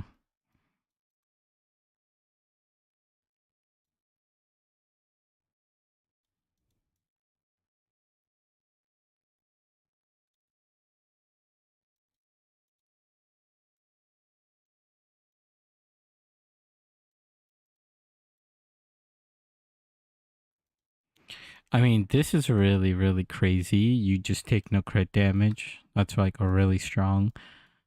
Skills have 30% less cost. It's okay. I just don't know what kind of high costing skills you would do on a gemling. 40% less movement speed penalty from using skills while moving. I really don't know. Okay, tactician, you get +1 totems. Very, very good. That's what I like to see. We could do some totem stuff with this as well.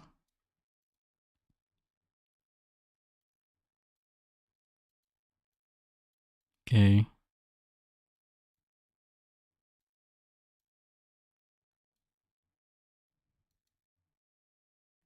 Gain deflection rating equal to 20% of armor. This is insane, by the way. Because stun threshold is whatever. They're buffing armor and 20%. Like, basically what this is in PoE terms is like, if you have high evasion, you convert some of that evasion into spell suppression. But this is like, deflection is basically a stronger spell suppression. And now you're also doing it with armor, which armor got a really, really good buff. So you could mitigate, you know, a lot of fizz damage from armor itself. You can also mitigate elemental damage because of the new armor changes based on the armor that you have. And then now you also gain deflection rating. And there's no cap, by the way. You could get 100% deflection rating. And what 100% deflection rating does is just reduces damage by 40%. Like, it's just straight up 40% damage reduction. That's how you could look at deflection rating.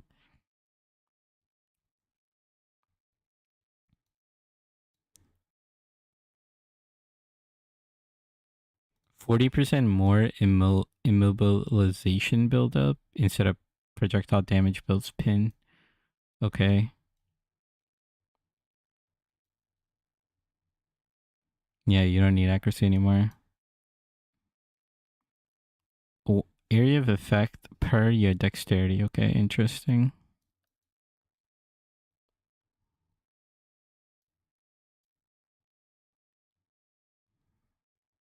Okay. I don't really like banners and stuff.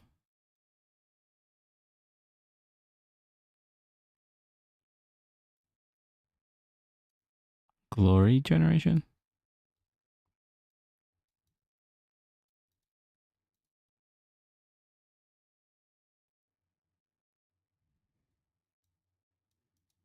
Oh, I totally forgot about Dark Effigy Totem.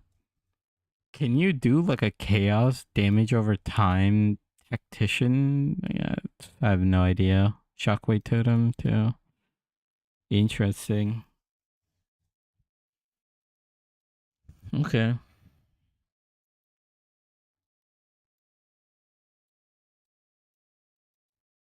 Okay, there's some ritual changes. I don't really know much about ritualists. Amazon.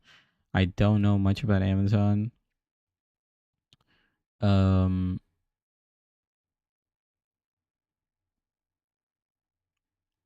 want to look at Blood Mage.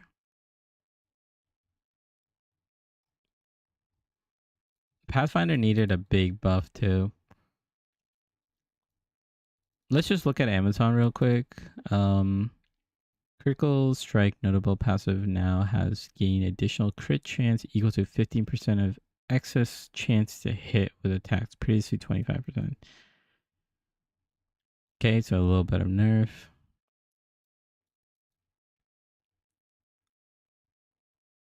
I don't know what this is. Elemental infusions. Okay, Pathfinder. Let's see what they did. This is like one of the lowest played ascendancies last week, so they needed to buff it a little bit.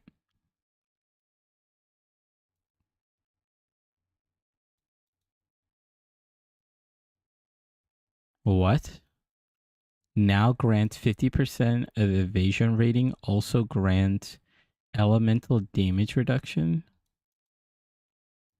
50% of evasion rating? I mean, that's insane. That's actually insane.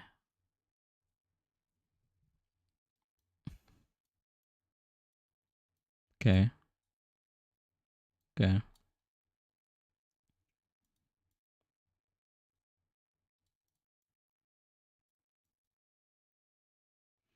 I mean, to be honest, okay, so it just seems like they did a lot of concoction changes. Not really sure about Pathfinder. Same thing with this. I'm curious about Blood Mage, Infernalist, and Lich, and then these two as well. Oh, it seems like they didn't really touch Mercenary. They only touch Tactician and Gemling. Okay, and then they didn't touch Titan at all, so they only changed Warbringer and Smith of Katava. And they nerfed a lot of ways for you to get fire resist. Interesting. Also got Blood Mage. Okay, so now we know that the first notable is free now, which is really strong. It also helped shape the identity of Blood Mage. The Gore Spike passive skill now grants 1% increased crit damage bonus per 50 life, previously 40. Okay, so it's a little nerf. Oh, and then they changed the location where it is with Thunder the Flesh.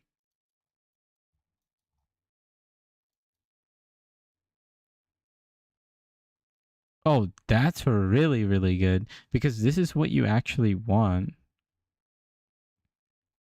Because you want this first, you get your base crit chance for spells to be 15, and now you scale crit chance, and then you want to focus on crit damage. That's a really good change. That's a buff for sure. Early game buff for sure. This is also early game buff for sure.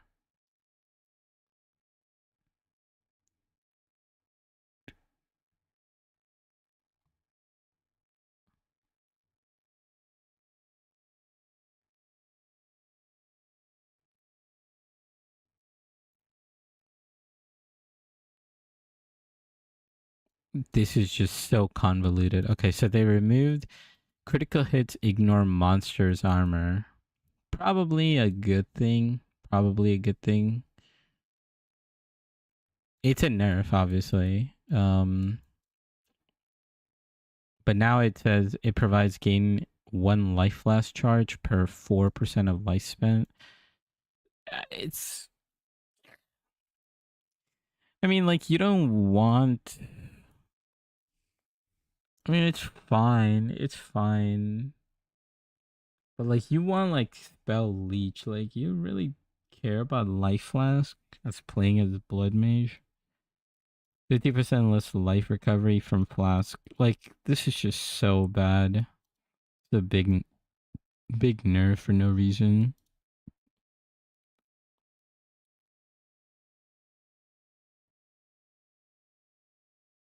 And then it says, when your life flask reaches full charges, 40% of its charges are consumed, and now you gain 1% of damage as physical damage for 3 seconds per charges consumed this way. So you get 40% damage as fizz damage. Why would you want that? What kind of fizz damage spell are you going to be playing? From my understanding, I feel like all of them were like... Was it like just elemental spells? Where's Blood Mage?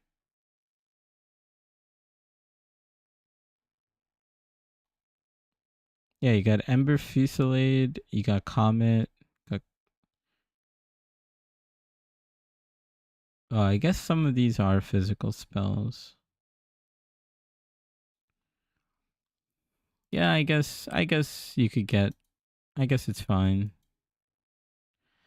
Open Sore's notable passive skills have been renamed to Whisper of the Flesh and no longer grant your curses have infinite duration. Instead, it now grants enemies affected by your curse have at least 15% of their life reserved. So this is like Cull on the top end of the life pool.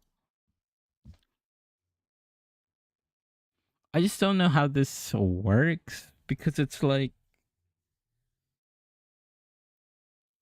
Yeah, I mean, what if your curse runs out? Do they get the 15% life back? Like, what is this?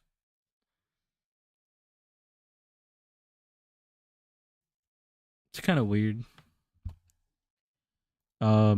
Infernalist. I probably Blood Mage is still fine, but some of the stuff is weird. There's a little nerf to crit damage, and then this whole 40% fizz damage thing is a little weird with the life flask. And then this thing, I don't really know about the curse. Infernalist, Infernal Hound, granted by Loyal Hellhound notable, now ignite enemies within 2.5. Previously 1.5. Okay, so now it ignites better. Pyromaniac Pact now grants Infernal Flame equal to twice your mana. Previously equal to your mana. But causes you to lose 25% of your Infernal Flame per second if you haven't gained any in the past 2 seconds. Previously 50 seconds. Okay, so this is just like a straight up buff. Demon Form. Granted by... Yeah, Demon Form. No longer disables your weapons or has its own weapon set. It no longer grants a level of all spell skills while in Demon Form, or increased damage per Demon Flame. It now grants 3% more spell damage per Demon Flame, and quality now provides 0 to 10% cast speed while in Demon Form. Previously had no quality.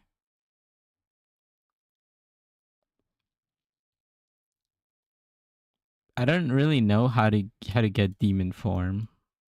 Is there any information? Or Demon Flame? Demon Flame has no maximum. What is Demon Flame? I'm assuming Demon Flame has something to do with activating Demon Form and how long you could be in Demon Form for. That's what I'm assuming.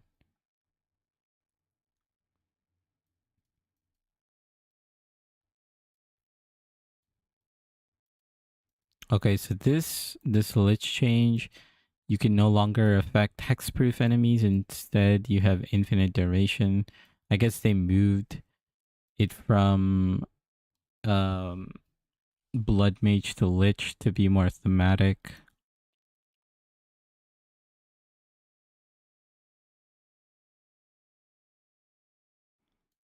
Now provides spells deal 30% more damage when sacrificing energy shield, sacrificing 5% of energy shield when you cast a spell, and sacrificing energy shield does not interrupt recharge. Okay.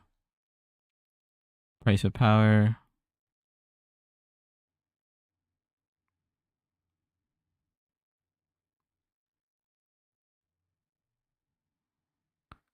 Price of power notables passive skill no longer grants non-channeling spells consume a power charge if able to deal 25% more damage. Instead, now provides spells consume a power charge if able to deal 40% more damage. I have no idea what that means.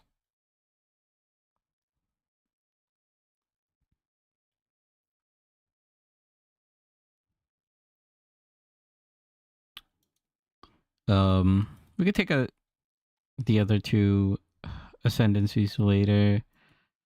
I mean, yeah, like the witch stuff is pretty interesting because that's what I played the last two streams for leveling. I do wanted to try out the Thoric. It is getting a bunch of changes.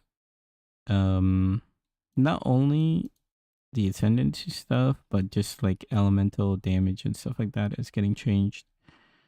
I'm very curious about the skills. So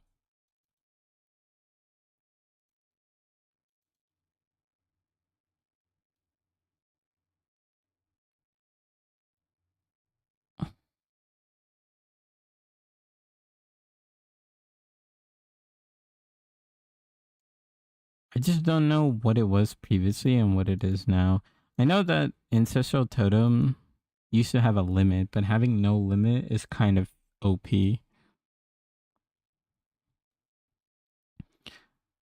Arc is now a projectile. It no longer causes explosions against shocked enemies and is no longer a payoff skill. It now chains 6 to 9 times at gem levels 5 through 20, okay? Previously 5 to 8. It now has 50% more shock magnitude and can now consume a lightning infusion to chain additional times and deal more damage. Now deals 2 to 39 damage at gem level 5, previously 5 to 31, scaling up to 20 to 386 damage at gem level 20, previously 49 to 277. Okay. The infusion stuff is very, very interesting because it opens up for you to do like multi-element stuff. Archmage now has non-channeling spells gain 4% damage as extra lightning for each 100, previously 3. So they buffed Archmage a little bit.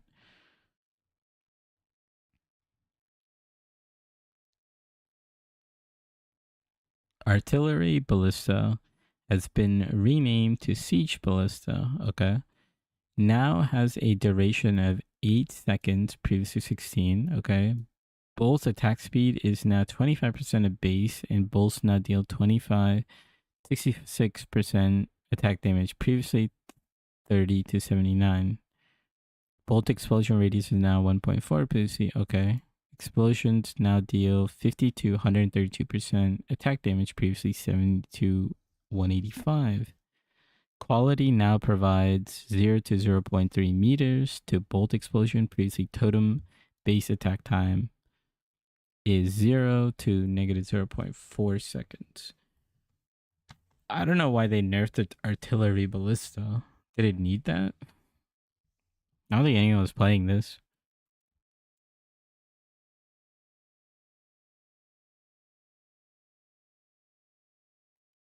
Okay.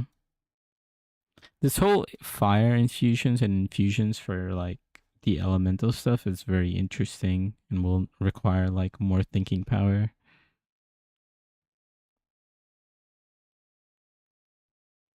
Blink no longer counts as dodge rolling. Interesting. Bone Shatter Shockwave now deals 100% more damage against unique enemies. That's kind of strong. Oh, Bone Offering. Spike duration is now 8 seconds, previously 5. While Explosion Radius is now 2.4, previously 2. Explosion now deals 256 and it got buffed. The buff now has minions take 20 to 25% reduced damage from hits while shielded. Quality now provides shielded minions take 20 to 30% less damage for 1 second. Actually, let me zoom in. It's gonna read better. Okay, Cold Snap has been reworked, renamed to Snap. It can now be used on any orb spell or any frozen, shocked, or ignited enemy. Any orb spell? Can I see what this means? Because I'm very, very interested. How do I find orb spells?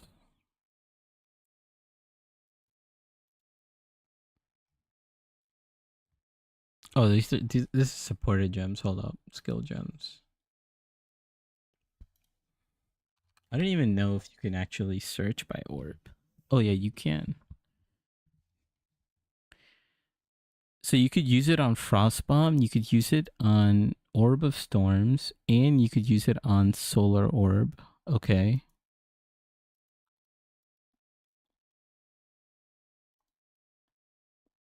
Causing an explosion of the corresponding damage type and creating a remnant of the corresponding type from enemies.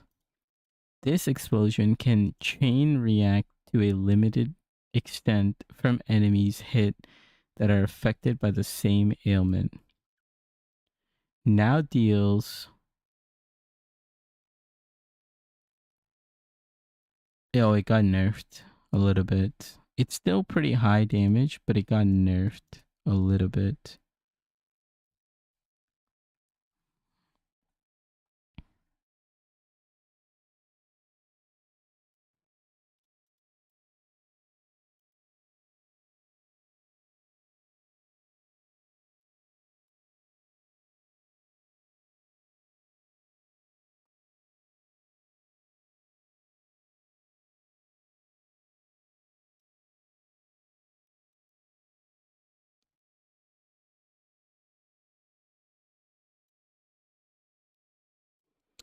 I mean, it's really strong because it is a pretty sizable nerfs, 48 to 540.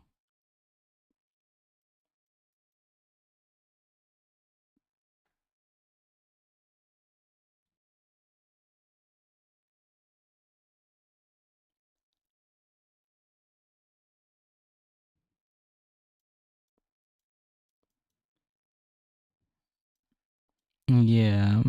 I mean, it's still really good now because you can now summon like Solar Orb and like make it explode.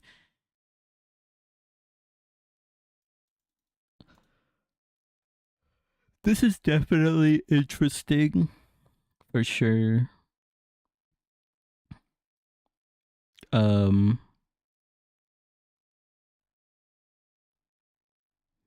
Oh, they changed cast on freeze, shock, and ignite to be just cast on ailment.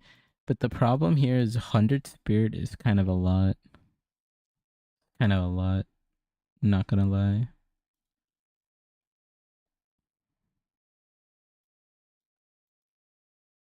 And then just to quickly look at cluster grenade is now 299, 490%. Okay, so it just got a big buff.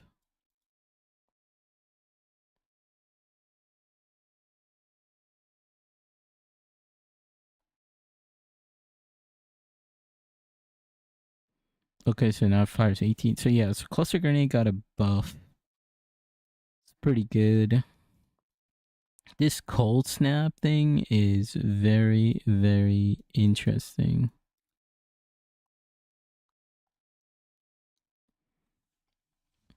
Because the way cold snap was used it was kind of used like a secondary. I'm not even gonna lie. It was just like you freeze someone and then you pop them. Now you could do this, and now, I mean, you could still do that. You could freeze someone and then you could shock them. Freeze someone and then you could just explode. But now it works on shocked and ignited. So you could use cold snap, or I should say snap. You can use snap on like flame wall, which is kind of insane. And like flame wall, if I'm not mistaken, you could just create a giant circle and then you just keep spamming snap. That could be kind of insane.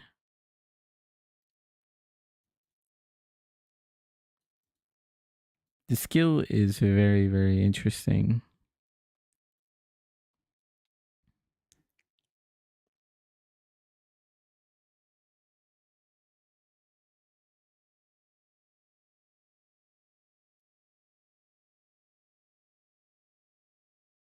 Okay, so they buff Comet a little bit.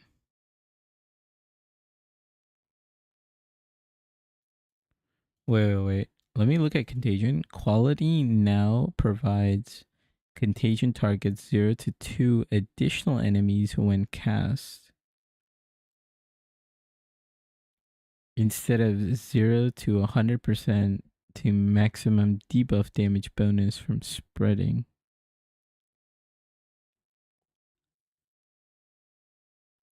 So now is it going to spread with always? So Contagion seems like it got buff.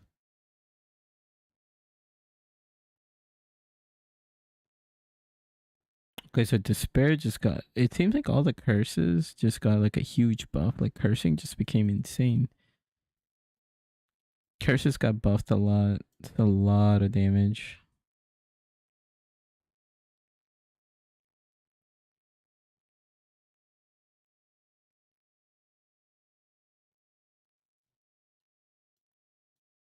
What else? Oh yeah, let me look at Ember Fusillade.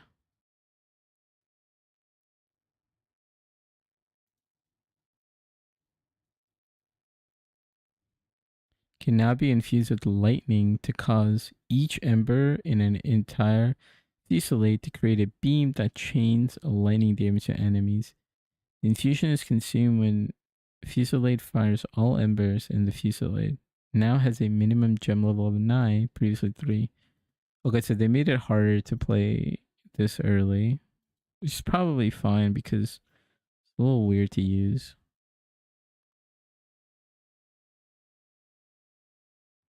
Okay, I have Winter. Is I have Winter considered a orb skill?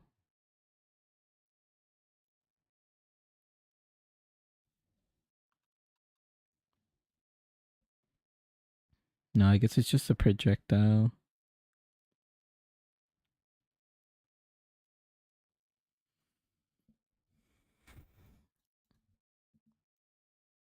Okay, very interesting.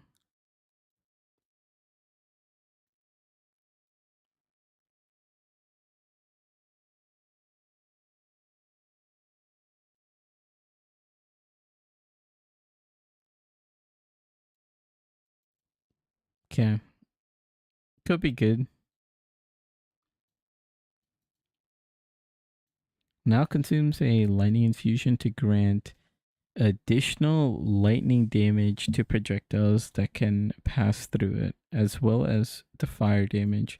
No longer causes projectiles that pass through it to ignite enemies. Now deals 1.8 to 59 in the wall.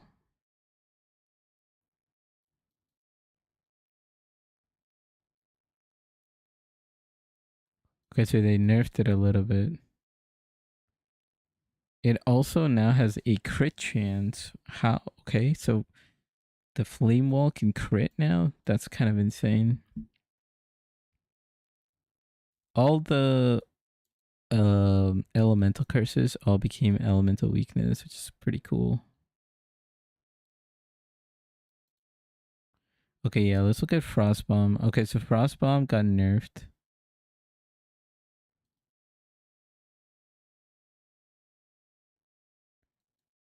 Now deals 7 to 11 cold damage, previously 16 to 23.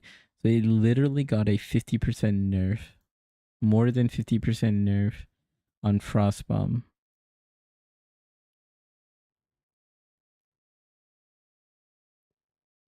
Now has a cooldown. Why did they nerf it so much? Now has a 4-second detonation time instead of 3 seconds. So they just wanted to destroy Frostbomb. So we no longer can use Frostbomb for leveling.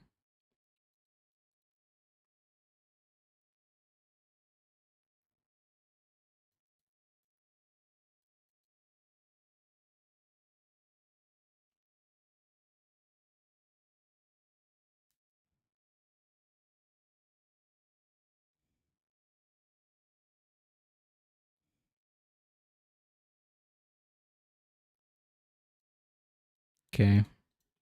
I mean, it's still good for exposure, but everything else just, I don't know. Oh, they nerf Frostwall. Oh my god. Frostwall now deals 80% less damage in the first 0.5 seconds of its duration. RIP.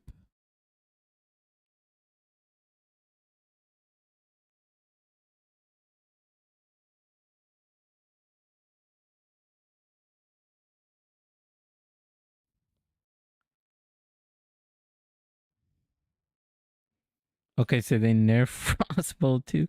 Wait, why did they nerf the... Why did they nerf this so much?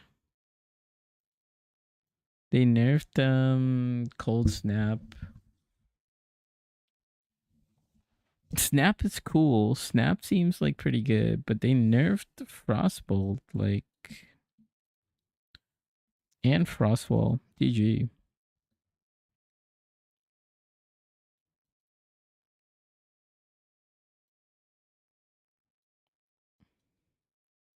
Frozen looking.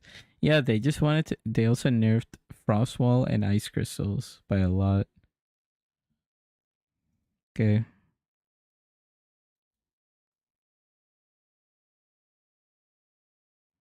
Okay, so they nerfed Galvanic Shards too.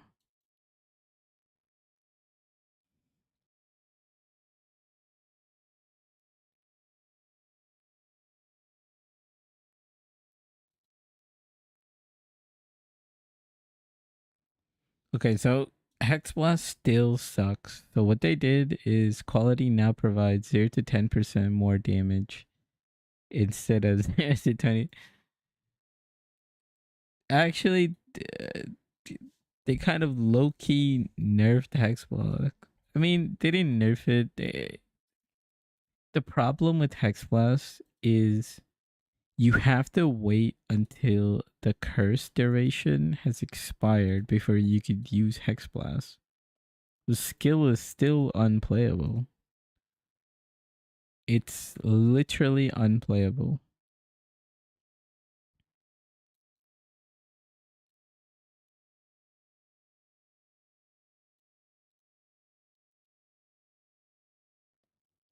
Additional physical damage equal to 5% of physical damage dealt by high velocity round that applied the debuff.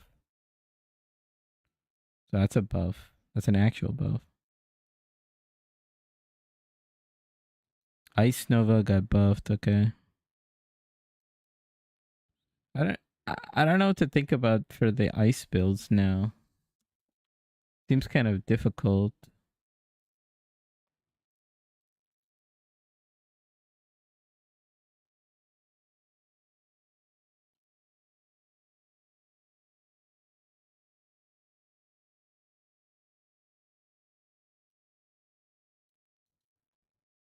Okay, so yeah, Lightning Spear got nerfed.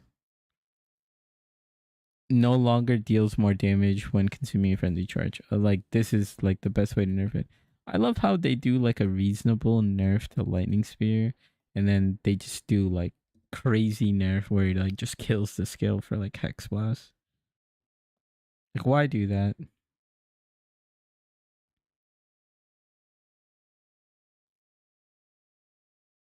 Let's look at Rake.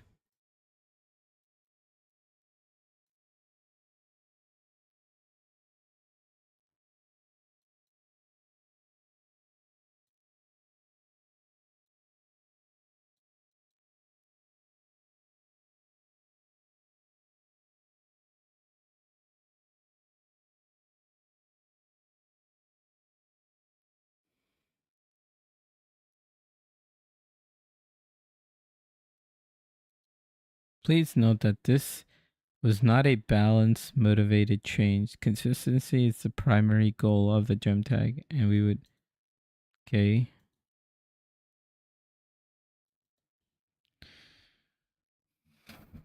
So they changed the tag of it. I don't know if this actually does anything though.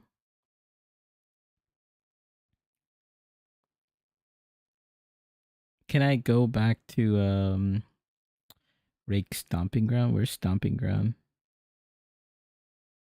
So they didn't touch Stomping Ground?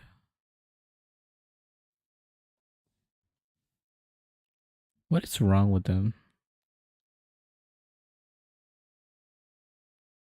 Also, this temp change is crazy, by the way.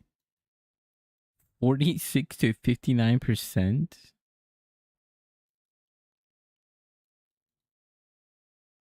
It's flat double.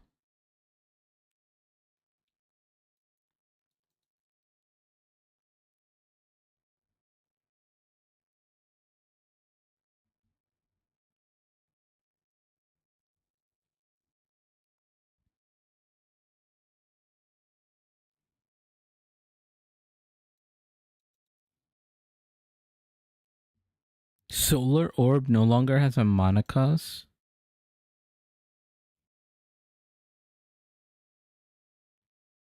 Okay, they buffed it slightly. They buffed it a lot. It seems like fire damage Sork is gonna be like much better.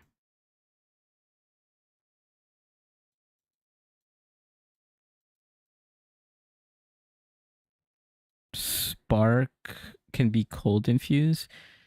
I mean, yeah, so like I'm trying to think. Wait, how they have like a really good way to show all the gems.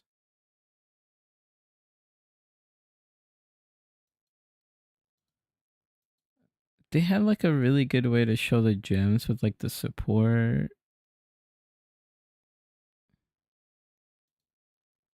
Is it with like character?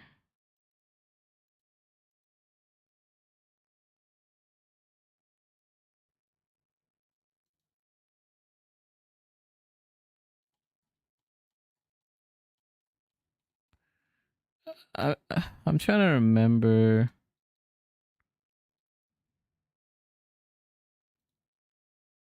Oh, here we go. Yeah, yeah. This is what it was. Where is Sork? Okay, yeah, here. So they nerf Frostbomb like to the ground. Like this thing is definitely not worth taking at all.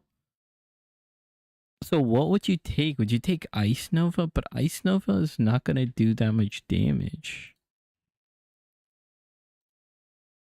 Where's Ice Nova?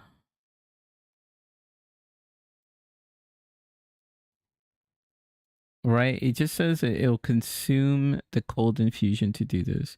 But maybe you create a cold infusion. Let me hold on, let me just see where they talk about.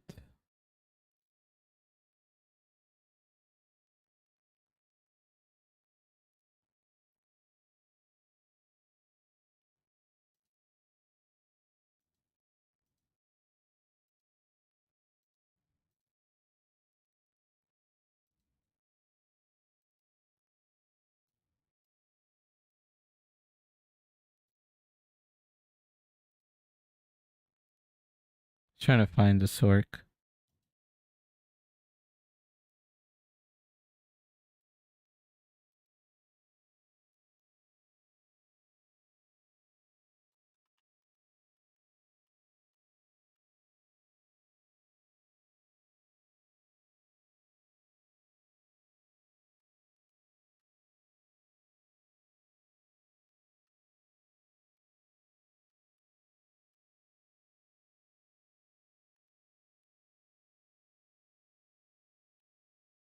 Okay, so this is where they talk about Sork.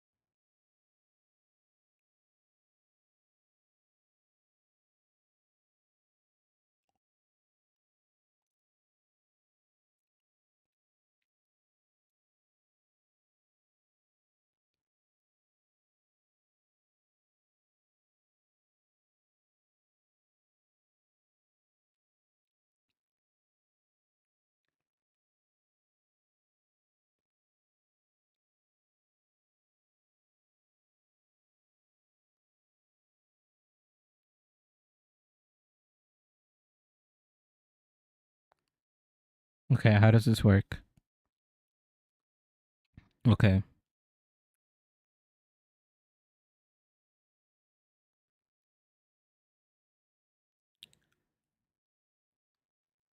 Okay.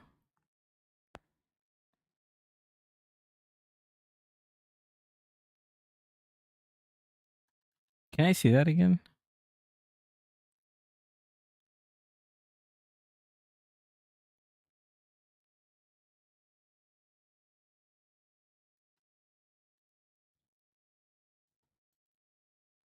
Whoops.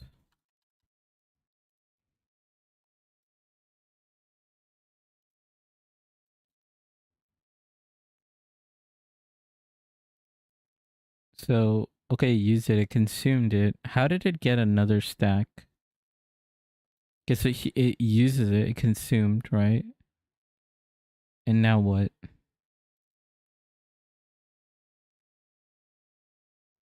It created another infusion? And then it's about to walk over another one.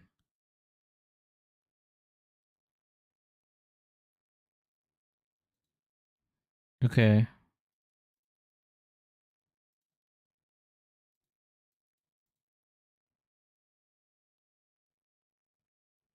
Okay. Wait.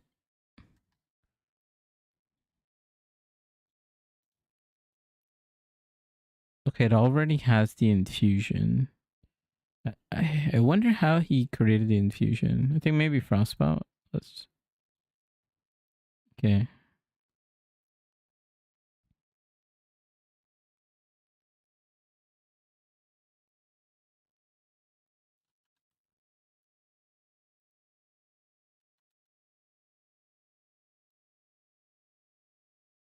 Frost Dart? Is that in the patch notes? Frost Dart?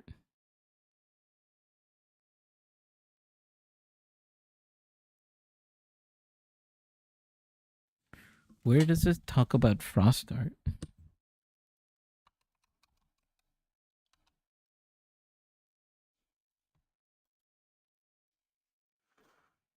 Conjures a number of icy projectiles that launch towards the target projectile that hit a chilled or frozen target. That hit a chilled or frozen target. Projectiles that hit a chill or frozen target create chunks of ice that deal additional damage on impacting the ground. Consume a cold infusion if possible to cause each projectile to lodge into enemy, then explode.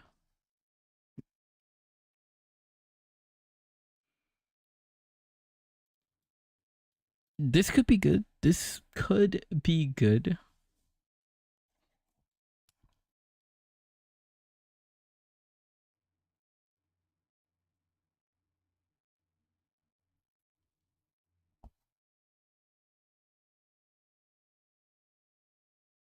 Like, yeah, this could be good.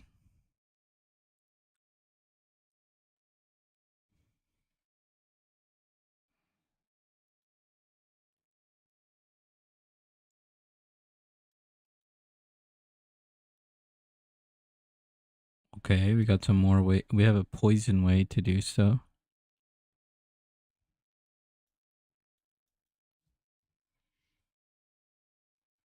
I don't know what these skill gems do.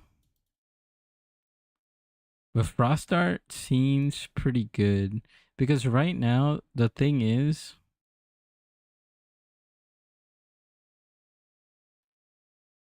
Yeah, like... let me look at Flame Wall again.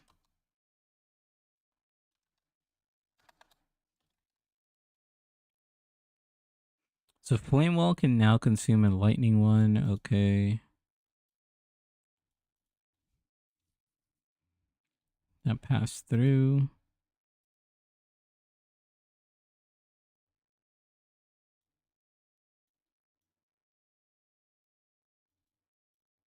Okay, so Flame Wall also got nerfed by half. It just got a crit chance, but it got nerfed by half. Maybe with like the infusions it's better, but does it have more info on infusion?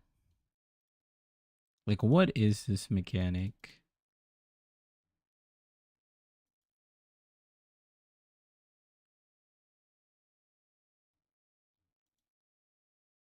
Like, does it actually explain what... Okay, here it is.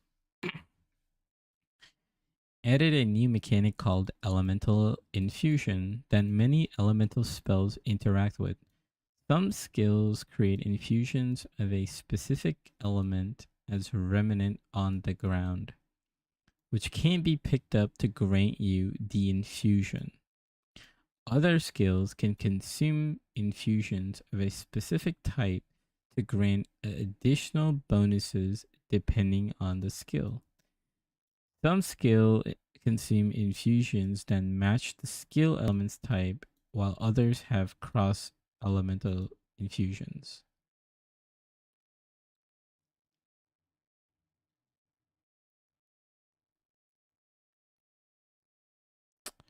Okay, so basically, elemental skills will create these infusions, and you have to walk over them to pick them up, basically.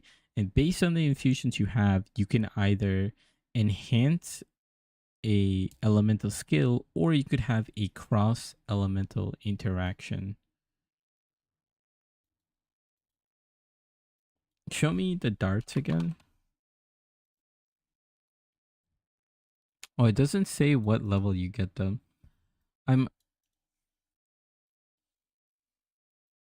I would assume you get them at level 3, maybe.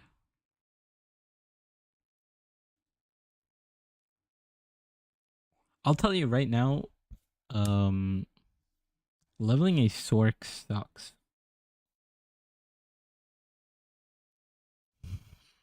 At the current moment. Like, you have to use Spark, and you have to use Frostbob. But Frostbob is getting nerfed. Flame Wall is getting nerfed. So what do you do?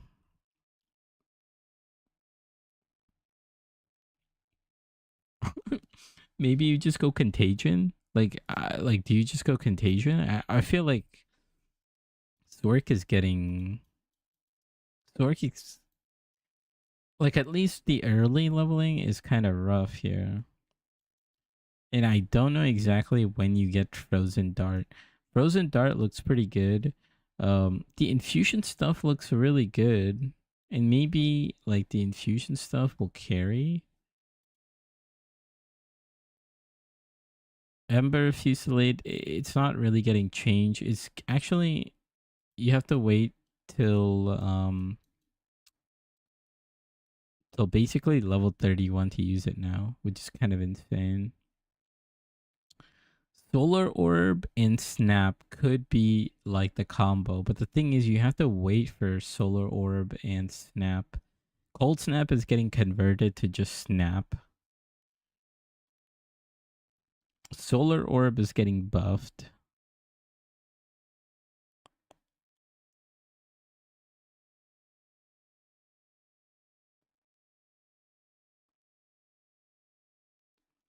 Are they doing anything to Orb of Storm? Frostwall is getting nerfed, so like your mid game is gonna be, it's gonna suck too. Like, how are you gonna get damage? I mean, I guess you could just spam Solar Orb and make it explode. It's like such a bad. I mean, theoretically, right? Theoretically,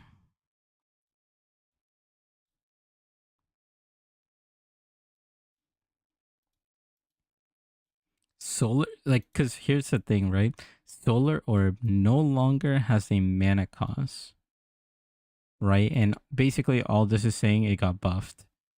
And then you have Snap, which is Cold Snap. If you go to Cold Snap, the Cold Snap, it has been reworked and renamed to Snap.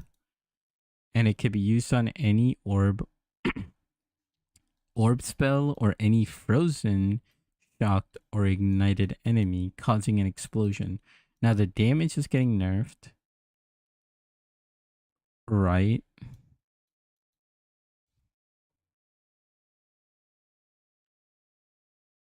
But you can use this on an orb skill, and Solar Orb costs nothing. So like the combo would be to use Solar Orb and then you Snap, and now you explode the Solar Orb. And Solar Orb doesn't have a mana cost.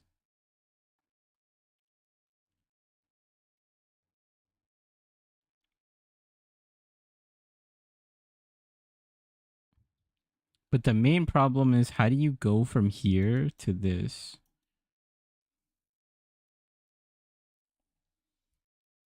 And like the way you would have to do this is, I don't know, maybe you would have to do like a contagion start. Cause like, where's your damage? Like Frostbomb is getting, it's getting nerfed by 50%. Same thing with Flame Wall. It's getting nerfed by 50%. So your level 1 is gonna be just Spark, and then what else? You have to go Occult, right? So basically your level 1 is gonna have to be Contagion.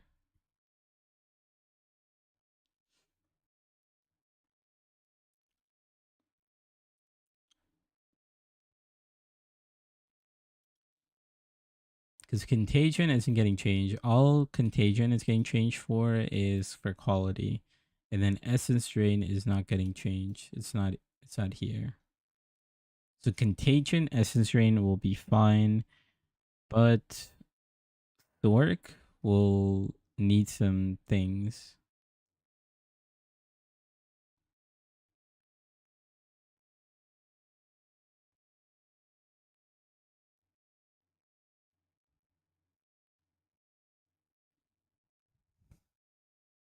It is making it so that you gain an additional lightning damage if you consume a lightning infusion. But it's like, how are you going to create a lightning infusion level 1, level 2? You're not. Unless Spark is going to create a lightning infusion.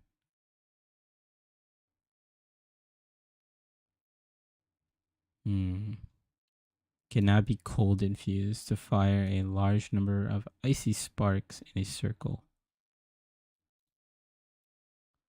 So this could work, but then does Ice Nova? If Ice Nova creates, can I see it?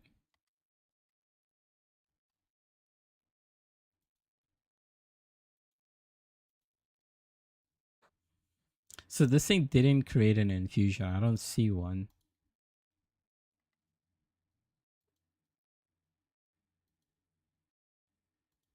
And we don't understand how.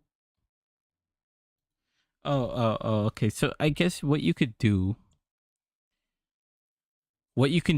still is use Frostbomb, pick up the infusion, and then cast Spark.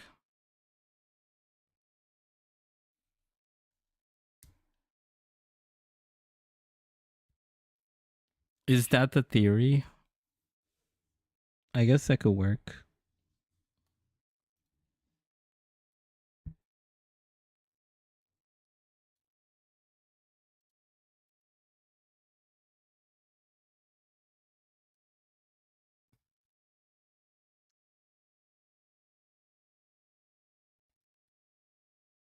Yeah, I guess that could work. And then you just have to wait.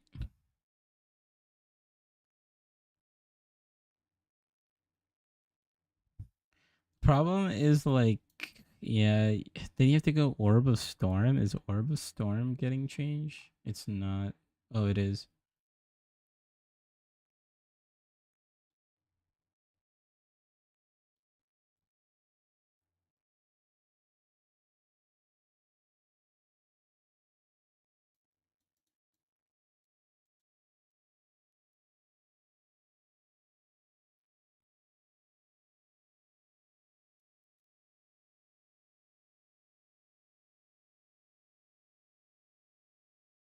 Okay, that's a buff. That's a buff.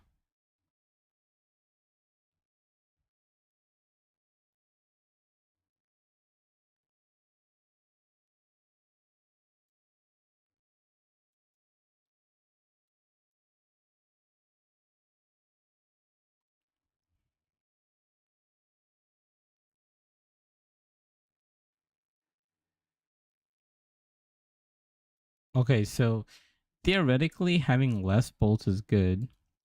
Because with less bolts you get the lightning infusion. Sork would be like a crazy combo thing. So like what you would do is basically what you would do is you would use Orb of Storm. With Orb of Storm, you create a little, you stand in it. You create Frostbomb, then you create Orb of Storm, and after the Frostbomb explodes, you pick up the infusion, and then you spam Spark the whole time, and you pick up the Lightning infusion, and then you cast Flame Wall, and then you just do this combo where you do Frostbomb, Orb of Storm, you spam Spark in between, and then you cast Flame Wall.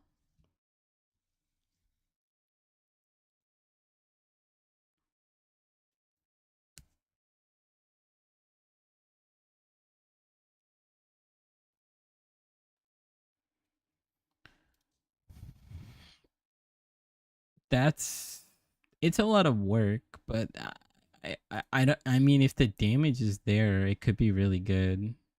And then once you are good, you go to Solar Orb and Snap, and that's where you'll start doing ridiculous damage.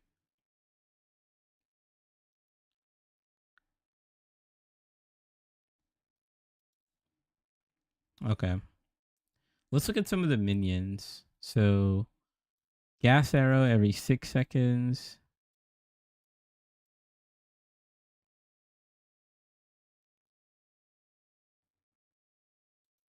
Well, that's very, very strong for Skelly snipers.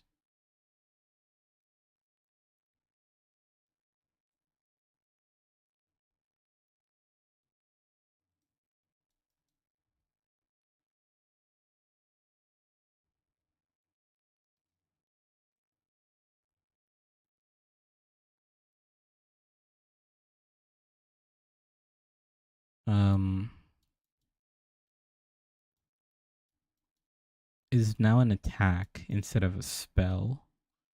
Now deals additional fire damage equal to 8% of minions' life. Previously 12. I don't know if Skeleton Arsonist is still good there. Skelly Snipers look really good.